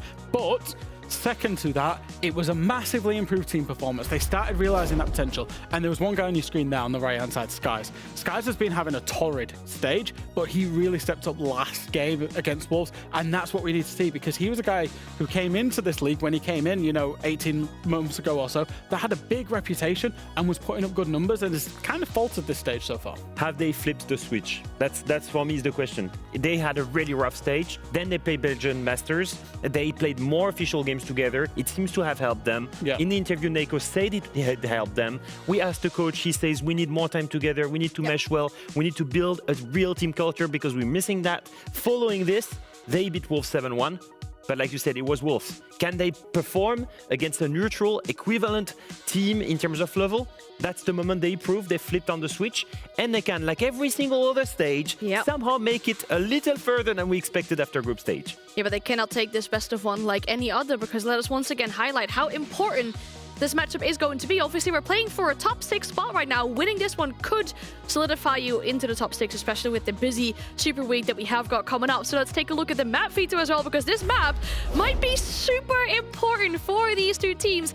And it seems like we're heading to Nighthaven Labs. All right, so that one is interesting because for me, in recent history, with that BDS roster, it's one of the favorite maps for them. They've taken phase to it in Reload. I don't know if you remember, and they barely lost it. They weren't actually bad in that game. They were not bad. They were very close to making it to overtime. 5-7 lost to FaZe, and eventually they did play it this stage and won it comfortably as well. So if you look on the side of Gen G, you're expecting it to be at least better, right? Or at least at the same level. Not at all. They played it once, this stage, against G2, lost it 7-2. It was really rough performance. I don't know if you remember, they were getting battered by the individuals on G2. Yeah, they were. Very different team than BDS though. Very different play style. They could go and play it again, having learned a lot from that game against G2. Yeah, my initial reaction is this is absolutely a BDS map veto. All right, well, I mean, we'll see if it actually turns out to be a BDS map veto or if Gen G can snuck that victory away and if they can solidify their spot in the top 6. Of course, the match is ready, so it's time to send it back to Fluke and Demo for BDS and Gen G. Thank you very much, Anne. And yes, we will be hurtling in towards what could be a brawl of final 2 games, sort of fighting for different ends of the table, but both equally important. BDS versus Gen G, either side of a very rough 6th to 7th divide right now. One of them could start to get a bit of distance in. Those predictions, Demo, you backing them? Yeah, this is one of those 6-point games that I mentioned would be coming up. We've got this is our first one out of 2. The second will come on later on, but 6-point game, just in case anyone isn't familiar with the term, is where you're playing against someone who is in and around the same level as you, and that is certainly fitting for both these teams because they're both on 6 points, and the reason why it's a 6-point game is because you are gaining 3 points and then also stopping your opponents from getting those 3 points as well, so it makes your 6. So yeah, very important game for both of these teams to take very seriously. Probably the biggest game that either of them have had up to this point, just because the stakes are now on the line. We can see what they're playing for. Whoever wins this will, at the moment BDS do sit above them based on round difference, but either which way, whoever wins it will be confirmed into that top 6, at least for today. So, from this point onwards, all they can try and do is push themselves in further and further and see how they can try and get to the end of it. I mean, it's tough, right? At this point, it's all locked in. You have huge sort of swathe of experience. You have people that used to be on the same team separated at this point. There's a lot of history, a lot of potential, a lot of people that have played on major stages. Who's going to be the one that can keep themselves in towards the side of a playoff? Explosive ordnance out and primed. There we go. Into labs, and if I'm not mistaken, we cast it the last time that they were here on labs, I think, against did we cast that against G2? I think we did. I think we did, but now that you're saying we did, I'm second guessing myself. you second guessing yourself has now made me not want to get involved because I feel like whatever side I step in, I'm going to be wrong, and I don't want to be embarrassed. But I. You searched we did that. cast it. We did cast it. We did cast it. Yeah. They're in, they're off to the races. Demo straight in towards the site, and Robbie just knocks them right back out. Blinded and still got one, but Deadshot makes the important trade. Now the pressure on, the warning signals will start to come through. Some grasp control here of IT and the pressure on towards Pillar. They're trying to make sure that they're uncomfortable, but look, BDS, they've just fallen back to that backline now. They can sort of play themselves at pace. It was a snatch and grab on the very start, but the trade between Nako and Robbie, I think BDS are probably happier for it. Yeah, there's still a Cav on the roam. Didn't expect this right from the rip. I wonder, is that going to play a part in this round? Again, Cav, very difficult operator to get value out of because it's one of the very few operators that you have to be able to get a kill or at least a down to get value out of the operator. You know, it's very unique in that style. But you never know. You never know. I feel as though we see more interrogations in pro play than what we do in casual and ranked sometimes. Oh yeah, because it's all about prediction, right? And it's all about information network. Now BDS might be on the back foot of it, and that's probably the risk. They maybe assumed Gen G would go a bit slower, and the Cav could maybe operate on that, trusting someone's going underneath, but they're planting. Cav is just a sort of missed moment right now. There's the watch, but nobody's been able to stop it. And now we're in a post-plant situation. They pull themselves back on the pillar. You're sort of wondering what BDS were waiting for then. And, well, death is apparently the split of it. Freck and Lasmo, last two, and there's at least one. They cut their way across. Skies is well aware to watch it. There's the second. And unfortunately, Gen G, for all the reads that a Cav attempted to make, they had a better language here, Gen G. Yeah, I think Gen G, just once they had got control of connector, got that electrical, get the wall open. I mean, again, it's all about getting the walls open, isn't it? We said if you can do that well, you will go far on this map. And they're doing that. Yeah, great work from Gen G, assessing what they want to do. They have all the angles covered. They're able to flood in through. Lacking a fair bit of denial. You know, not a C4 in the lineup of BDS, which I think would have helped them out a lot. They went more into the kind of barbed wire bulletproof strategy. I think they had 4 bits of barbed wire, for example. And do you really need 4 bits of barbed wire for that site, for example? You know, usually it's 1 towards fish and then 1 towards garage steps, and that's really all you need. Yeah. Maybe a C4, I think, is kind of a must in that one because Pillar, it is a blind spot that you can plant in, and the only way you can deny that is getting the C4 in and over. So, yeah, probably the only little thing that BDS were missing was just a bit more denial, I think. We head downstairs now. 5 Not seconds wanting to left go back before top insertion. floor. They bring up the mirror. I'm shocked that the mirror actually didn't get chosen for top floor, which I think is probably a better site than what the basement is, just because you can set the mirror windows up towards garage, set them over towards connector, which would have been great to have. Imagine a mirror window for the take that Gen G were going for. It would have been a great counter to it. It's, you know, and it's also not a massively uncommon thing. It's why you'll sort of have someone go underneath and try and clear those positions sometimes. Yeah, you can sort of stack in an Ash and smash it from the other side, but it still slows. It still limits. You get a C4 as well in the lineup, which is what we mentioned. Now, this is a bit of a hands-off hold here. By my count, a single player is on the basement, and the rest have otherwise made their way towards the top 2 floors, trying to draw out and drag out the fight itself. And yeah, it's just the mirror down there. So BDS, they're keeping themselves a bit loose here. Yeah. Can they try and either bait the time or slip out of there? It seems like they want to start drifting, but with Robbie alone on the top floor, they don't want to entirely leave. The Goyo is actually in exactly the same position he was in the last time we saw him when he got a kill and then died in a previous round. So, yeah, just loves the connector box. Yeah, now this is the same hold that G2 did against Gen G, where they went for this extended roam for this basement, and Gen G really struggled with it. You know, they didn't do a great job at clearing away the roamers. Remember, there was like a mishap where I think the Liege was on the other side of a Blackbeard and a bit messy at a point. You know, Gen G did not control the tempo and the aggression that G2 had. And obviously the desk had made a comparison saying, look, it's not going to be the same matchup. You know, G2 is a very different team to BDS, and I think it's kind of showing. You know, BDS aren't, I think, as gung-ho as what G2 had shown against Gen G. They're a lot more slow-paced. They're just trying to stay alive at the moment, where G2, they didn't care if they died as long as they got kills in return. Well, there's one back on. Nako is caught out, and there's an instant second. Wow.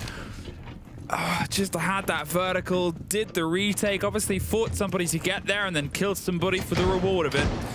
leaves just Twitch and a Monty quite isolated. Now the Monty has kept on moving, got themselves down towards the bottom of EXO, and while this guys finds one, they're still concerned about the possibility of a second. But if they get this suddenly, it's leveled up, and now they're just going to sort of lock themselves in. Follow me. We have this.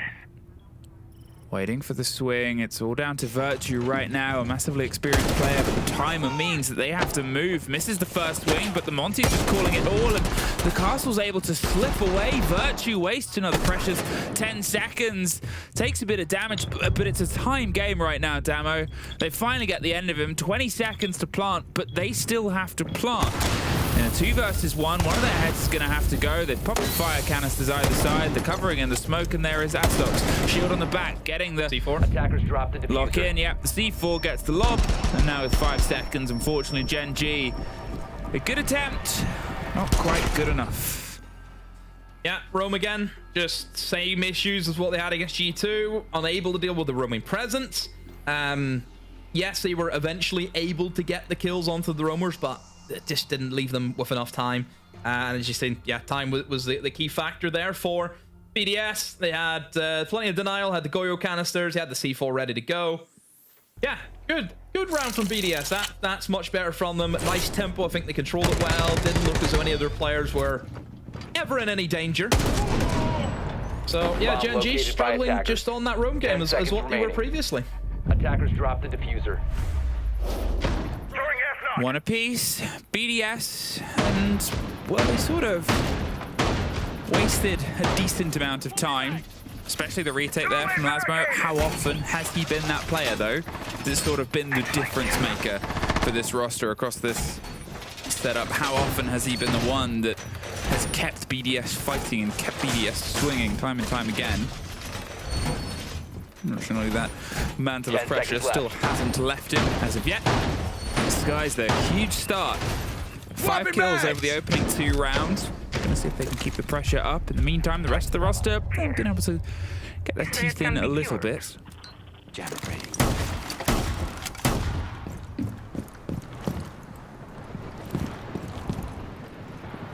I do like the fact that, again, BDS just trying to stay away from the top floor. I think whenever it was pretty obvious that Gen G, whenever they're not having to deal with roamers, pretty proficient, getting walls open and being able to follow through with their plan. You've seen facts there. They went for the basement, and yeah, Gen G struggling with the roamers. You need to try and really make Gen G stretch their legs and just don't give them an easy time of just trying to execute, their idea and their plan that they want to go with their attacks. So I like the fact that, again, they're dragging them away from that top floor, take them in towards that mid floor, use that roam game, make them work for it. That's the pressure you need to put on Gen G. Gen G themselves have talked about it. The synergy's off. That's been the issue for them this stage. It's communication issues, for example, from what we heard from their timeouts that Leo told us, So, yeah, I like this idea from BDS. Just try and prey on the weaknesses that Gen G have showed this stage. Oh, they want to get the pressure underneath here. Great play, and P4 cannot get the read on the bait. It was good positioning, but they suffer more in the exchange. And there's actually the end of it. It was a trick on a trick on a trick. A hat and a hat and a hat. And P4 unfortunately fell right in towards it and got shut down. Good reaction there from the approaching Gen G. And now they have that opening body. And Amonte pressed right up against the door on the swing. Can they try and prevent any more sort of encroaching? Remember where the sort of site is and what they're trying to get. It's a battle for the top floor, sure, but it's just for that vertical level now. With that player gone, they can sort of put the pressure on the Monty quickly, and the Monty needs a bit of support, but he's worried with the opening that's come from a teammate. Great play as they pull out, but at this point, BDS, Freck gets one more. He's downed in the exchange. But if they can shut down the pressure inside Nako, who's inside the site drawing attention, he's just trying to pull them away from the Monty, from the pressure that's otherwise going elsewhere. Hello, get the diffuser. They've left the diffuser above. He needs to go and get that, and Nako's going to have to go for it because the Monty's dropped, or the Monty could have rotated outside. And yeah, a bit of a mistake here from Gen G, and they're having to move players from very strong positions inside of the bomb site now out to get that diffuser. That is a really good puzzle from Robbie. Slips his way in close on that breach. I'd be surprised if Naku expects this because it is such an offside position. Yeah, they have no idea he's here. This is great from Robbie. Even has a red ping as well and knows exactly where he is. The nade comes in and there's the swing. Had no idea that Robbie was there. Gets taken out. Robbie from above. Kills the player as he jumps through the window. Wow, BDS stabilized extremely well. Yeah, I mean, for what started a little bit worrisome there, pulled it back together. The drive there of Nako onto the side, as you said, the moment he didn't have the kit. Oh, the kit, kept on them, yeah. But I didn't realize it was that far away, because you wouldn't expect a Deimos to just be carrying it, right? But you could expect a Deimos to be breaking through into sight. However, it was unfortunately far too far away, and well, however they lost that. It should have been the Monty. Monty should have went round, picked it up outside of breach, because again, if he's fully extended, that wouldn't happen, where the guy swings him onto the breach. Yeah. So it should have been the Monty rotating that position, but he dropped hatch for whatever reason. You know, should have kept the guy with the gun in the bomb site to hold it down. Yeah, just little mistakes, little mistakes. 2-1. Traded rounds back and forth. The BDS are able to get that one over towards the end. You can feel both teams sort of just putting a little bit more on the gas pedal. I think it's going to turn into a map that just gets faster and faster and faster here. Obviously, the Monty is gone alongside pretty much everything that does electricity, including the Clash added to that list. So it's going to be more of a direct line through. They have to, I guess, play this mirror that you sort of called for. Great power position, stops them going for exactly the play that they made before. Can give you decent control. You just have to be aware, obviously, of Fish. Make sure no one slips up. But at this point, I mean, this lineup from BDS, they can delay a lot of time. And that could be something that puts pressure onto Gen G, as it did in that middle round. Yeah. I think obviously the Monty just getting that off the board. Gen G have kind of built their strategies in that first 3 rounds around having that Monty being able to take the ground quickly and efficiently. So yeah, BDS taking it away from them. Still leaves them, you know, with a Blitz if they want to go for it, but Blitz isn't as good in just taking the ground because it's a little bit more exposed, of course, compared to the Monty. So Gen G will have to go a little bit different. Happy to see, you know, more C4s. I was asking for some C4s. I got 3 of them. So denial shouldn't be an issue. No, I think that was the thing, is obviously they couldn't quite get themselves back across. They couldn't quite get themselves anything that stopped the plant. And here, whether it's just trying to run the numbers, I said it was going to be a time-wasty game with the Tubarao. Are they mirror tricking? Yeah. Okay. So assuming there was Selmas on that wall, they hit the Tubarao, the mirror deployment destroys the Selmas. But, well, this wall will open up. Otherwise, it does limit them. Only a single one left, which will mean that IT stays solid. Are they going to trick this one as well? The Tubarao's too far away. No! Oh, no, they don't have... Because they reinforced the other one backwards. I think, I'll be honest, I think they were maybe expecting the Thermite. Because that works a lot better against the Thermite than what it does the Salmon. It does. So I don't know if maybe they were expecting that to be the main way that Gen G would get through it. I mean, Gen G are like one of the few teams that have like I've got a good Thermite main being Asa, so yeah, it's a weird one, but walls are open nonetheless, and Gen G does set them up nicely. But BDS, like we know, they've got these C4s from below, and they're going to start trying to take from below. Downstairs, the Valkyrie able to take out Azox, who was going to be the player holding for those C4s. Now he's out of the picture. Somebody has to get down there. You cannot go for the plant if you know there's C4 operators downstairs. Oh, Deathshot is so close to a fight here, but he can't quite win it out, Robbie.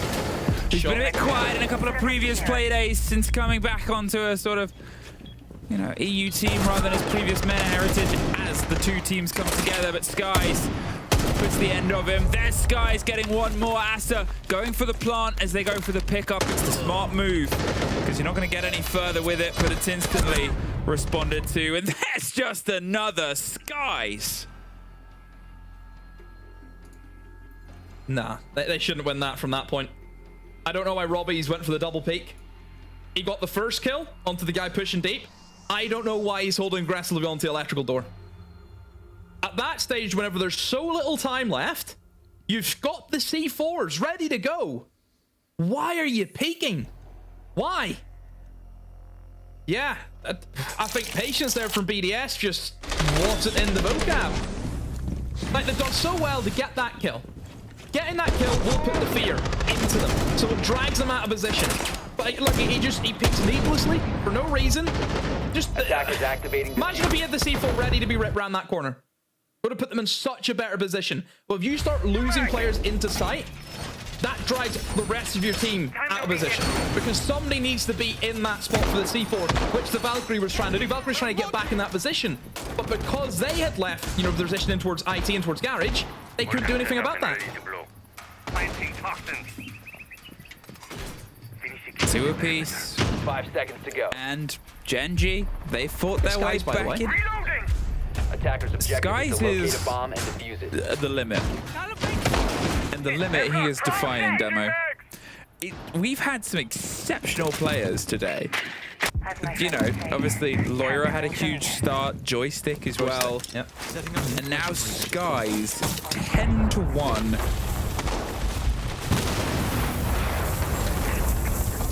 He's at, I think, half of the total kills in the entire lobby.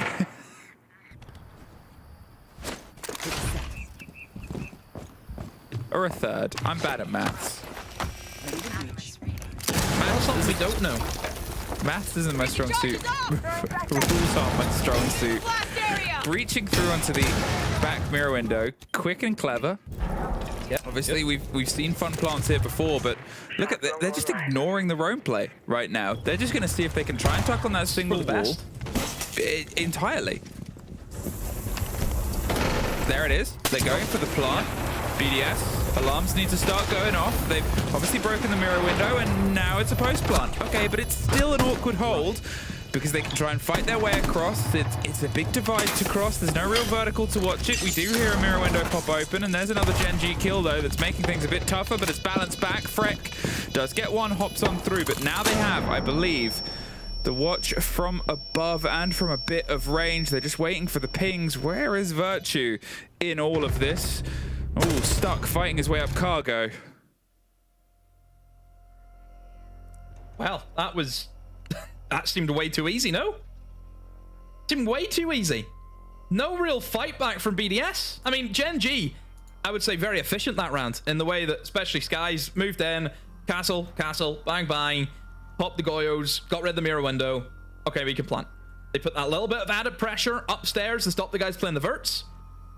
And then they walk in and plant.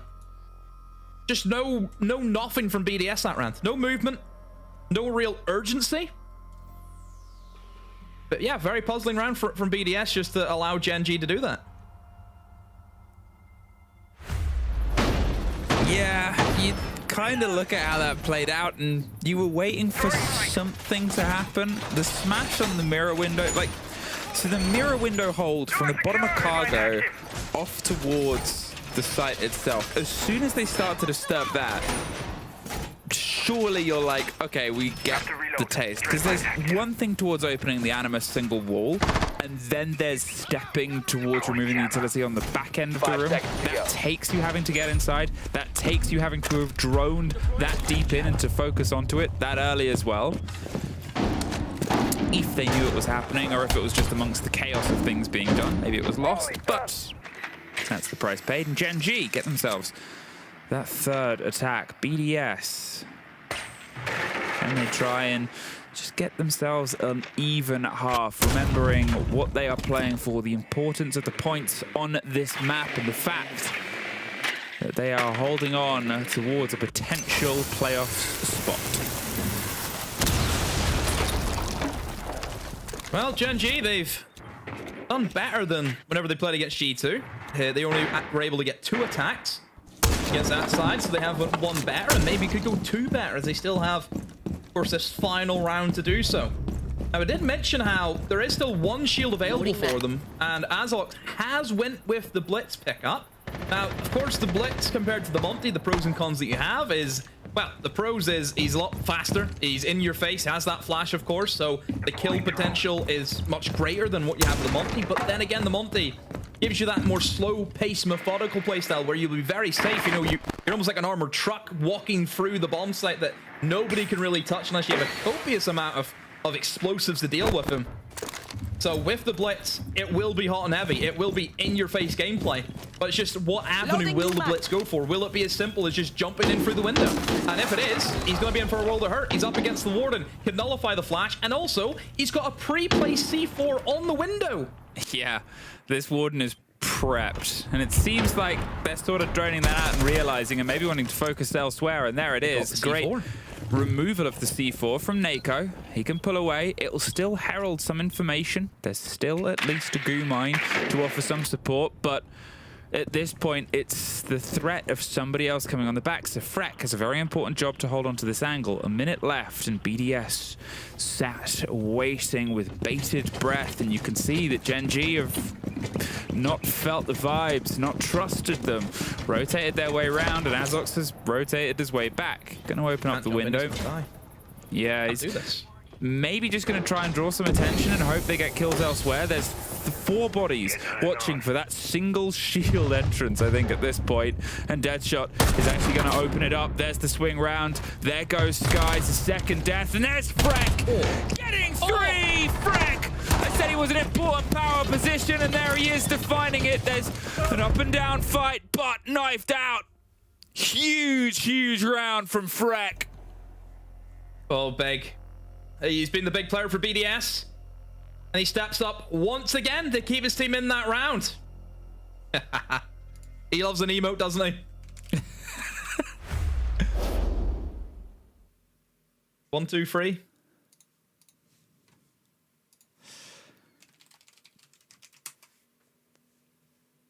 Three apiece? Yeah. Yeah. So, the thing that surprises me, I was going to mention, I didn't really get time to mention it in the round, but that Warden who was sat inside the storage. So they had the heads-up gameplay to send the buck below to remove the C4. Did they never think to try and maybe just kill the guy in there, period, with the buck?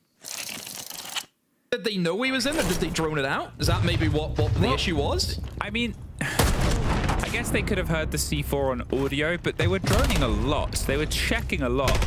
They knew obviously where Freck was as well, because they swung in with the expectation of engagement. There was... Setting a mine. I was actually doing notes when I looked down, so I didn't know the emote you were talking about. But yeah, that was an emote. Enjoy the view. It's like, you know how football players do walk-ons or like animations for when they score? Celebration. Yeah, no, but the ones that play in the broadcast and go on like socials, and they'll have them. Yeah, whenever they're showing the team lineups. Yeah, and there's the great one of like Phil Foden where he's like, "Can I count to 6 just in case?" 10 seconds remaining. I think players should do that, and we should be able to play those graphics. You know what would be great as well? Have you ever seen it? I think they did it this year where they had all of the players like say their full name and how it's pronounced. We should have it all done for all these players. Just, I mean, keeps us right, doesn't it? Because they've done it for the commentators. That'd be amazing. And some of them are so funny. Some of them, the way they say their own name is hilarious. I can imagine how things go, but yeah. Okay, so 3 apiece, even half, even game, and even a setup, and a different kind of double electrics ban this time round, so they shouldn't have too much trouble getting these opening walls open. There's a mute jammer to contend with, sure, but that's about it, and that's sort of why we're playing alongside that Clash and his army combination.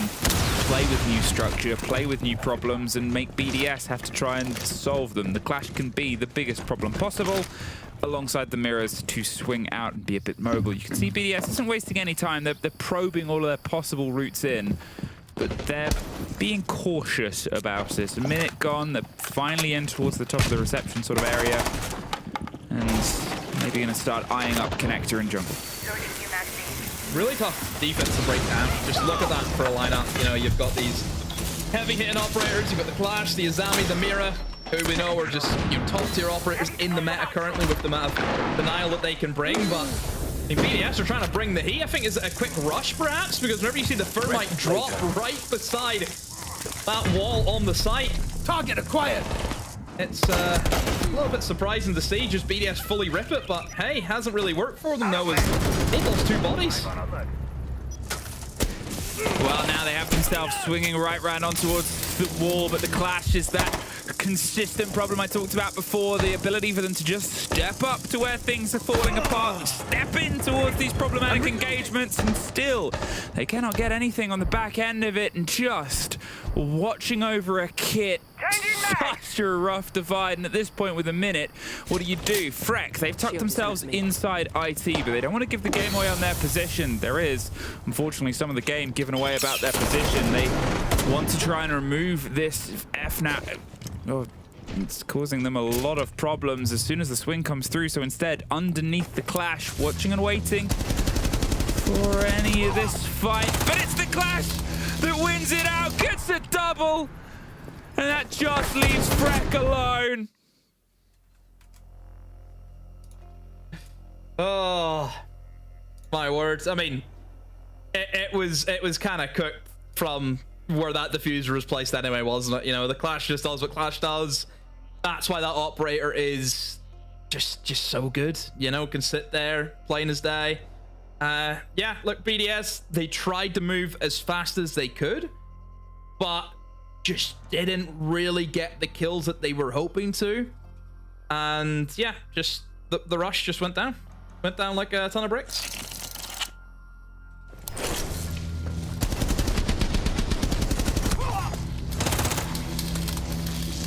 Okay, Nako with that shield sort of locking themselves in, the power position there and the swing round against all of it, but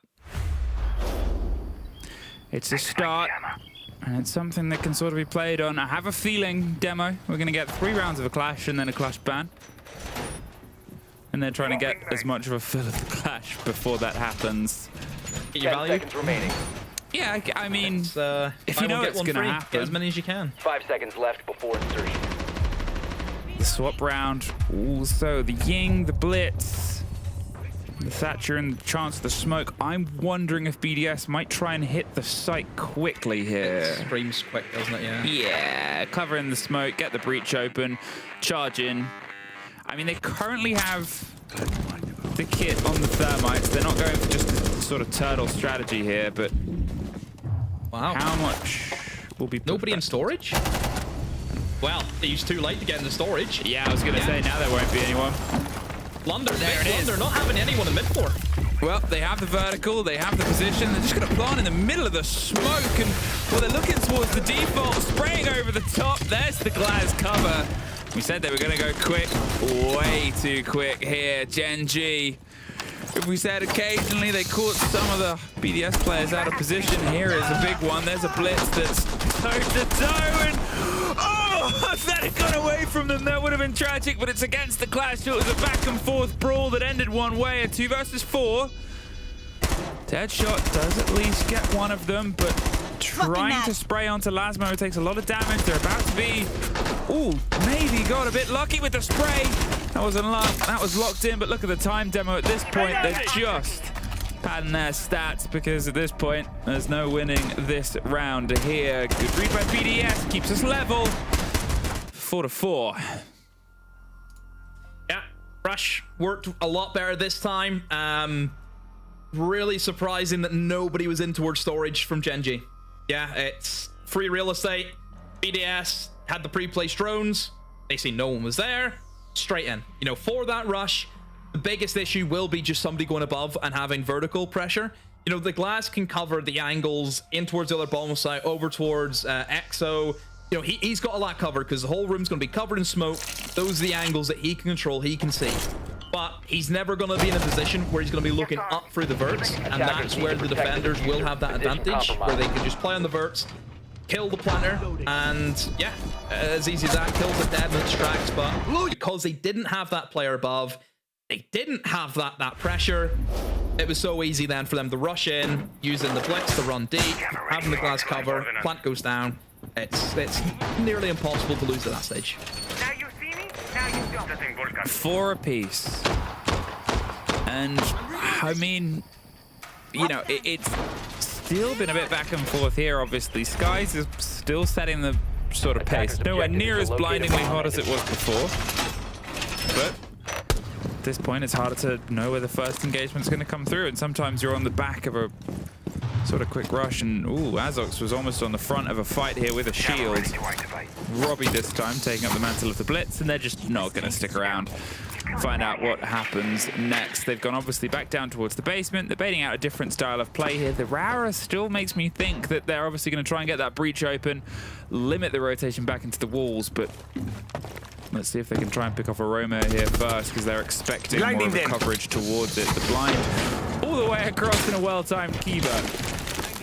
Gets the Azami out. More of an attention, more of a blind. The Blitz right there, but there's somebody off towards the right. Can't quite get the player at that moment in time. They're just trying to charge and charge and charge, and there's a free real estate. 3 of them right in the middle, and at that point, maybe you've got a bit too far, but it's leveled out to a 3 versus 3, but a lot of damage done towards the approaching players, and they're in that touch spot we talked about before. It didn't quite net the full rewards. The break of the hatch above, and that's forced Virtue out to P4. They are in no man's land, alone, holding, waiting, hoping a friend comes soon, because if it gets revealed as Nako does, it's just an annihilation.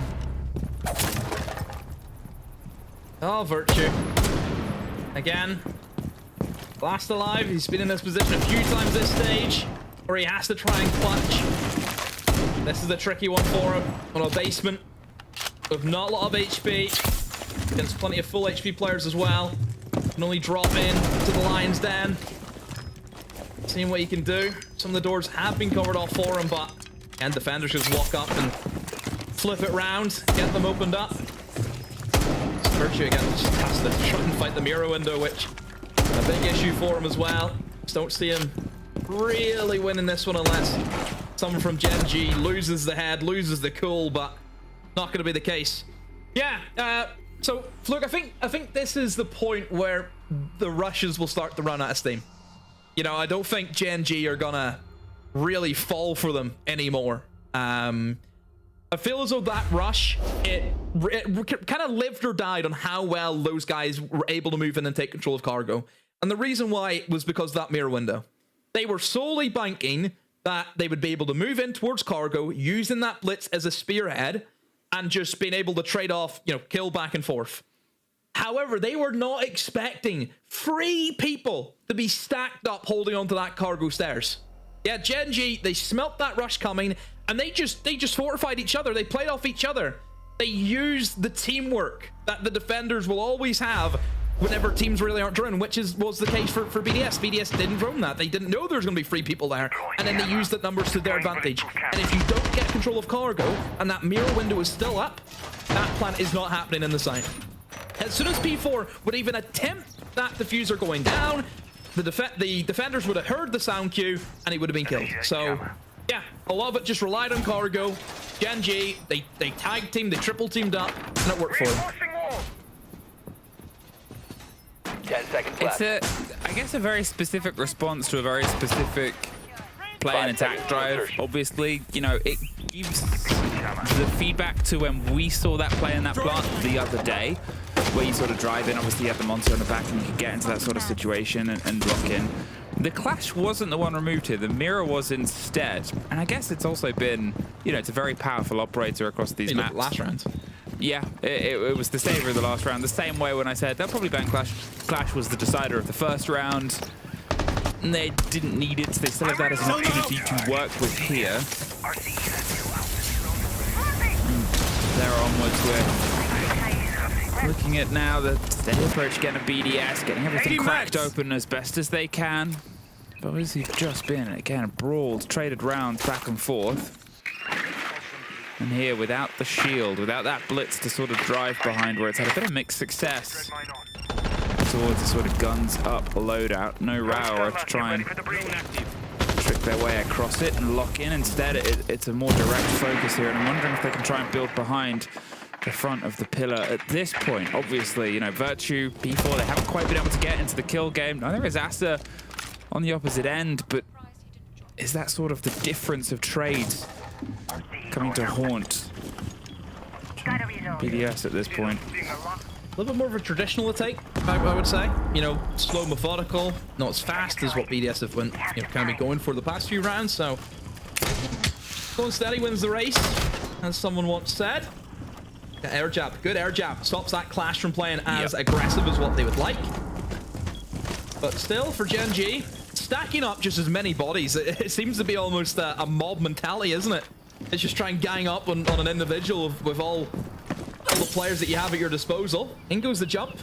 Umine will spot them out, but nobody wanting to swing at the moment from Gen G. But I'm sure that first engagement will be coming in anytime soon. An air jab again to keep them at bay. So you can see BDS, they're just trying to lock them in, aren't they? Like the jailer. I think that's it, right? They're sort of trying to limit the play space they have. It gives BDS a bit of breathing room. Now they can see if they can get the first pick, and Robbie does. Gets the end dead shot. Now they can start doing this, the breakaway across. They're taking control of Rafters instead of going for the heavy ascend on IT. This time it's more direct, but it allows these players to just break their way in on towards the front door, and there's a fight on the Clash on Pillar. They are battling, but unfortunately not enough space to do it in. BDS, they keep us level. Yeah, best round off BDS so far in this game. Really good stuff. They slowed it down, didn't rush, just steady as it goes. Make sure you're clearing out the utility, open up the walls. Thought the Nomad was great. Great air jabs just to keep Gen G, you know, at peace. Yeah, I think as soon as those air jabs went down, Gen G were like, I can't really do anything. You know, it's like they've been closed in. They've went. It's almost like the end scene of their treasure hunting in the Great Sphinx, whatever it is, and then that wall just shuts behind them and they're trapped in there. That's what it's like. There's just no way out. And they've called the TAC timeout on the back of it. Even though things are leveled up, I think they're just talking about, okay, how do we push this one over the edge? It felt like there from BDS, it was a sort of one-upping of the game, right? That they'd read the hold, they'd seen how they could apply themselves towards it, and they did. And now that's what the defenders have to face with, is the answers that BDS have been able to cook up. And obviously they're allowed these conversations as well. They can get themselves into the same spirit of convo. So is this a bit of Gen G sort of saying, okay, look, we need to maybe try and push the boat out a little bit. Oh, where do we do that? Let's go to a site that we haven't particularly played yet. Let's go somewhere. Let's not double up upstairs. Let's not give them the benefit of having a second go at our holds. Let's see if they can handle the first, where generally, you know, they've struggled at points. Here is that opportunity to do just that. 10 seconds to go. It's a good game, this. I think, no major issues. It's not kind of like maybe the game we had earlier between Wolves and Matcho, where there's a few major instances, but certainly just minor stuff, I think, on both sides. But overall, I think both teams have had great rounds, great moments. Certainly, you know, Skies and Frek have been a delight to watch this evening. You know, great plays from those two, particularly, have really be trying to carry some of their teammates, because some players not looking too fruitful still on the scoreboard. But who knows? It's still up 8-7. Somebody can just pop off. We can see Virtue end as 20 and 8. We don't know. We really don't know. We really just don't know. Asa did find their first kill, which sort of gets them rolling. People are starting to cook in. There was an exit, I will say that. Listen, sometimes, you know, it's on the border to kill, and sometimes that helps. Regardless of how it goes, there's something haunting about being in a game where you're not on any kills, because it eats at you the longer it goes on, and that gives them at least a moment. We should do an interview with Dez. He's a very well-known practitioner in that field. If we're not getting any kills, correct? Yeah, we actually played a bit of ranked with Dez the other day, but I'll wait for this attack to start to cool off before I read it. They've got the tag on towards Deimos, the track, and just the push further and further out of the site, but it's the Deimos underneath. Does he know that he's about to find Skies? Well, the plant is the attempted thing. There's the play. Oh, he's narrowly slipped all the way in and waiting for the player to swing round. There it is. There's a couple of traded kills back and forth. They do get the C4 on towards P4, and Virtue's down. So it is a technical 3 versus 3. It was a heavy retake attempted from underneath. Now it's a 3 versus 2. Another Deimos track will come together, but another C4 kill. That's another end to an already downed player. At this point, Now, 2 versus 3, but most importantly, Demo, they're able to stop the plant. Oh, unfortunately, they weren't able to stop that. Caught out entirely and surrounded, leaving just Azox left. Now they were able to get that first strike. I was a little worried for a second, but as soon as the Deimos has this call, they'll just cover it. Lasmo can plant behind this. The Deimos can have a little bit of a 1 versus 1, but they know exactly when he's going to move in close, and that is the most important factor. Now, a precious post plant. One's going above and one's going out the window. The perfect way to play this, and a very, very tricky retake. Gonna hold on, wait for the next fire through, but it's above that gets him. BDS themselves that one step ahead. Yeah, right into the game plan. 4 C4s from Gen G. What are they going to do? Yeah, they're going to go below. You open up that wall downstairs. You play a great operator as well, you know, for that kind of lurking playstyle. It's going to be the Deimos. He can track whoever he's fighting against, give him that advantage in the 1v1s. He's actually quite lucky that he took the 1v1 when he did, because did you not see as soon as he killed the recruit, 2 players then spawned out of nowhere within the next 2 seconds, and then he was thankfully able to move off at that point. Kill 1 head, 2 will take its place almost. But yeah, very, very fortunate to actually be able to rotate out of there, and then takes up a great position in towards Vending as well. Catches them by surprise as they rotate back upstairs. But yeah, the game plan, just go below C4. That was it for Gen G. It's very easy to deal with that. All you need is one clever player, one player who can kill, and certainly Fred, I think, fills that criteria pretty darn well. And it's very easy to stop. And, you know, all BDS had to do was just focus and get that diffuser down. And once they did that, yeah, an easy post plant for them. Red light out. Razor wire in position. 6-5. BDS took the timeout, took the conversation, and at this point, the momentum as well. Obviously, they haven't been ahead for a while of this game, but it has been traded. Nobody's been able to put more of a distance than a single round above. And nobody will want scrappy points from this. We talk about the importance of that split. We talk about the importance of staying on 6th. The divide still has everything to play for. Every team is playing 3 this week, but as Deadshot opens up on towards Robbie, whichever of these teams gets ahead, still well within grasping distance of the teams below them. And the one that I think would be truly out of a chance would be Wolves. 6-5 here. The opening kill, the buck gone, the soft destruction removed.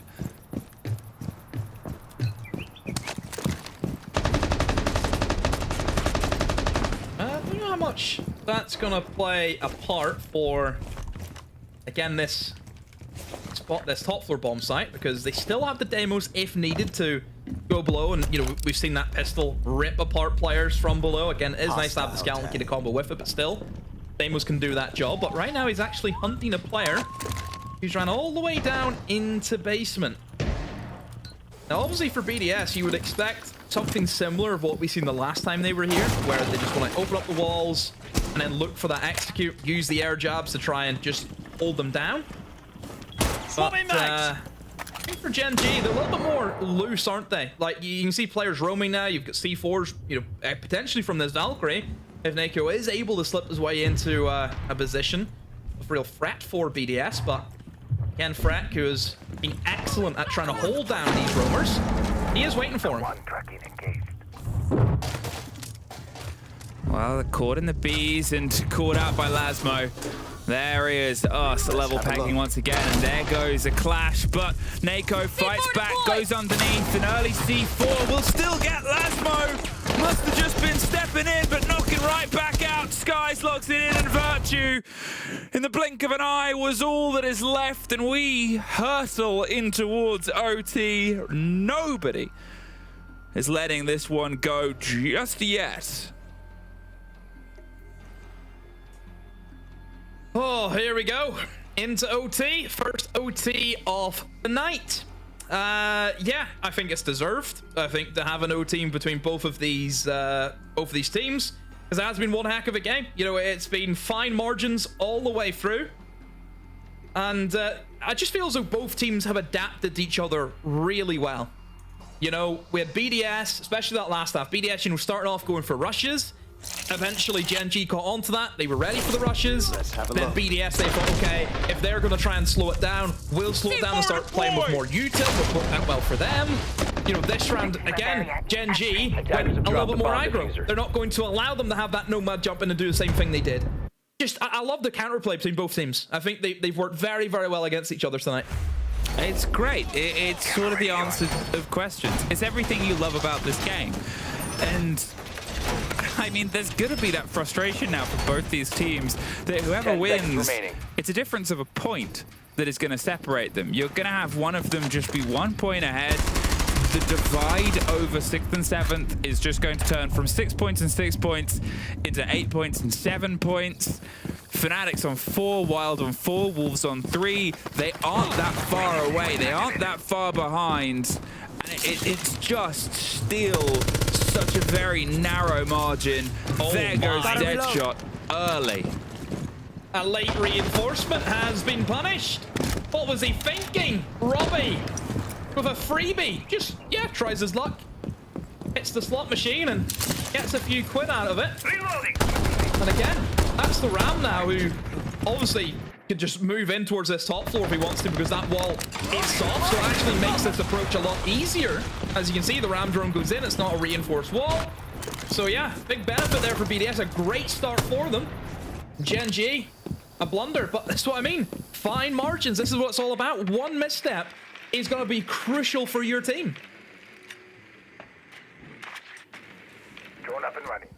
I mean, Deadshot took a risk, took a gamble, but you never really know when people are going to sort of step up, and at this point are going to try and drift themselves in. Skies continually had a huge map, 16-5.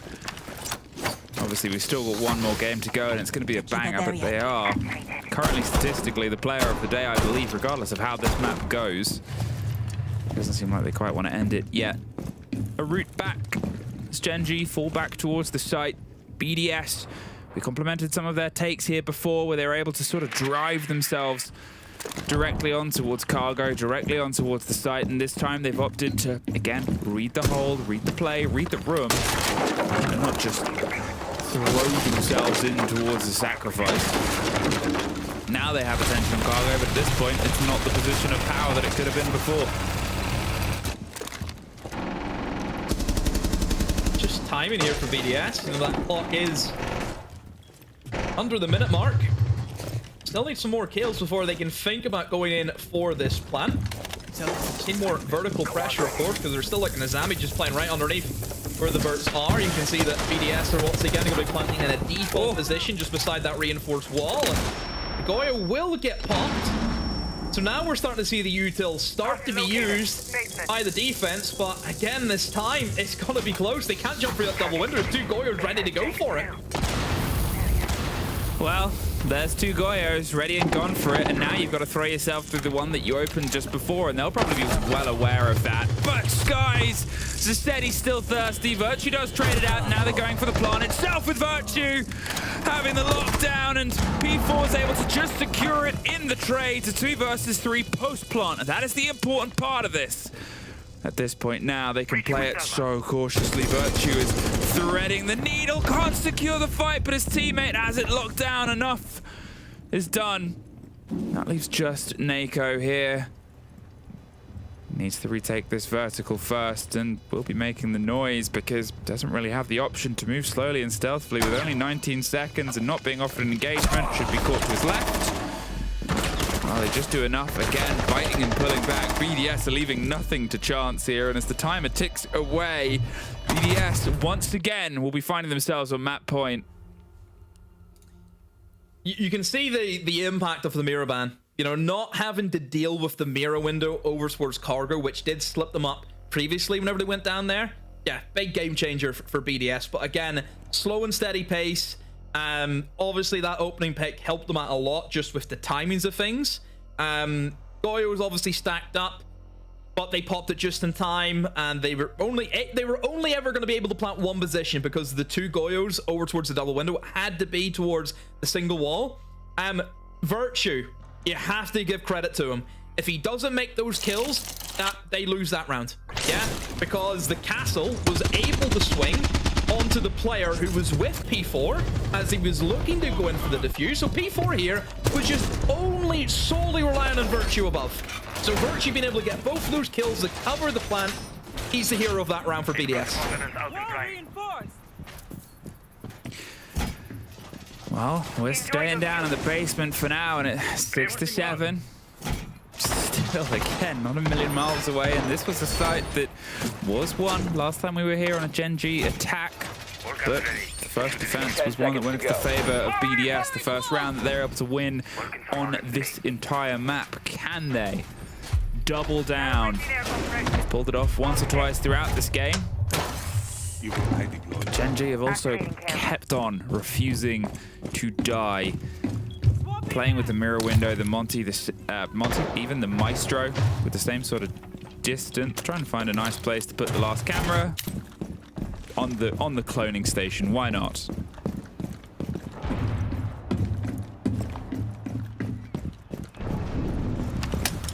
Into the basement, and obviously the main issues that Genji has had is on that roam. We know that. There's a little bit of a pressure in towards that mid floor. Genji will struggle with it whenever they don't have the multi, because again, it's being banned out by BDS.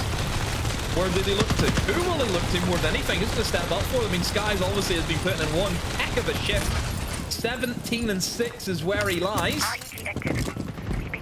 Maybe it's not the pressure on Skies, maybe it's everyone else needs to start. I mean, certainly Asen needs to step up. He's 1-11. You know, we're in round 14 right now. He needs to get a move on and start helping his team. Tracker on hostile. I think that's it. Now as the track goes out, they just miss the tail of the player, sticking their way around, down vending and down towards Exo. At this point, still being tracked from before, you can see that they're thirsty and hoping for a fight. Two stories of devastation, but not all of them can be winners, and at this point nobody is stepping up for the prize, but they got a little bit close. Detected a bomb. Ooh, and there's another chance to get a little bit close, but you're right, time is still continually sort of ticking on. The IQ play against, well, everything that seems to be stopping and slowing them down here is the roll on towards the castle. Now, those Goyos will still potentially be a problem if there are any, but they're being dealt with much earlier, Demo. Yeah, better pacing, certainly. Only a minute left. Still up in the air because it's a 5v5. No kills as of yet to really say who we can back. But you can see that Gen G, they're just starting to acclimate now over towards those hatches in towards Garage.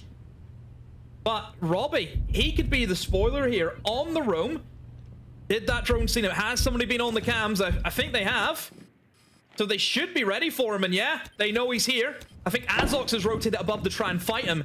This could be the gunfight. This could decide this round.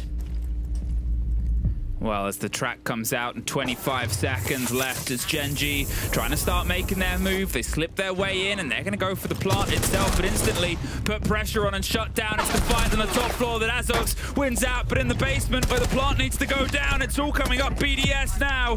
The cover, the narrow angle, and the important job of a C4 that didn't quite get the full kill, but the second sure did. Picks it up, tries to win the engagement, not quite there in time. BDS do just enough at the end of it. You can see the stress, but they secure the 2 points.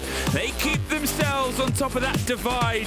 The job, though, Demo, still so far from done. Yeah, great game. Great win for BDS. Just Gen G, they didn't get the kills that they needed to really open up that bomb site to go for the plant. C4s played a massive part.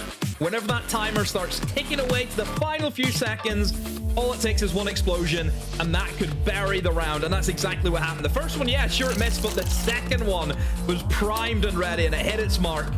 Yeah, great game overall. I thought both teams, they played really well. I do think both teams were deserving of at least a point based on how they played, but BDS just edging it ever so slightly to go ahead now and will cement themselves in that top 6 position for at least today. Well, we'll go to a quick break before we're back.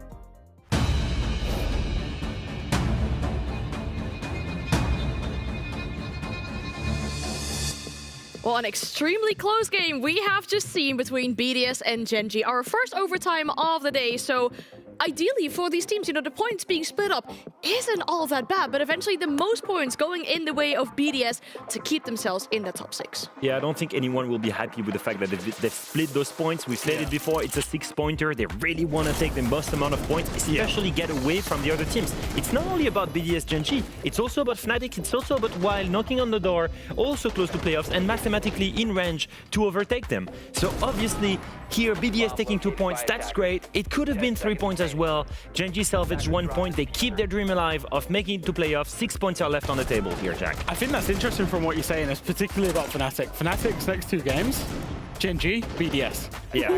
That's the kind of mini league for the final spot in playoffs, I will say. BDS have now put themselves in that front spot. I think this is another game where the result is much more important than the performance. That being said, I don't think either of these teams actually put in a particularly bad performance. As we see Freck, they're clearly enjoying that clutch, that big play that he got. I actually thought both of these teams stepped it up in the levels of consistency, levels of performance generally, from what we've seen across the stage, Leo. Yeah, at the same time, we do see some amazing individual step up. On one side, it's Skies that finally shows up, that he was the best player on the team. Neko said it. Neko said for him, Skies was the best player on this roster. He didn't show up for the first few play days, and then finally stepped up. And if you look on the other side, you're gonna see here, Freck again, dropping double digits. Again, 14 and 8, against above 1 kill per round. And again, his team, this time, stepping up on his side. Yeah, this time he got the victory. How many times have we said, oh, Freck deserved to win today, but he was on the losing side? I think today, that honor went to Skies, who... That's now 2 games on a personal note for Skies to have that improvement. He's such a big part of this team. Whenever Skies is having a good game, this team is competitive in terms of Gen.G. The consistency on the side of Freck is absolutely crazy. But I've got to say one thing. I think it should have been 3 points for BDS. And let me tell you why. In pro play, a single wall reinforced the wrong way can cost you an entire point in the standing. We're going to take an example of a very peculiar round. It's round 4, when BDS is defending on top floor. Now, what's the story here? We're gonna take a look, and BDS right now with P4 are reinforcing this connector wall into server. Now, they're reinforcing from the outside, and this is gonna cost BDS the round, and we'll explain why just later. First thing for context, what do we see here? Gen.G have banned Kaid and Bandit. They've been able to open all of the walls on Night Heaven Labs, and we know how important this is quite consistently. What's the reaction on the side of BDS? They bring Mira and Tuberao. What's the reason for this? To do the Tuberao mirror trick. And if you don't know what it is, it's very simple. You send Tuberao on a wall as the hard bridge goes on, and then you set up the mirror window to breach through the wall and destroy the hard bridge charge. Here, the hard bridge charge was frozen, and the mirror window has denied the ace on it and destroyed it, which means the IT wall is closed. Second thing that we notice here, one ace charge has been spent here. Another one has been spent, which means that Asa is left with a single ace charge left. So he can only open up one more wall. And it won't be IT because he decides to throw it exactly on the wall that P4 has reinforced, the connector to server wall. Why is that an issue? Mira is on the other side, calling for Tuberao to freeze it. And what do we notice here? How is she gonna set up the Mira window? The wall is reinforced from the outside. She cannot set up the Mira window. She cannot destroy the ace charge. And because of that single mistake, that wall is going to end up being opened. She can't do anything. And that changes everything in the late round. Because in the late round, instead of having a single entry point to the bomb site, which should have been the doorway, they have a second entry point, that breach. Which means that effectively, right now, Virtu takes a 1v1 on Asa on the breach. Robbie takes a 1v1 on Skies right now on the doorway. Which means that these guys, whenever it goes on, Asa and Robbie will both right now lose their life. Robbie loses life to Skies, and Asa injures Virtu. They've now taken 2 1v1s, and they've won it. Which means that in this scenario, we went from a 4v3 on the side of BDS to a 2v3. And now, Skies can go even deeper. He can go aggressive. As the plant goes down on his left, he goes aggressive and kills another player. And here, in this scenario, he goes in and kills Virtu and P4. And that, all of that, because one wall was reinforced the wrong way. Welcome to pro level that can cost you an overtime victory. It's crazy how it's just a simple wall that can really stop you from having 3 or 2 points. The difference is insane. Normally, Leo's telestrator is like, oh, this crossfire was really, really good. I love these teams. They are the best in the world. They do everything together. The idea was so good. You've just cooked them. The idea was so good. The idea was so smart. I like it. You should cook more teams. But the execution was just slightly misplaced. And that 1 point in such, just to contextualize this, 1 point in this playoff race is massive. And if you're saying they could have had an extra point from reinforcing one wall the other way around, that's tough. It's those mistakes that you think about when you're in bed later and you're like, maybe I should have reinforced that the other way around or something. You'll think about it later. But obviously, we should be able to speak to the victors, hopefully, as well as we do have them on the line very shortly with us to ask them a few questions, because obviously something we haven't mentioned yet, BDS is on bootcamp. Yeah, and I think that's a big difference maker. I was talking to just before that, in a long interview, we actually showed a piece of content with him, and he was telling me, with a team that has an Australian, that has a Dutchman, that has 2 French guys, you know, you have an Italian as well. You need to build some kind of human connections, right? Yeah. And the best way to do that is to go in bootcamp and grow that cohesion and chemistry together.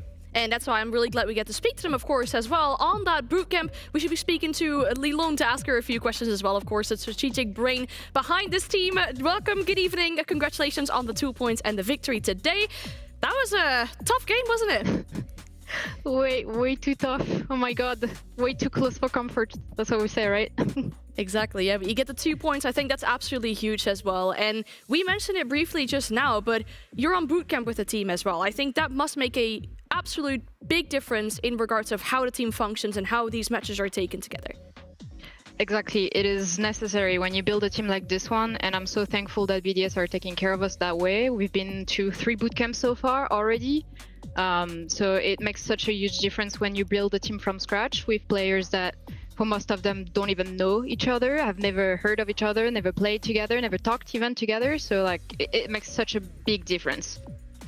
What do you think, I guess, seeing this roster evolve, what do you think they're at right now in terms of level? Do you see their evolution? How has it been cooking with these teams with people that barely knew each other at the beginning of this stage? It's been very different from what I've been used to and what we all have been used to, and I will use this opportunity to talk briefly about what you mentioned before the game, Leo. This is not Wolves continuity. I know people love to put that tag on us, and I understand, but it's not. We have done absolutely everything different. With Helby, with Eden stepping in, we've been changing absolutely everything. There's not one thing that is not new in the way we're functioning right now. So it's really from scratch, building with BDS as an org behind us, with players' input, and then I will give the seat to Virtue in a couple of seconds because he has been stepping in quite a lot too. It's a pleasure to have him on the team, and we've been, like I said, building everything from scratch. So it's a lot of work. It's very interesting. It's very stimulating, but it's a piece of work. It's not easy. Making sure everybody understands each other. It's new for some of them. Working English, it's a lot of work. It's a lot of work, and we're far from where we are hoping to get soon, hopefully. Just quickly on this, Laurie, I did actually have a question about the game, but I just want to pick up on something that you've said there. How did this team come about, I guess, is maybe a question that people won't necessarily know, because like you said, it is players from everywhere, and you've got P4 transitioning into English as well. So how did the idea behind this team come around? BDS reached out to us. When I say us, it's me and Helby, to work on a new project. They wanted to start with a blank page, like build the rookie, developing people, developing new players, helping them, feel at home and plan on the long term. So they reached to us, and then we just started talking about what we wanted to be our core, and very quickly we wanted an IGL that we could trust. Knowing P4, it was an obvious choice. And then Virtue had just had a little downside with Secret. I'm not gonna talk about that longer. I think everybody knows. So it was very easy to just pick them together, have them, we've done meetings, have them work together, and then we build around them too, around how they wanted to be surrounded, and where we wanted to go around them too, basically. We wanted a very healthy environment. We wanted calm players, but also players that just really wanted to prove themselves. Players that didn't for all have a chance before, if I can say so. I mean, it's still very new for Lasmo. Robbie had some tryouts and he's been playing 2 events with Falcons, but it's so different. It's like the environment is so different. So we just wanted to surround them with players that just haven't had a chance yet or true chance yet, and build long term around them. It's amazing. I mean, obviously, it's so good to hear from all of your insights behind this team. It's been you had the pleasure to talk to the players a few more times, obviously, as well. But to hear your insights on this this team as well. Did you say you wanted to give the seat to Virtue for him to talk? Okay, well, be my guest.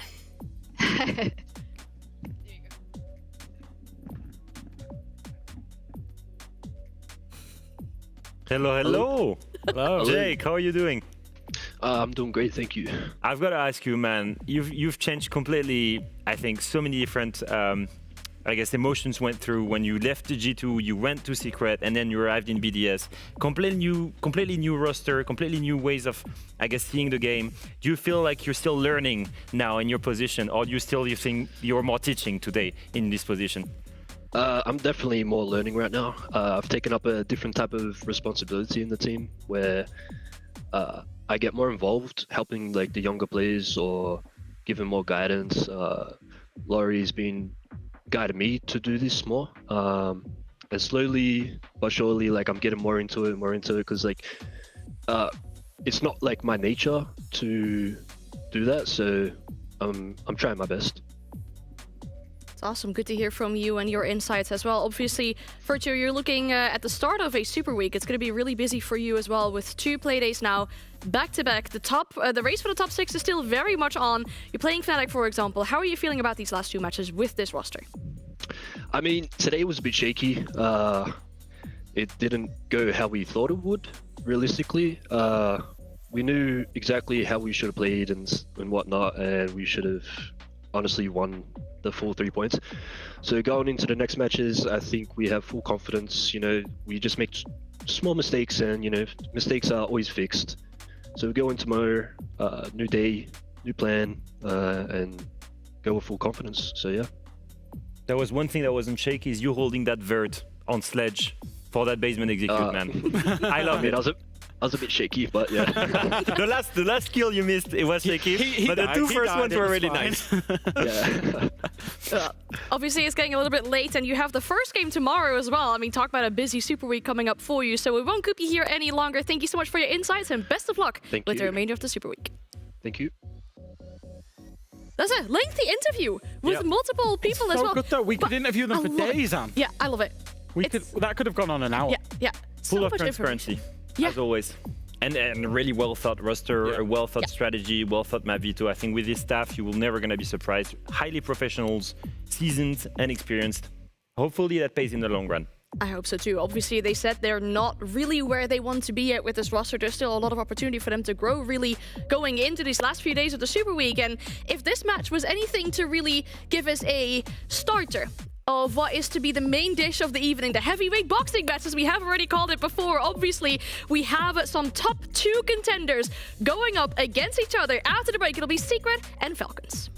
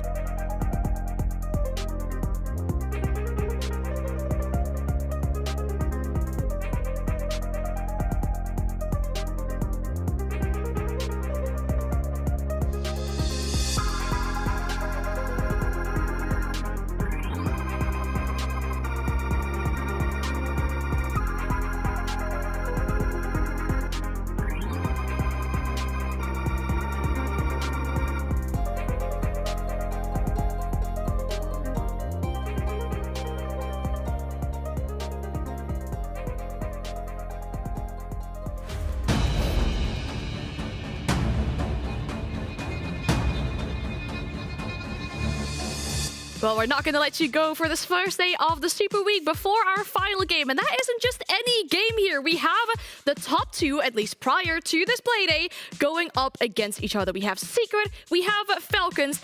They don't just find themselves in the top two here in the current league of EML. They've been there many times. They've played against each other many, many times as well. Yeah, I think, to me, I don't know about you, Jack, they've been the two best representatives of Europe for the last year and a half, right?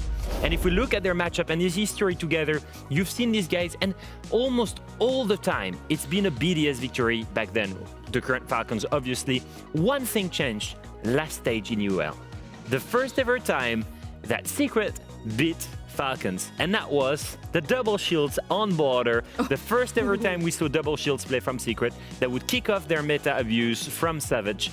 But overall, Jack, it's always been a consistent story. Falcons, the number one in Europe. Yeah. The team that makes it to grand finals. The team that kicks out Secret from every major in quarterfinals. And Secret, the forever second of Europe. That's the big one for me. How far would Secret have gone, but for having to play old BDS, now Falcons, on the main stage in Manchester?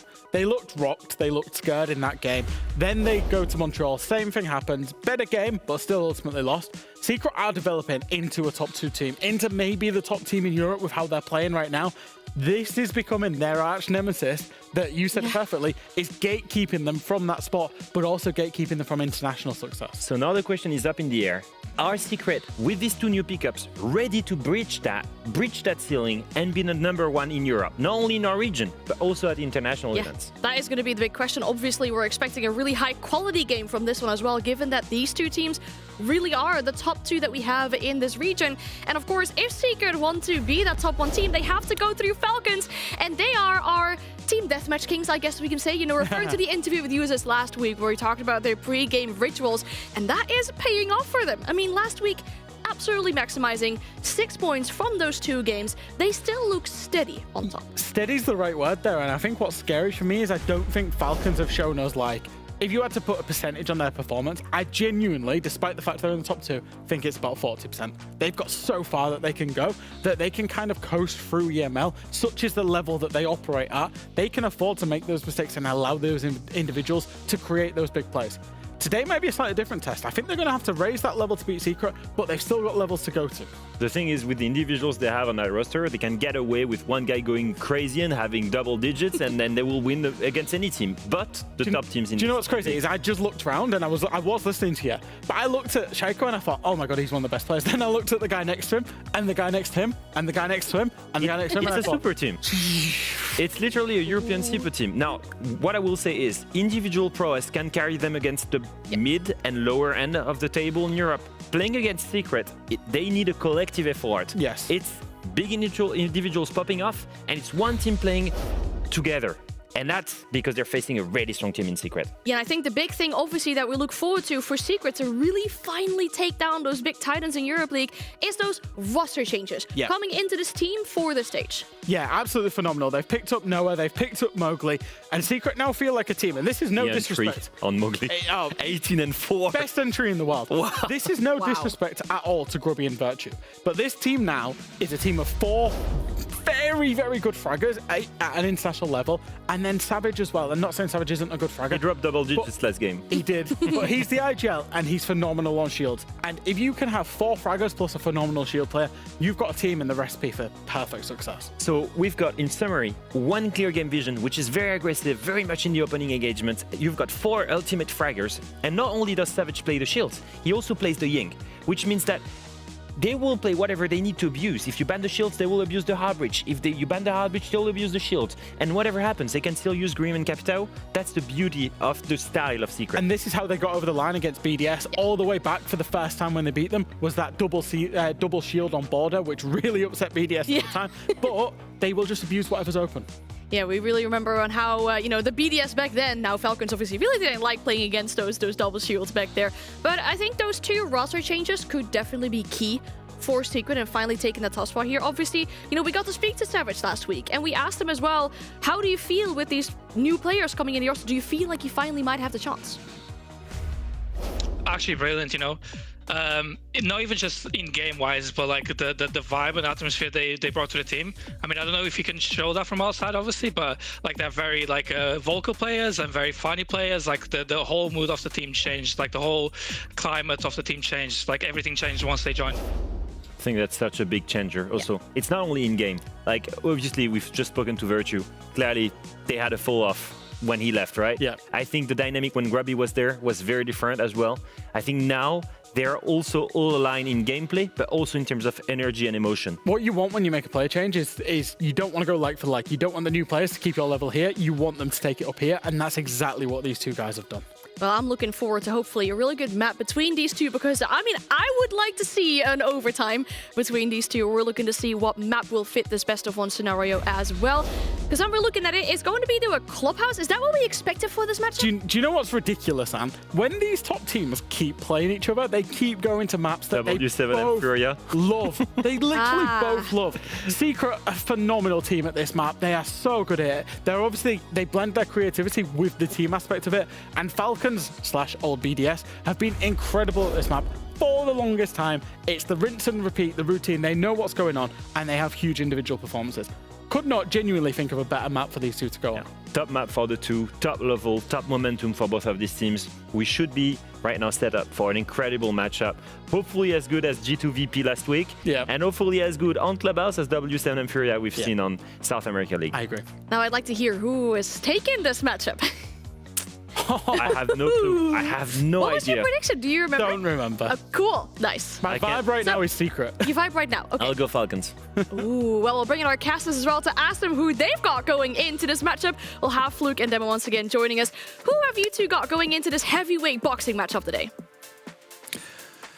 I'm going to take a punt on Secret. I don't know. There's something about how they show up for games like this that I just really love and I really appreciate. And I don't think it's anywhere near the end of the story for these two teams. I think they'll probably be our finalists as well in a couple weeks or whatever it is. But Demo?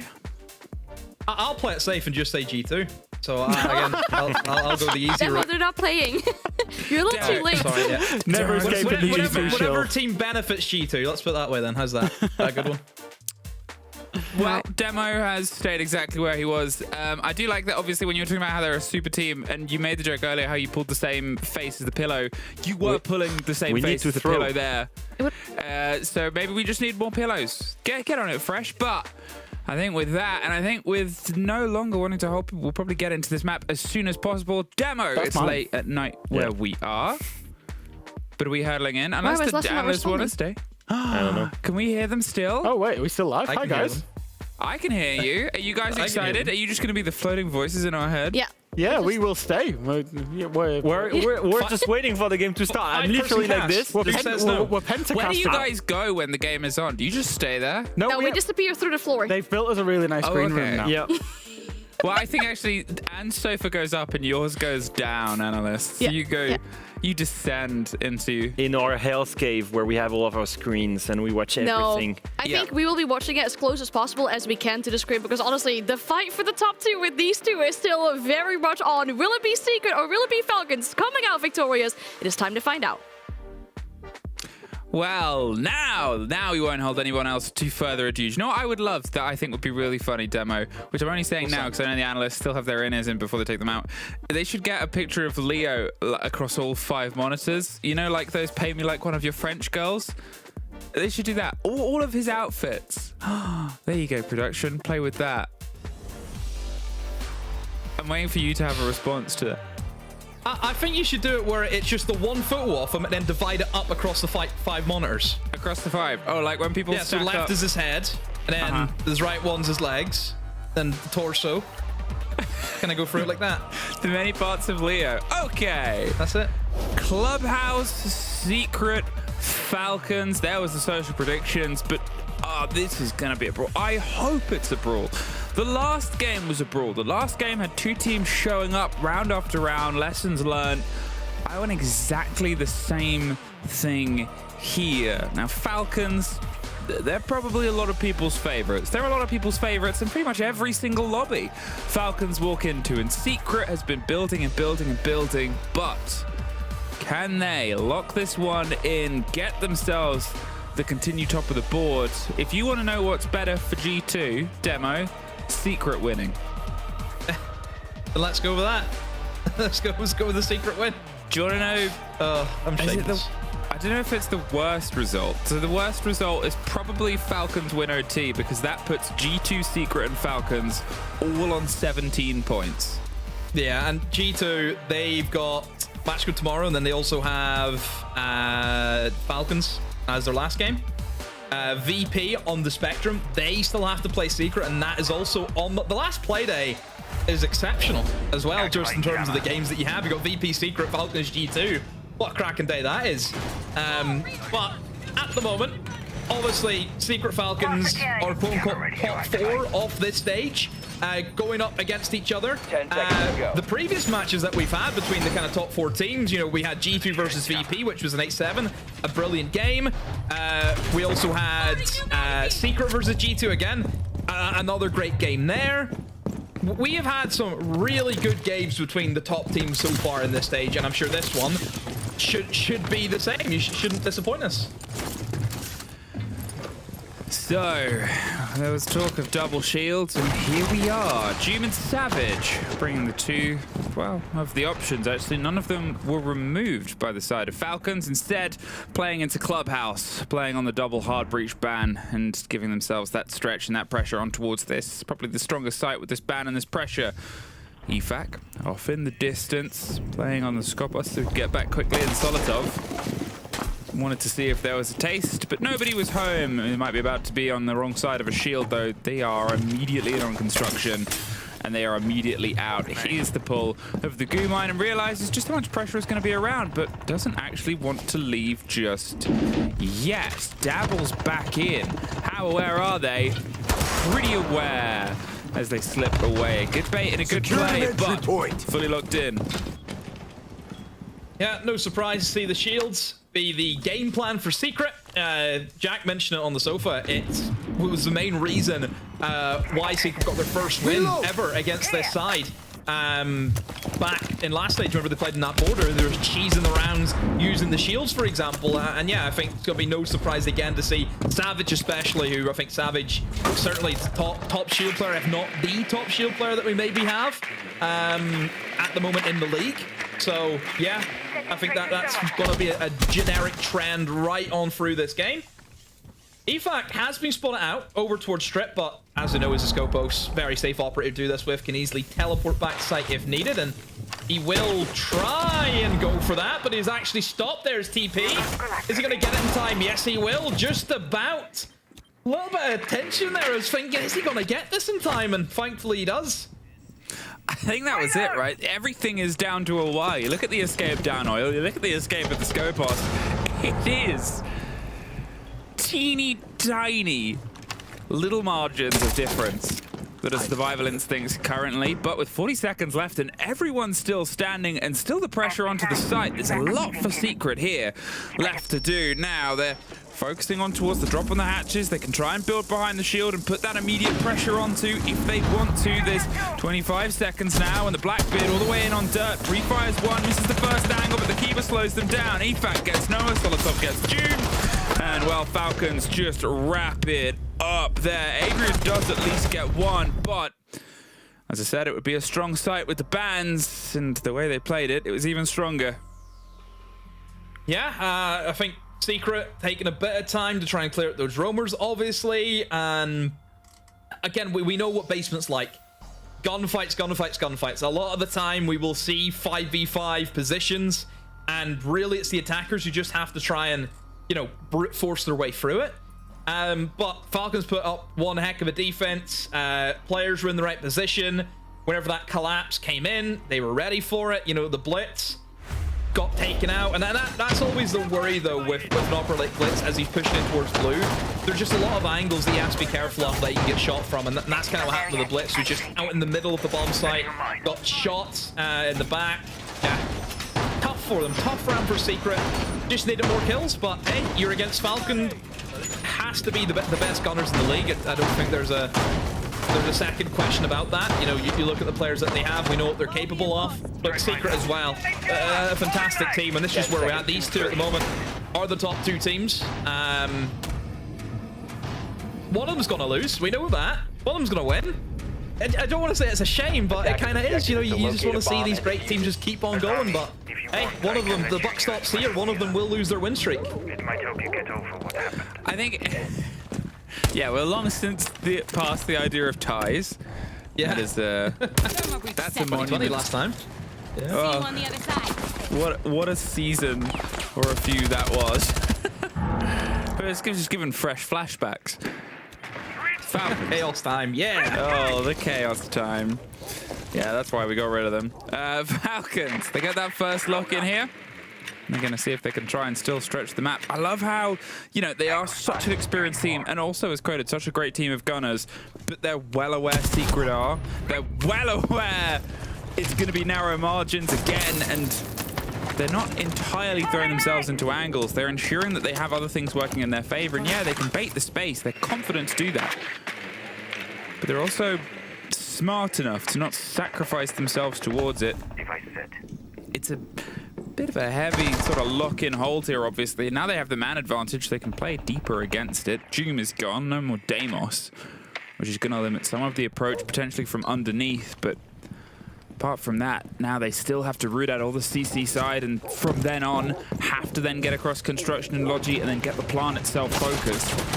There's a lot of work to do, and as I said, without knowing that Shaiko's really here, I mean, it's just so much time. They still haven't cleared rafters. Shaiko's blind, but he already has the lineup, and well, the flashbang comes over the top. There's only him going for it at this point, but there is some support, and the support does the damage. Noah's hurt in the blind, and then he's put, and then he's locked. Never. Shaiko with the double!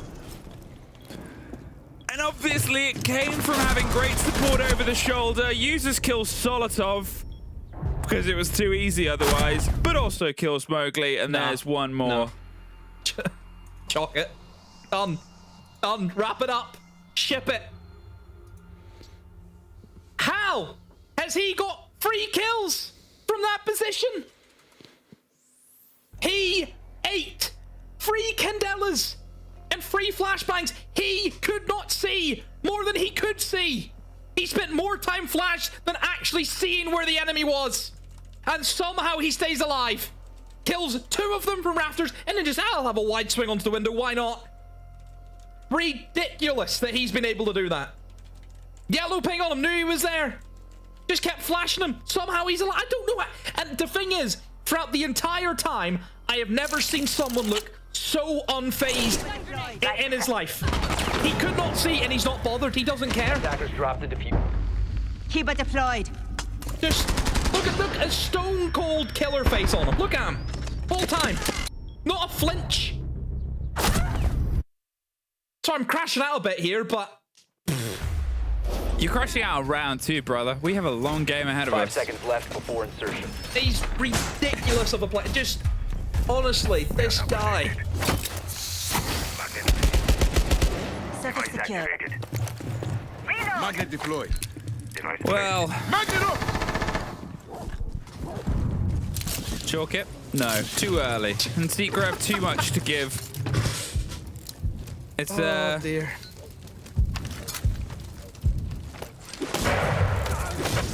They play on the fuse, the roll immediately against it. They're gonna go for the trick, and it's not quite gonna net the result. Does get 3 bandit batteries there. Okay, just sending it for the exothermic. Does get at least 1 exothermic, but that is all the bandit batteries done at this point, and that is the breach opened. Yeah, that's Thermite. Out of Thermite charges, though. One thing to note, but still, plenty of tin openers that they can utilize to their advantage, of course. Not as though they need much else, really. If you get that main breach open, you're usually in a pretty good position anyway, so... Yeah, again, tin openers there if they need it, but should be fine. So, step 1, get the breach open, done and dusted there for Secret, even though it did take them a bit of time. The main thing they'd look at, of course, is going to be that catwalk. They have got a very strong operator for dealing with that position in the form of the Capitao, but Falcons are very heavily fortifying this position with not only having the Llama in that position, you can just keep on, of course, making the distance, trying to save himself, they've also gave him some ADSs too. So yeah, very fortified position. They're going to need to burn a lot of util to really get the value out of that Capital. That's it, but at this point you just kind of need the shield to just maybe try and drive some focus, put the pressure on, get the jiggle in, and just cut the direction. There it is. Solotov's burnt, and Solotov is burnt. Great play there. Sort of found a route around all of that, but still, it's a trade out. They've obviously lost Adrian, post getting his work done, but they're just angling themselves up for the default, and that means they'll probably need some of that vertical control. How much of that have they got? Well, they're at least trying to fight for it. Users is trying to fight his way right back on the drone. Sprayed through, though, and it's Joom that's able to get EFAC down on his approach from the bar side now as the shield cuts its way across. But it's the man behind that gets dropped out, and that's his cover. That's his direct garage player.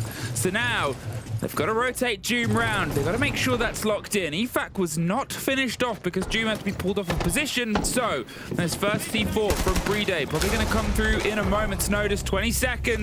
EFAC does finally end it. There's the pick back up, the rotate background. Brede, he's going to go for the distance. And Noah, he just gets freebies. Cut them across. A bit of a misplay there from Falcons. Tried to just go for the fight and send it instead. Now Shaiko knows this one on the left. He's going to go for that first engagement, but they pulled off, and Secret pull it off. Yeah, great work there from Secret. Up against it, 3v4. The shield, have to highlight it, in the perfect position, because obviously once Monty's in that site, he's going to be looking to get that diffuser down. Now, the only thing that's going to kill him in that scenario is a C4. So did you notice that Savage, he went for the plant, he baited it for 2 seconds. His teammate who was with him in Rafters then dropped down into Garage to then contest anyone who could be below to obviously try and get the C4. But even by Savage going for that plant, it actually baited the C4 out from Brede. And once that C4 was gone, Falcons knew they had nothing left. So Falcons went for the, we just have to try and go for the kills. But very difficult doing that against somebody on the rappel. We know that that's a strong position for anyone to sit on. As long as he's quick on the trigger, which we know Noah is, it's an easy cleanup. So yeah, after highlight Savage, called that very well, baited the C4 out, and everyone just did their job. So all credit to Secret, good pullback there. Falcons out of util, main issue for them. 2-1. Now, well, they might have been able to draw them out of util, but this time they're out of Monty. They're going to still stick around with the Blackbeard, not go for the double shield clear this time, and I'm wondering if they're going to put as much attention towards it as they did before, because, well, they left themselves barely any time and barely any options in the tail end of the last takedown here. There's still, obviously, a lot of room to grow in this, and we've had some big performances from a couple of Falcons players, but their first time round on this site was probably the most solid round we've had from either of the teams so far of the 3. So let's see if it can be repeated, and it started with a bit of a bait game. Shaiko. Oh, is he about to get a freebie? No is the answer. They were so aware of what he wanted to do. 3 players paying attention. Make it a 4. Make it an early open. Reloading. Cover me. Nice from Secret. Identify the target. Yeah, just a guy inside a garage. Easy work. Drone at the feet. Send the guy in. Adrian gets the opening pick. Eliminate Shaiko. Always a good thing for any team up against Falcons. We know that. So yeah, looking much better for Secret this time around. But still, the main issues wasn't really their early game per se. It was kind of their late game execution where they just couldn't get the kills. And Solotov, a turn and burn onto Joom. But never mind. 2 back for Secret. Savage holds his own on that Thermite, and now Falcons, with this aggressive start, has not worked out for them, and they have lost a heck of a lot of manpower, and they're up against it. Brede and Usus in the 2v4. However, you will put an asterisk beside it. It is Brede and Usus. We know what those two are like in the clutch moments. It is true, and they've got a decent idea of where things are coming from. A minute 30, and Usus is going to hold on towards blue. I'm assuming they have eyes on the bottom of the main stairs that'll just feed that position towards them so they can focus on towards blue, on towards dirt, I say, as he goes fishing, attempted. There's call-outs of drones, Falcons. That's the worry, is there's so much time they have to contend with against here, and also a lot of utility. You still have the Ramboogies, you still have Grimbees. Adrian just going to try and get rid of some utility. The flash over the corner, and oh, bad timing. Uses. He's able to get one. Brede gets the second. A 2 versus 1. Oh, now it's a 1 versus 1 Brede. Do they know where each other is? No one has a good idea. But you said it. 2 great players in a clutch. 2 of the best of all time. That darn asterisk, just had to put it on the end, didn't I? It's those 2. You know, Brede has been doing it for a long time. Usus obviously has had a shorter career than, you know, compared to Brede. But Usus, even back in M&M, whenever we used to see him back in Challenger League, that guy was clutching up so many rounds, and he's continued doing that for Falcons as well. You know, usually you look at teams and you think, wow, that's their clutcher. That's the guy who would love to have in the 1vx. They have 2 of them. A timeout called this early on here from Secret. That's a tilt round, isn't it? So it's a good timeout. Yeah, massively frustrating round. They did everything perfectly. I sort of said at the start of the round, I was like, are they going to focus on the roam game? Are they going to see if they can try and chase them? And they did. And the adaptation was, let's catch them and kill them. We know that they're going to devote themselves to the space. We know they're trying to rotate their way back up first before they try and rotate their way down. We can punish that. And they did brilliantly. But a 2 versus 4 close down and just slipping and slinking their way around to the kills that they were able to pull off there. Yeah, it's such a great opener. Great start there.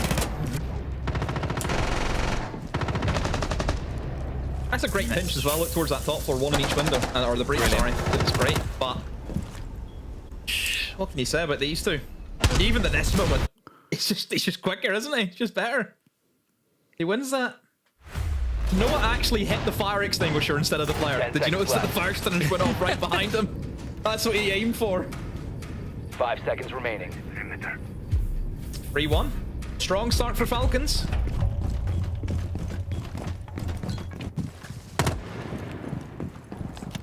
I mean, that's it. Couldn't really ask for a better start for them. I think they always expected to shrug around and have a round go away from them, but it's been bitterly fought. And they've been able to push their opponents to the brink where they've pulled in these solid rounds and also pulled in these clutch rounds.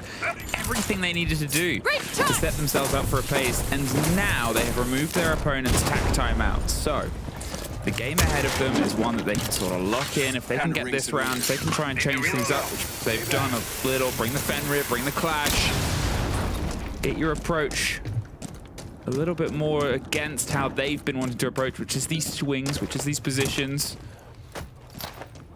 Obviously, there's no chance of the bandit on towards these walls as it's been removed, so these are going to get opened a lot quicker. We've seen Brede enjoy juggling against some of this, and how long did they keep this CC position, and also what happened last time. It was an Azami that's stuck in rafters, not doing the same thing. Pulled back, give them this ground a bit, and then have them have to solve a new problem. They didn't even get through step 1 of this hold last time.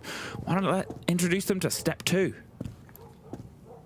So the CC breach is open, but Cash is not, and there is a mute jammer on that wall, and the only way they can get rid of that mute jammer is by going below. So Mowgli needs to stay alive and look for that jammer if he can, because they don't have any nades, don't have any impact EMPs to deal with that, and Falcons have actually made a tactical retreat. They're all gone. They've left construction, they've left Cash straight back into the site. Probably knowing that they have still a shed load of util left up. You've got the Goyo canisters are obviously going to play a big part. You've got the Clash, which you look at the lineup from Secret and you need to make sure the Nomad is in the correct position to deal with that Clash, because other than that, they have nothing else. So Jum really needs to stay alive and use his Nomad charges effectively against this walking monstrosity of the Clash.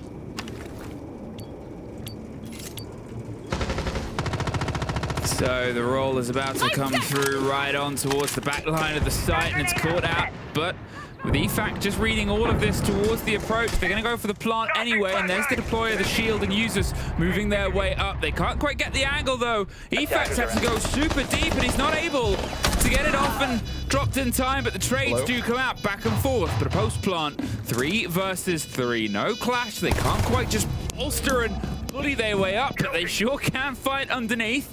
Big removal on towards Mowgli, and they just have to be concerned about somebody going for the swing outside at this point. 20 seconds, And there is the cross. They've made it right past June, but there's Noah getting one, leaving just Solotov alone. Secret. Timeout works. Good job. Getting in, using the Ying to their advantage, just getting that plant down. Again, for Secret, I always feel as though they've been a great plant, you know, kind of orientated team that we've seen in the past year. They've always tried to get that diffuser down. It's always been a goal of theirs. I think they use the meta operators really well to do that. You know, your Yings, for example, obviously your shields. That has always been Secret's main focus a lot of the time, is just get that plant down, because their post plants are really strong. You look at how those two players were set up. One guy construction, one guy in the window. You basically have like every angle where that diffuser could be, you know, getting diffused from. They have every angle covered. If the guy in the window can't see him, the likelihood of the guy in construction can. If the guy in construction can't see him, then the guy in the window can. You know, no matter what, somebody will have eyes on the diffuser at all times. Activating jab. 3-2. And it's still these traded back and forth rounds. At this point, we're angling up towards this anticipation of can Falcons get themselves that 4-2 half. It seems like Secret are starting to cook up answers. Instead, they've got to try and make the most of this. If they can get themselves the even half after the timeout, get themselves onto a sort of decent opposite end, potentially have a new chance for them on their defense. Secret here. Still a bit hit and miss in terms of who's activating. You look at the kill spread, and obviously you've got users Solotov and Shaiko all having these big moments. It's not really been the same impact from the side of Secret. Their rounds have come from coordinated team effort or, unfortunately, just being dismantled wholeheartedly. But remember, if that other round had gone the other way, we've shown a very different energy in the scoreboard here at this point.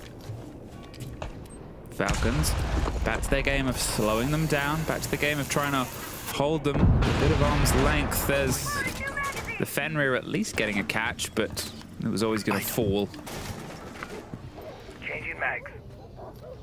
Just have to be careful, because based on Secret's lineup and the way that they're positioned, it's crouch walk central right now. You've got Noah obviously on the Nook looking to enter in towards Garage, who has just missed Solotov, has actually dropped down Oil Pit. And also you look at Jum. Jum has obviously been a nightmare for a lot of teams at this stage. Just the way that he walks up those staircases, finds that opportunity.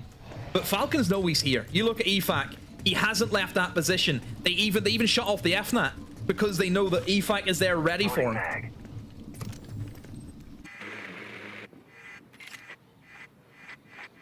Now, can they try and get the catch on a single Falcons player? They're spending their time here, Secret. We've complemented their 3-2-1 close downs and collapses before, but Noah, living up to the team stake name, is knocking doors, but someone's coming up behind him. It's Solotov that's the free, and there's the reveal, and Adrian gets users.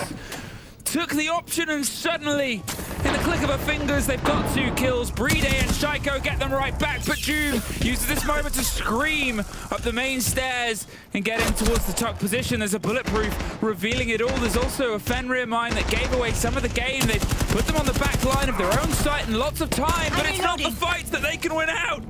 Down to pistols at dawn for Shaiko, and they get the 4-2 split. Oh, was that another? I think that was another clutch for Falcons, definitely. I think it was a 3v5 at one point, maybe even a 2v4 again. Secret doing really well to find those opening picks, and then it just all collapses. Just all falls on its face. Obviously, you can see the idea from Secret was to not utilize operators, you know, like your Ying and your Grim shields. They've stacked that off. They went for the kind of crouch walk tactic, and it really worked for them. You know, Noah was able to get his one. Use this also died as they swung the window. Jum, because EFAC then had to rotate back in the site, was able to push up, get his kill. But then, just out of nowhere, Falcons find the kills. You know, where they have no right just finding the kills out from where they were. You know, this stage, especially over Jum's in this position, I'm reloading. They should just be winning it. He has an Azami barrier. He knows the guys in gym. Does he maybe overpeak? Should he wait until his teammate's in a better position? The challenge onto the guy over towards gym? I don't know. It's a tough one, but It's just the kills. I mean, Falcons are gunning better than Secret right now. You look at Mowgli, 1-6, someone who we like to highlight a lot. You know, I've said before, I think Mowgli is an outstanding player, and he has that capability where he can go and drop a 20 bomb if he wants to. But this was always a worry that we had with Mowgli. What happens if he doesn't? You know? And right now we're seeing it. He's 1-6, and for a player who you need to step up in these big games, and Mowgli is a big player, you need him performing at his best, and if he's not doing that, you will suffer. 4-2, but all still to play for, and as you said, yep, there's pressure on it, and there's also pressure, obviously. You know, how many times you've seen great players try and hit heads against them? There's long history of obviously this Falcons roster back when it was BDS, and there's long history of the players that would go up against them, the teams that would go up against them.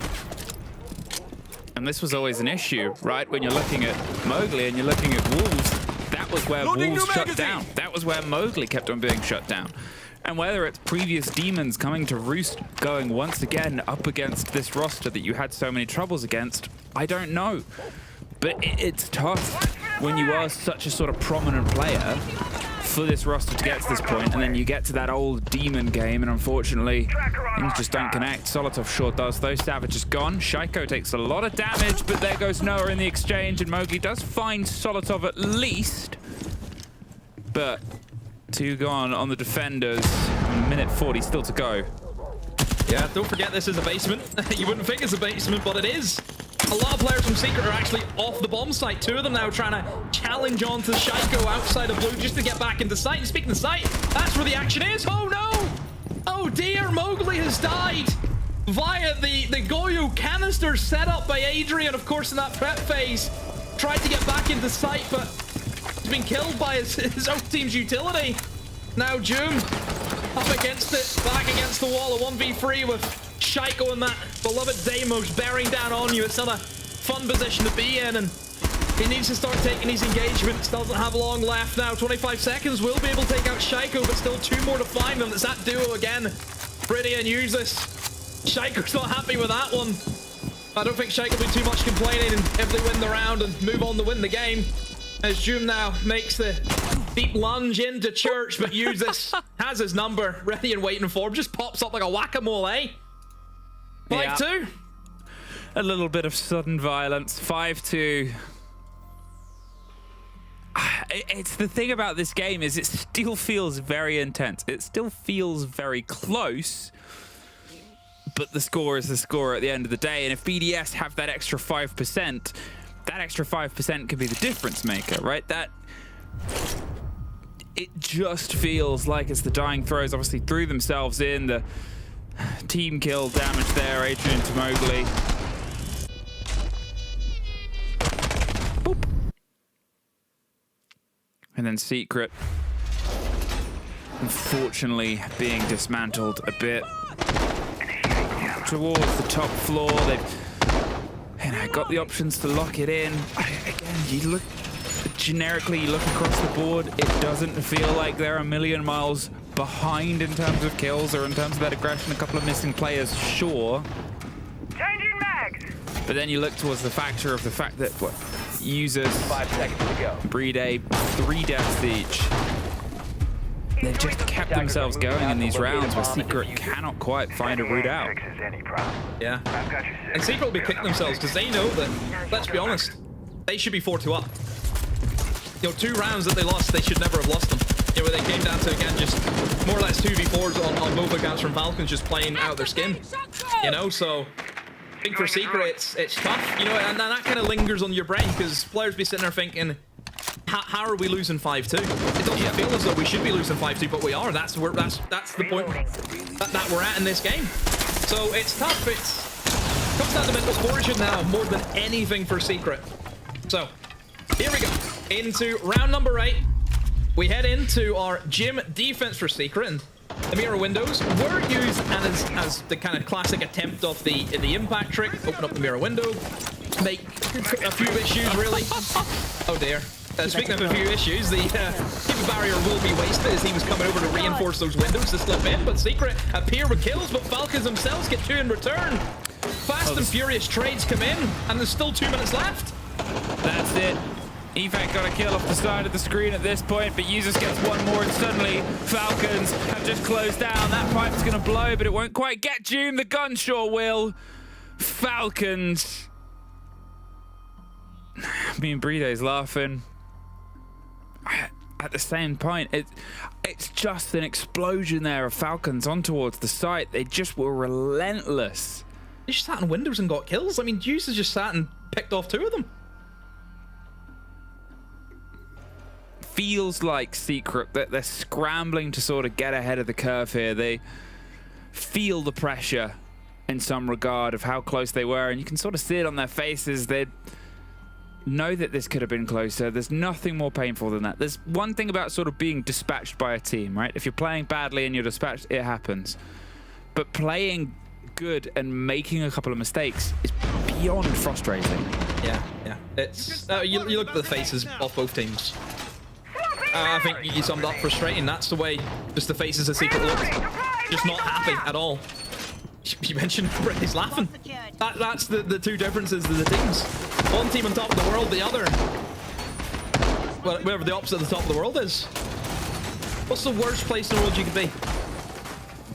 Just let us know.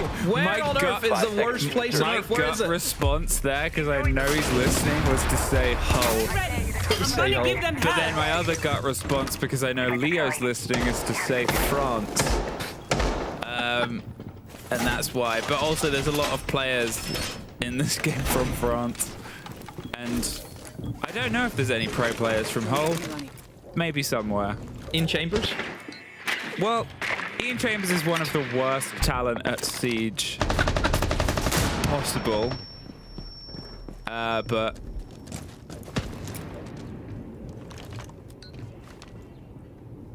Six to 2. Secret, as I said, long since used their timeout. Some serious drywall work coming up. And it's a result that doesn't feel fair, but that's the game, and that's when you're up against Falcons, who will see opportunity and find opportunity, and also when there isn't one, make opportunity to make things go their way. And that's the skill of this team. And Secret now have to just lock in, try and, you know, get their heads back on. Well, Solotov loses the first breaching charge. It's the Clash that's waiting for it, and no way. Solotov still wins it out. And if that isn't an explanation to this score and how they feel hard done by.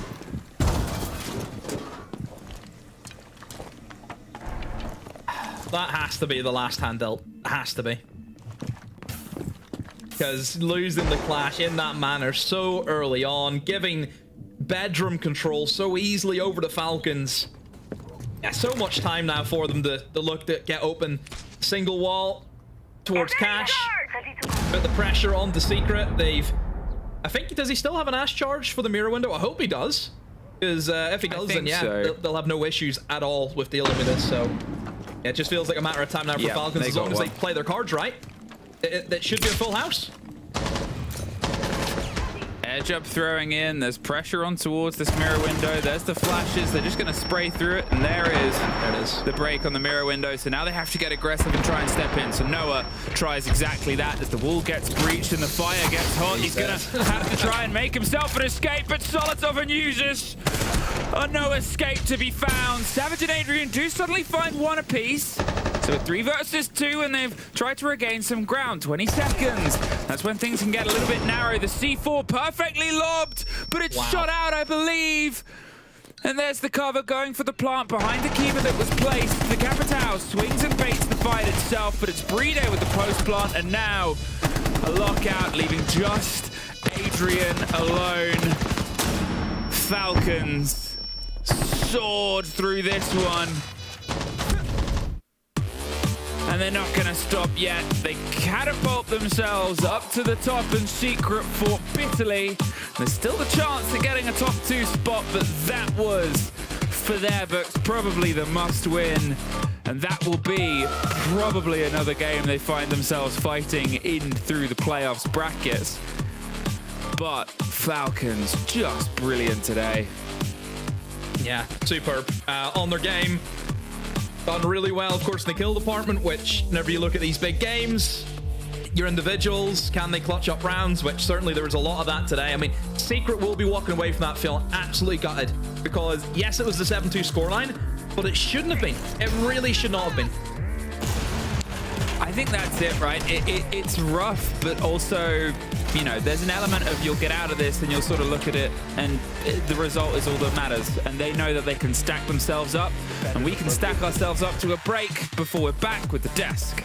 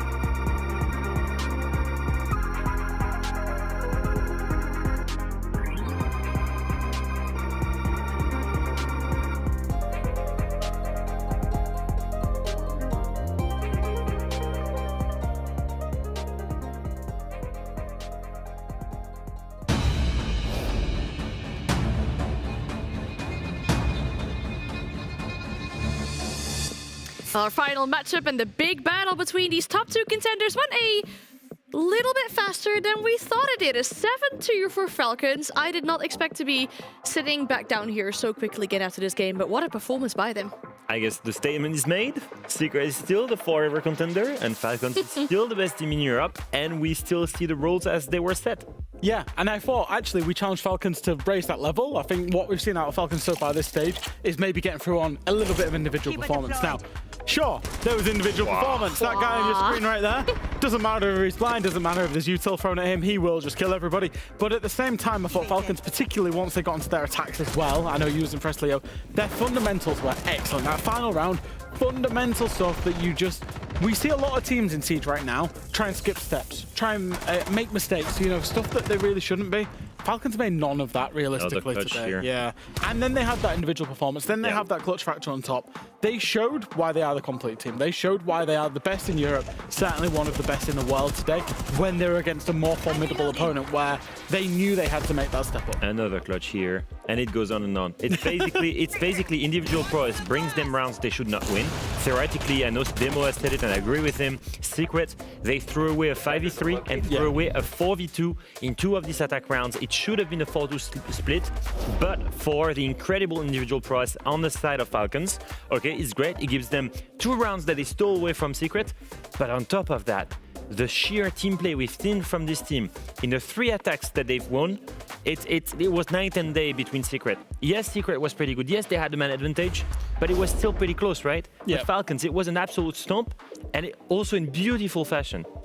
Not going to call him out too much right now, but Mowgli being at the bottom of the scoreboard was a huge surprise. Yeah, it changes his performance compared to the rest of the stage into this matchup. Yeah, and big drop. It seems to be when he's against this one particular opponent as well. Don't know if there's something mentally there, but he's become so important for this team. We hyped him and Noah up in the pre-game. We've said how important it is. He was the best entry in the world.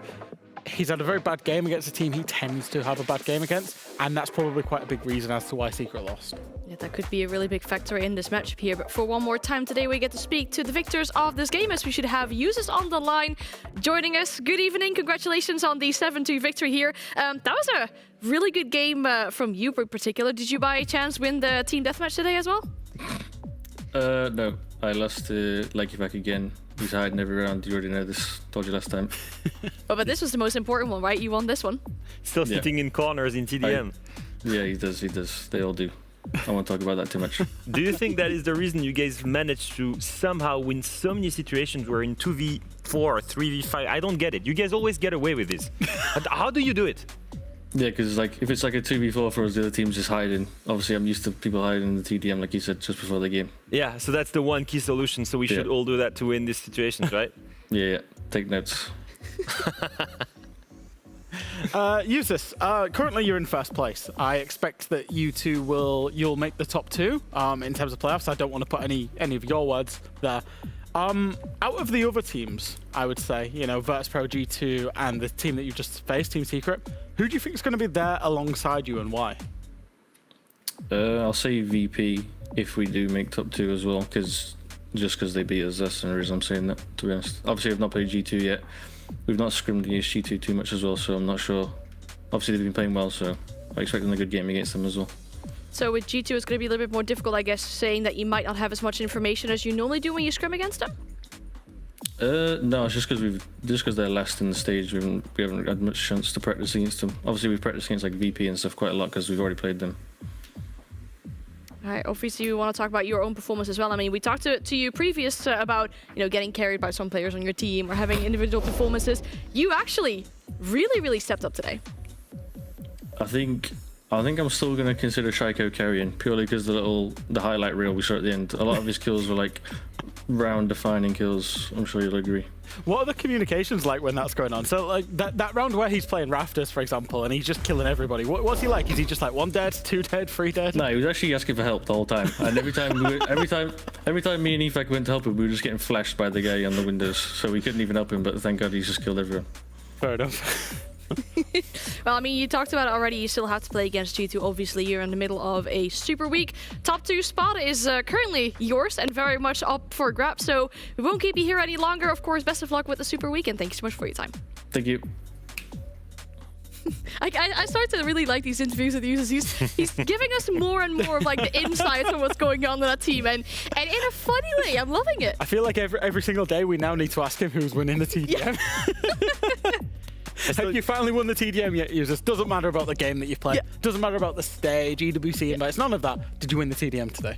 Can we start a petition to literally ban the people that go in TDM to hide in corners? And lay on the floor. So true. Shotgun enjoyers. I hate them. Why are you playing TDM we don't need for to the ban the KD? shotgun enjoyers, Anne. I mean, No. do you really enjoy playing against so many shotgun enjoyers in a team deathmatch? I play the. Let's be real. I play the flump. We all do this to warm up. What are you warming up for shotgun? And why do you need to stay in a corner hiding? And why do you need to prone somewhere? No one is warming up like this. Are you playing Snake all the time in rank? No, you're not. Do you know what? I've played TDM with some of the Fnatic guys, and they know the spots of where people spawn in and just camp them. I hate them so much. Just run and gun. That's the goal of TDM, warm up. And I hope someone in chat agrees with me that people camping in TDM should be banned. You should actually get kicked out of the game if you stayed 3 seconds still. You just get kicked. I think there's a higher priority of people that they need to ban right now. That's my fight. That's my fight. I think we're taking this a little bit too far. Obviously, TDM is it's fine to be enjoying that, but we're down to the last 2 playdays. Let's talk about our results for what happened today, our first day of the Super Week. We'll bring up the results and show you exactly how these 5 best of ones went down today. Because my oh my, we're talking about that BDS Gen G game. Is it only overtime today? Yeah. I kind of expected more overtimes. Me too. I think there's a couple of games. I'm disappointed by, in a sense. I think I had a feeling about Wolves. You sound sad. Do you know what? Here's who I'm sad for, right? I'm sad for Wolves. I had a feeling about them that when the pressure was off, they were going to show us some more. They had that feeling about Fnatic for a while, and I'm really sad about Fnatic. I thought they were going to do some, just because when we've seen them against big teams, they generally put in better performances. Reverse them 4 clutches, it's a different story, I will say. But no, I really enjoyed the last couple of games, especially the fight for the top 2 and the fight for the top 6 in the BDS Gen G game. BDS Gen G delivered. We saw some great strategies from both teams. It was not a game of who's the weakest. It was actually a game of who plays the best, and that was very interesting. Yeah, Gen G made another step up. Yeah, both teams are progressing. It's great to see. Yeah, it really is. And obviously, we want to see how that looks in regards of those top 2, the top 6 fights when we look at the standings as well. One more time today to really show how these teams are starting the Super Week.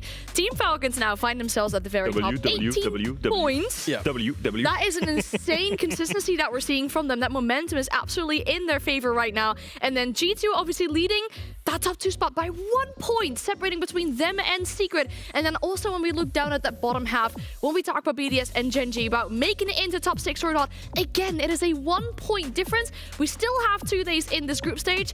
It really is going to come down to those final few games between these teams. Yeah, absolutely. I'd just like to issue a quick clarification as well. Earlier in the interview with Doki, I did say top 2 auto-invited to EWT. Whoops. It's not the case. I misread the rulebook. I misread the Wikipedia page, so that's on me. But I will say, I think BDS have probably got playoffs locked now, especially away from Fnatic, I would say. I don't know. 6 points to be played, and they're playing Fnatic as well. Ooh. Yeah, but I don't know. Fnatic are 4 behind. I think Fnatic are probably now out of this race, and anybody below Fnatic. I think it's only Gen G. Oh, you'd love to see the schedule for tomorrow. But Fnatic plays You'd Gen G. love to see the schedule for tomorrow, because Fnatic actually play BDS, and then they play Gen G. as the first game of the day, and Gen G plays Secret. So they could go 6 points. So listen, Fnatic beats BDS. BDS gets 0 points. Fnatic gets 3. At this point, then Fnatic then plays Gen G, beats them 3, and gets 3 points. Who did BDS play on the final play day, Anne? Wolves. Nah, all right, it's BDS. Yeah. Well, but then again, it's that, and then also Gen G Secret like that. They really need this big upset if they want to keep themselves in the running. And then also, regarding the top 2, I mean, Falcons, G2, they play easier opponents, I guess we could say. Maybe G2 having the more difficult one against Matcho, but it's not always a given that you get the full 3 points for it, especially when you still have that top 2 contention. Very much all to play for. Yeah, and I think what's curious here is the games 2, 3, 4, and 5 all feature what we would consider a top 4 team for us inside of this league. They're all gonna, by virtue of the first team wins, it cascades pressure onto the second team. Whoever's in that, playing 3rd and 4th, there's a lot of pressure. If all of their direct rivals get a big win, that they need to do it as well. I think one upset can change big dynamics tomorrow. VP will be punished by their upset. They lost to Matcho. some point during the season. They will be punished by that. I don't think Falcons has dropped any points since they lost to VP. No, they haven't. So right now we're in a situation where still clearly I think we're looking at Falcons taking it over first seed, and then a battle between Secret and G2 for top 2. The more things change, the more we get flirted with, you know, things might change. Secret, mate, top 2 Two more play days. Two more they play stay days. the same. You know what the good news is? We'll be back in about 18 hours from now, given that it's like midnight. Yeah, I prepped the bed just behind the couch. I'm ready. I think honestly we should do that. Like if it's a super week, you know, given that it's a Tuesday, Wednesday as well, you know, we should make sure we get ourselves comfortable here for a little bit of a sleepover because EML is not only 2 play days this week, we've got 3 play days in total. It is our super week, like we've already mentioned. That means we'll be back in about 18 hours from now. Tomorrow at 6 p.m. The first game will be with us here today. For now, thank you so much for watching, and we'd love to see you again tomorrow.